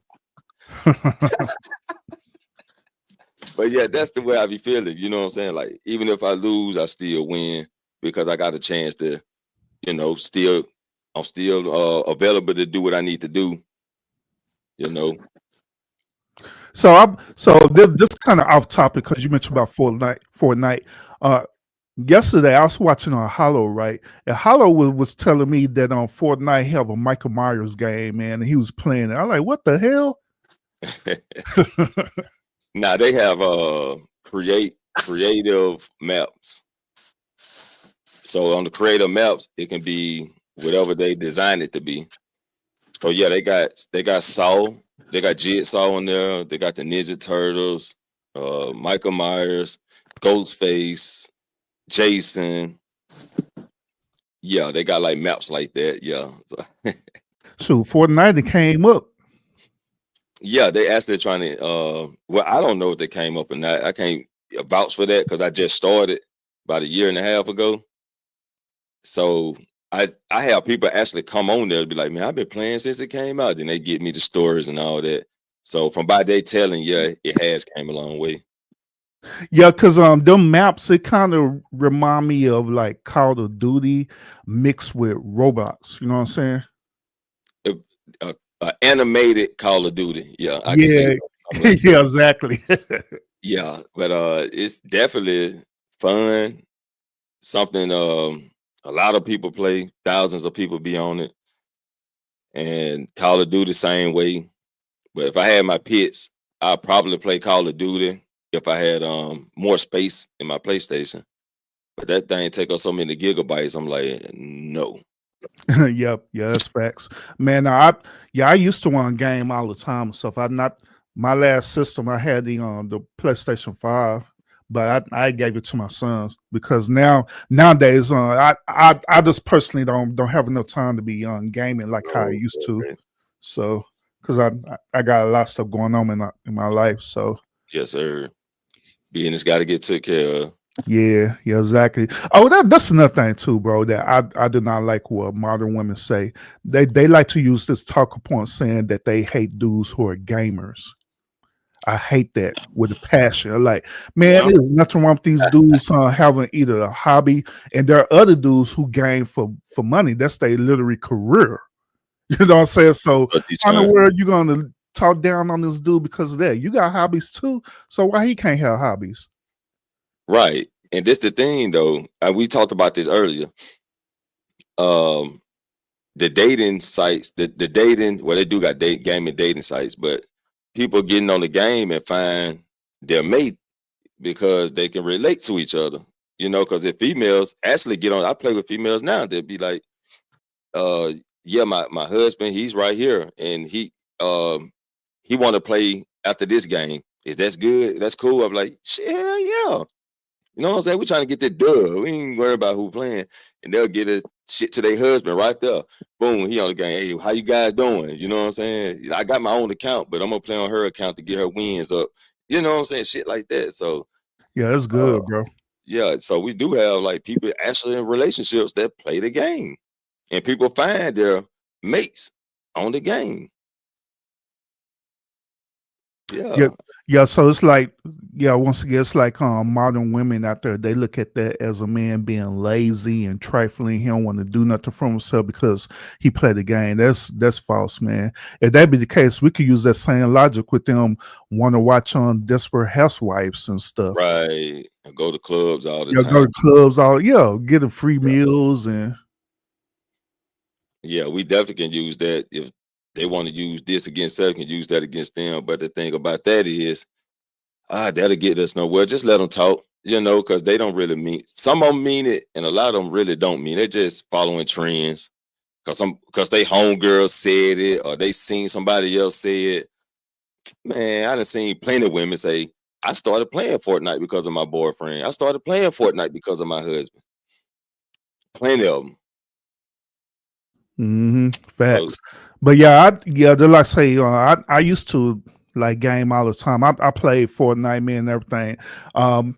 Honestly, my children had got me start playing Fortnite and Roblox and all this stuff there. Cause I used to play with them, and so, but when I started getting like really really busy with my personal life and my personal purpose, I just didn't have time for it. Right. So anymore, like how I used to. Yeah, hey, that's cool though. That's cool. I do it because I got a gaming channel. Oh yeah. So I was like, I'm a gamer in a way, and they called me the Nintendo freak when I was young because I stayed with a joystick in my hand. But, yeah. So I was like, if I'm gonna play the game, I might as well stream it since it's available to me. Facts. Why not? Why not leverage it? So I started it, and it started slow, but then when I brought my game into this channel, it started to grow. Then I brought it back to my gaming channel, and it started to grow. So I'm like, okay, I'm pretty much in there right now. I got my foot in the door. Yes, sir. Yeah, facts. Yeah, salute to that. Salute to your channels too, man. Appreciate it, man. Because I'm doing 4 at the time. And it ain't Dang, 4. Ooh. Yes, sir. I got a wrestling channel, so I talk wrestling over there. This channel, my gaming channel, and plus I'm writing my own fan made Dragon Ball story on my Dragon Ball channel. Okay. So yeah, man. So hold up, bro. I was messing with Lionel about this, right? But I want to get your perspective. So how you feel about the new WWE AI version? Oh, have you seen that? I haven't even asked you about that. I know, but I've been planning on making a video on it, man. I'm like, because I seen the Tupac and Biggie. MLK just won the world title. Then I just he did. Then I seen Martin Luther King. Then I'm like, what the world is they doing? So I think oh man, I don't know if I don't know what to think right now. So I ain't wrap my hand around it, like, because AI is the new thing. So it's like we got to adjust, so we got to adjust with what's coming if we're dealing with it. So I'm like, just recently, I believe it was yesterday, matter of fact. Yeah. Tupac had introduced a new NWO member, and that new NWO member is James Brown. Oh my God. Yeah, I think Martin Luther King is part of the nation of domination now. Okay. I don't know what to think about it. I swear, dog. My bad. It's not Martin Luther King part of the nation of domination. It's Mr. Rogers. He became part of the nation of domination. Lord. I'm just saying, you look at what it's now. We're in October right now. Wait till October next year. They're gonna have y'all think it's disrespectful to the families? I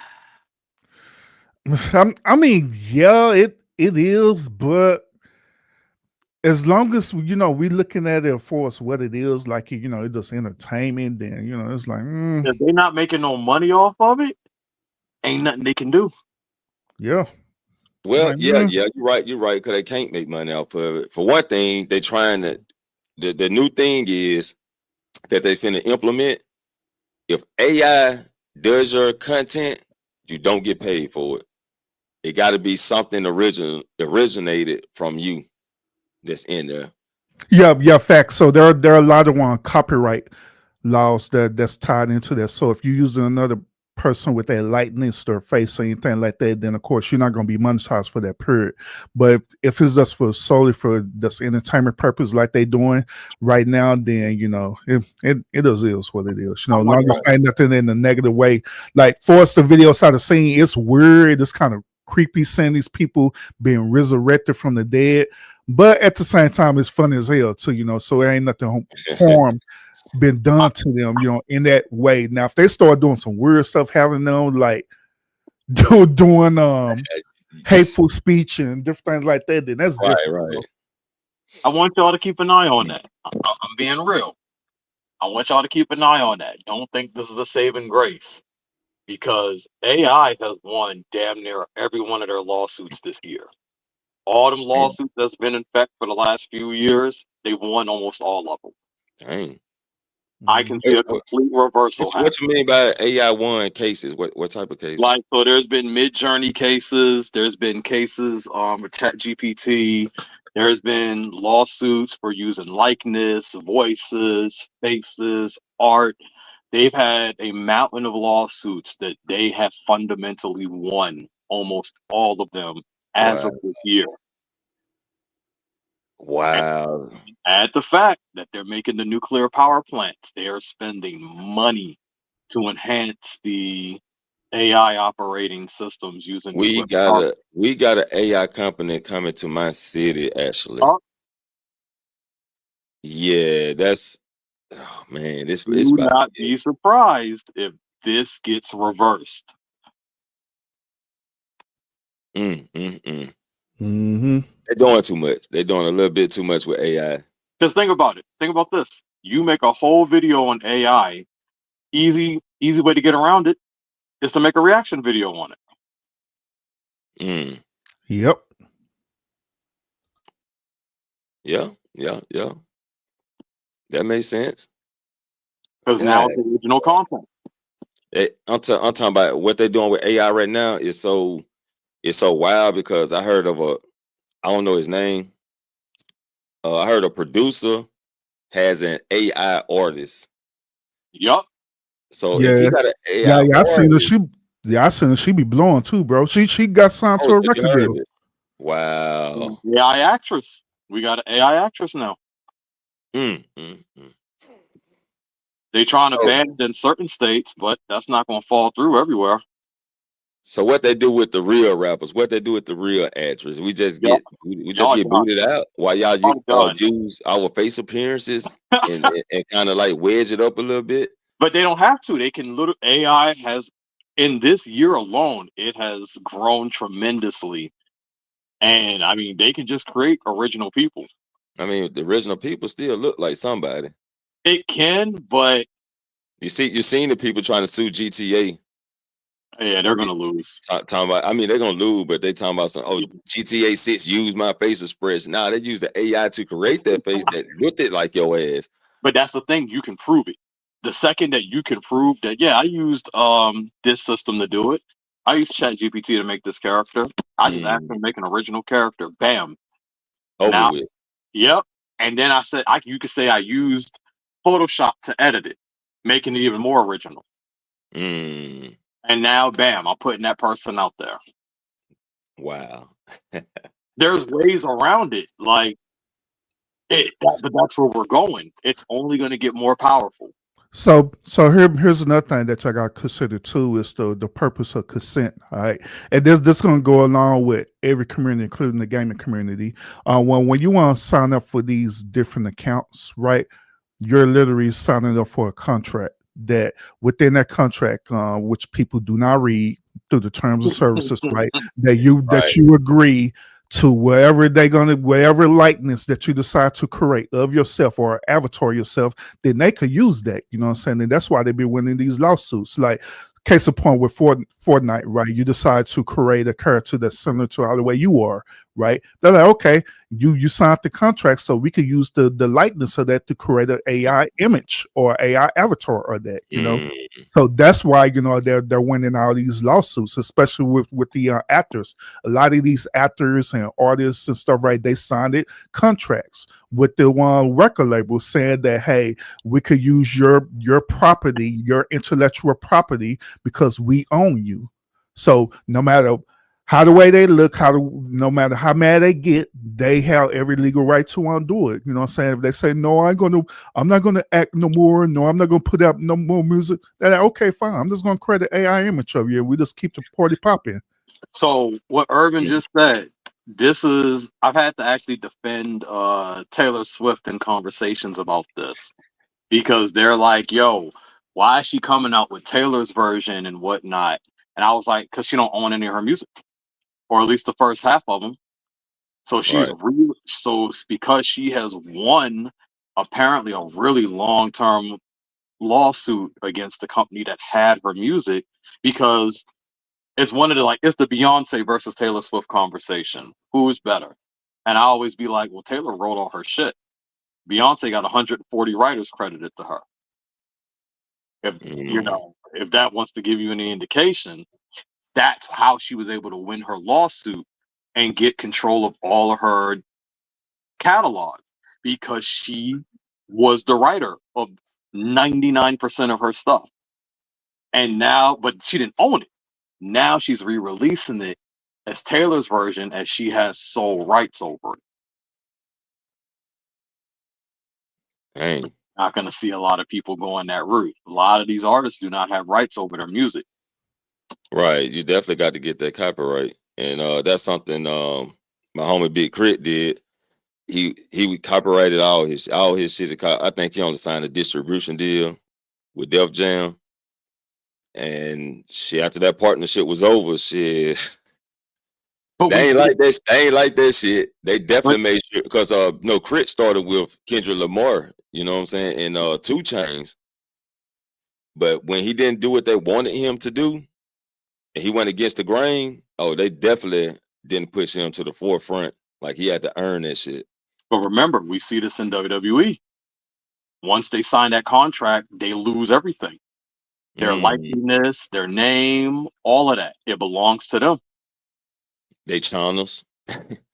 Like, you could just put you in a video game, because guess what? You ours. Right. Yeah, they definitely did Taker like that. They took over his fucking podcast, right? Absolutely. And fired his buddy, who helped start the podcast. There was too much money in Undertaker for them to let him go and do their own thing. They had, and because of who he was, and they had every right. They said, nope, you can't do it. But we're not going to let you hang. We're going to let you make a podcast under our brand, because you belong to us, and we're going to pay you money. Right. So but now it's flopping. Yup. You just can't talk about certain stuff. That's wild, boy. Ooh-wee. Yeah. So those, going back to the AI thing, right? Like, when you look at civil rights leader like Martin Luther King and Malcolm X and all them stuff, right? I'm not for certain if they families have copyrighted their name or not. They haven't. If they have it, there, yeah, that's community property. You know what I'm saying? So people could use their face and likeness to do whatever the hell they want to do with it. Talking about same thing with the actual artists. You know what I'm saying? Like Michael Jackson, Tupac, and all them. You know, they could still use them, because hey, even though they dead and gone, they're still part of the property owner or wherever labels that there was a part of. So they could use them. And AI, they could use them and resurrect them if they want to and create a whole album and everything. Yeah, they done it. Shit. Man, this is wild. This is too wild. Soon you're going to have the AI podcasters who talking red pill. Yep. I believe it. Hell, I'm AI right now, y'all. Y'all just don't know it. That's how it's been looking. That's how it's been looking. Real talk. People are like, tell the difference. Wow. Definitely. I do want to. It's gonna be in a separate video though. But that stuff you sent me, Lionel, with the guy with the woman, the old man face. Mm-hmm. I don't know what that was, but man, boy, I was like, I'm finna build a spaceship right fucking now. Yo, bro, say he done with this planet. I was like, I am done. When I test you, Lionel, I'm done, man. It's done. over with. And I get it. It is scary.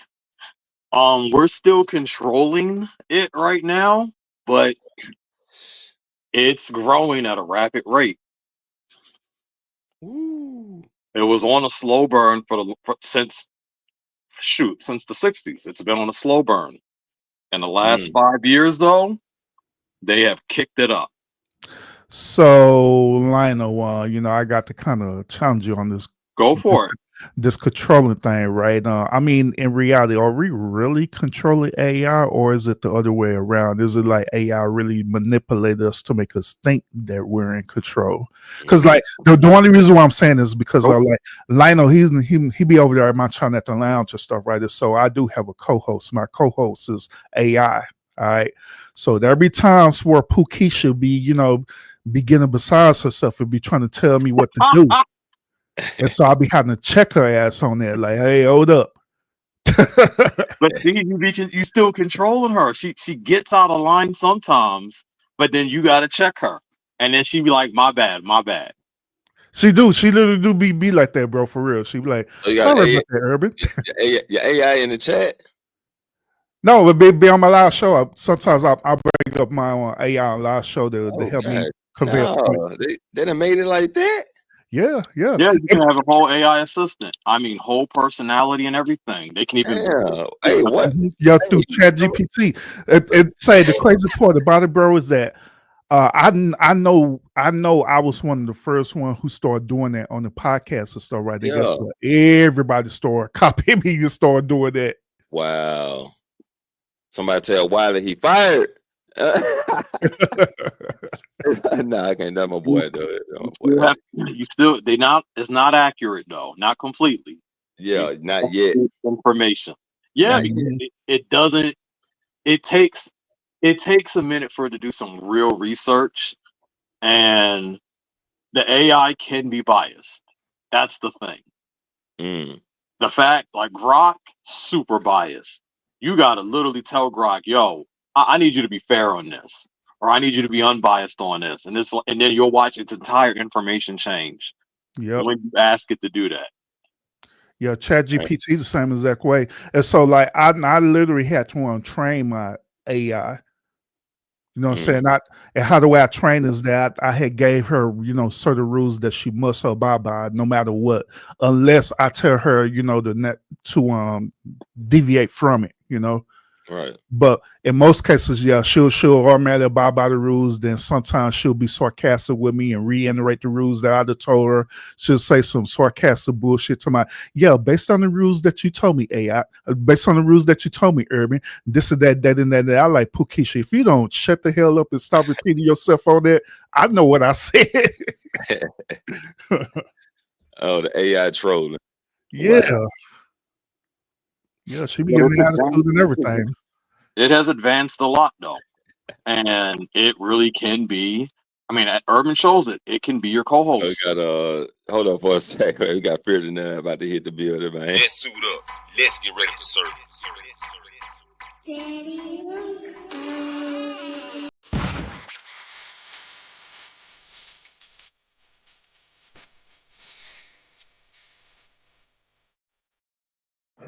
We got Fear to None in the building, man. What's going on? What's up? What's up, everybody in the chat? Salute. What you got for me today, bro? About the AI thing. Yeah. I don't know if everybody heard. It was like way back. U.S. trying to put a cap on it because it was going too far, but China they expanded up on it, and other places was expanded because just say like if you put a cap on it and then the scientists they still want to work on, they still want to make more money, and then people like, I'll pay you double. You know what I'm saying? Come over this side. So U.S. had to come back on it to get back on the AI, but we're a little bit slower, but we still got the most high technology on pretty much everything. So AI is just gonna keep on expanding, man. So it's no far how it gonna go. That's where I brought up the nuclear power plants, because he's right. There was a cap put on it, but someone started expanding it, and it was like, nah, we ain't about to let that happen. So they've already purchased an island in California, Jersey, and I forgot somewhere else, but they already got the power plants in commission in order to power up AI over here.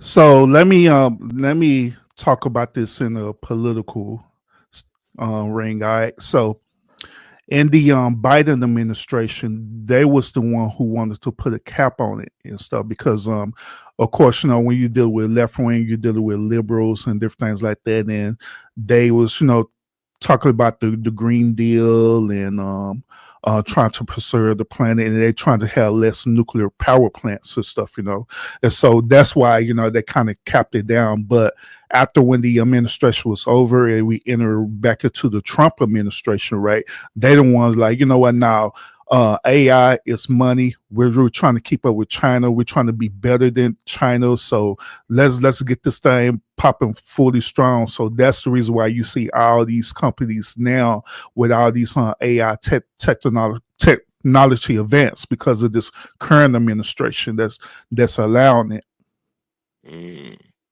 Yeah, so everybody don't want to put a cap on it, and they want to try to advance because pretty much everybody want to take over the world. Everybody want to be the boss. So yeah, AI is the deal, but the thing is, if you go too far, it's gonna be it may be like Terminator, some kind of other movie that they've been Our robot. Oh yeah, they take over. You know what I'm saying? They were trying to put a cap on it, but everybody else trying to advance over because they want that power structure. But thing is, that power structure may be destruction down the line. But they like mess around and find out. They're like, hey, we gonna push to the max. Hey, if it mess up, hey, it mess up. So that's the reason why I was kind of challenging Lionel on this earlier about do we really have control over it? Because let's look at the tail of the tape. Right now, we all use AI. We're looking at the more advanced version of it right now, but we've been using AI for the longest, you know what I'm saying, for decades. It all started when we had the birth of computers. Then from computers, we had the internet. Then from the internet, where we're at right now, you know what I'm saying? So we can't even survive without none of this stuff now, bro. None of it, period. So if we end up just no longer using AI, no longer using the internet, anything like that, the world will collapse, totally collapse. You know what I'm saying? Because we're so used to it. Yep, it's just to the stream now and getting to more streams because everybody trying to one up on everybody, and try to get that power structure. Yeah, facts. So it's no telling how it's gonna go, Yeah, when you think about it, it can be a scary thing and stuff, right? I'm pretty sure all of us, we're either in our mid 30s or early 40s or late 40s or whatever, right? So by the time we're dead and gone, bro, the people who gonna be dealing with this is gonna be our next generation, the generations afterward and stuff. So that's why I'll be worried about. I'll be worrying about them. I like, man, y'all need to set up some provisions for yourself where, if things were to happen, then y'all know how to navigate that, while we all gone. I don't know, man, because they're already writing their own code, and we've been able to catch some of it and stop it. I'm not going to be naive enough to be like we've caught all of it. they got the robots coming. We already literally got the female bots out now, the 3-digit and the $160,000 ones, but we got China about to deploy the $3,000 ones, and they're telling us within the next 5 years they're gonna be cooking and cleaning. They're gonna be Hey, more than just that. I didn't mean to cut you off, bro, but I just recently read an article yesterday where China has also have an advanced robot where it shows that it could give birth to a child through the whole process, fetus and everything, embryo, fetus, and all the way to the full birth process. They got the working force too. They got the robots. They've been literally practicing and testing the workforce over there that look like that Animatrix episode, the Second Renaissance. After a few years, it's gonna be pretty much like like how they got the HD TV, the HD TVs. You know, they back in the days, it was like for a 42-inch, about 500-700. But now you get about 150 or 100. You know what I'm saying? Because the competition it's all kind of competition. So everything growing fast right now. You know, everything is in fast pace. So, I need you to keep up with it, Jeff. I'm trying to keep up with it, man. Shit, you know, I had to readapt. You know what I'm saying, and try to get to this new stuff that's popping and the new trend that's going. You know, I had to sit back for like 3 days and reevaluate. Like, yo, it had got to me for a minute. Like, because I like to come off a certain way, but it's like, okay, but you got to get with the trends. Yeah, exactly. That's why I don't agree with people when they say that they in their own little bubble. You know what I'm saying? Because you got to understand the evolution of things happening around you, so you can navigate with it. You know what I'm saying? You won't be left behind. Let's imagine I parents, you know, before then, and they didn't adapt to the internet or computers or anything like that. Guess what happened to them? They got left behind. Now they can't even survive. You know what I'm saying? And guess what? They have to call us up like, hey, can you come and work this computer for us? Can you work this smartphone for us? Yep, exactly.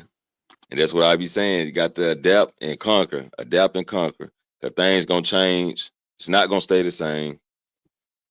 That's just life. You know, it's wild.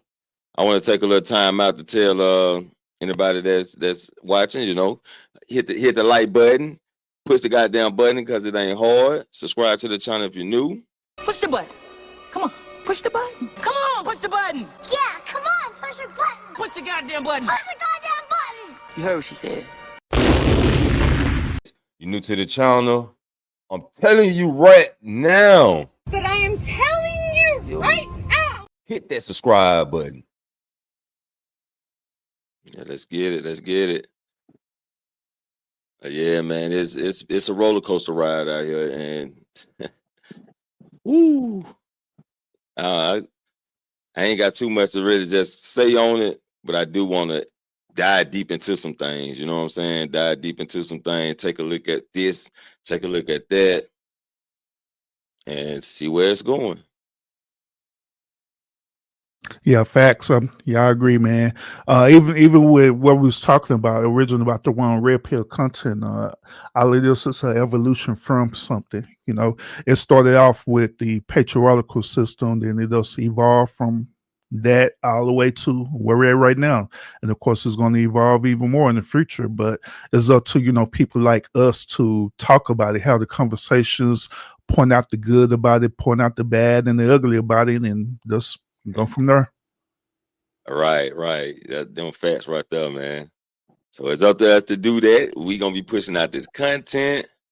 Like I said, y'all make sure y'all subscribe to Urban. Y'all can subscribe to Lineup. If I'm not mistaken, StreamYard dropping it. Is StreamYard working on me? It's been doing StreamYard failing me. I mean, it dropped in the content. I mean, it dropped in the chat, I think. Streamlabs. My bad. I'm sorry. I said Streamlabs. Okay. Nah, I ain't got my chat turned on. So my moderator for Screen Lab is not turned on. Okay. I ain't been promoting nothing. Oh yeah. Oh man. But I ain't been on in a while. So I think the last time I was on somebody else's channel and I share screen, so I turned it off. Yeah. What's up, Deshaun Alley? What'd you say? Let's say, oh my God. Yeah, Deshaun Alley, he a rapper and a gamer. So he trying to work his way to the top too. Yeah, man, it's we're about to get ready to get up out of here though, man. We're about to get our final thoughts because it's going on 5 hours. Lionel, let me start with you, man. Let me get your final thoughts on this. Bro, I appreciate you. This was a good show, really good show. I can't wait to do it again, man. Oh yes, sir. So stay tuned, people. Stay tuned. Urban, appreciate you coming through, man. Let the people know where they can find you and some more information on you. Yeah, yes, sir. First of all, I appreciate you inviting me up to the panel today. Had a very good conversation. Appreciate it a whole lot. Now, you can find me on YouTube. My channel is Urban Lounge Podcast. You can also find me on other platforms too, like TikTok and IG. But I'm not mainly on YouTube and stuff. So all my shows is on YouTube. So you can want to check me out. I'm also what am I also line? Oh, I'm a DJ as well too. So you can check me out, for us on the music side, because I do have a music channel as well too. It's on DJ Urban T. I just recently dropped one. I just recently dropped an album too. Thanks for reminding me, Lionel. Okay. I just recently dropped one album too on my channel, so you can want to check that out. And my album is on all one music platform, all of them, every last one of them. And I'm getting ready to release a extended version of the album too, which it should be scheduled to be released this coming up Friday. So, but other than that, yeah. Cool. That what's up. That's wonderful, man. That's wonderful. I also do music, so I love the music game. Oh yeah.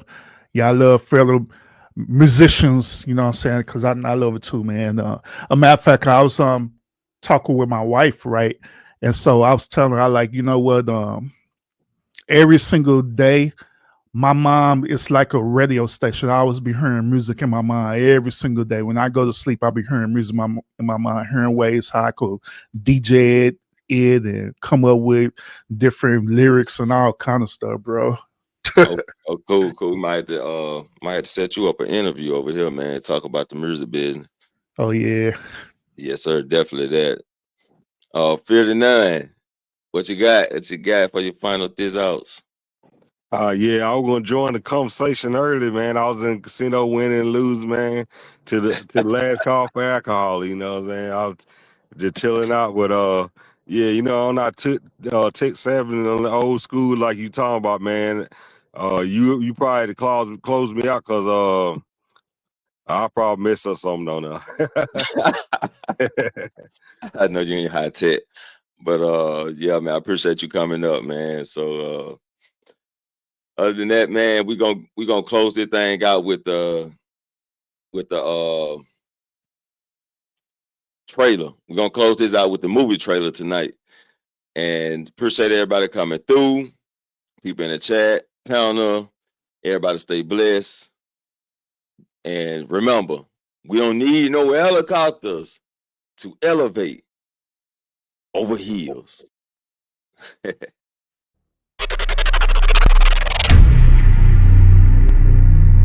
The story of two friends that eventually turn enemies. The addiction that caused the loss of two keys. Man, where all that dough come from, man? The mission to get back what was taken. The mission to get back on the right path. Until the big problems begin. Hey, Jeff, man, PAT and Q, they doing deals, somebody else. Weed. Right All I like that big shit to blow a house up or something. in. That's my shit, nigga.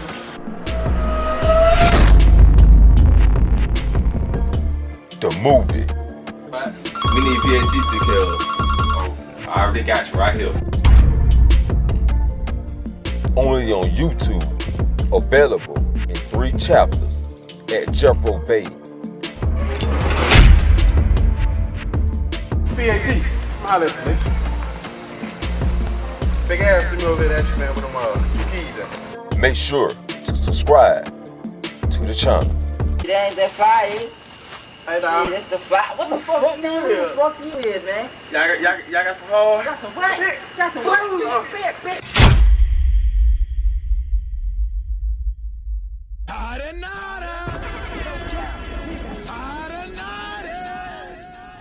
Get your ass up out of here.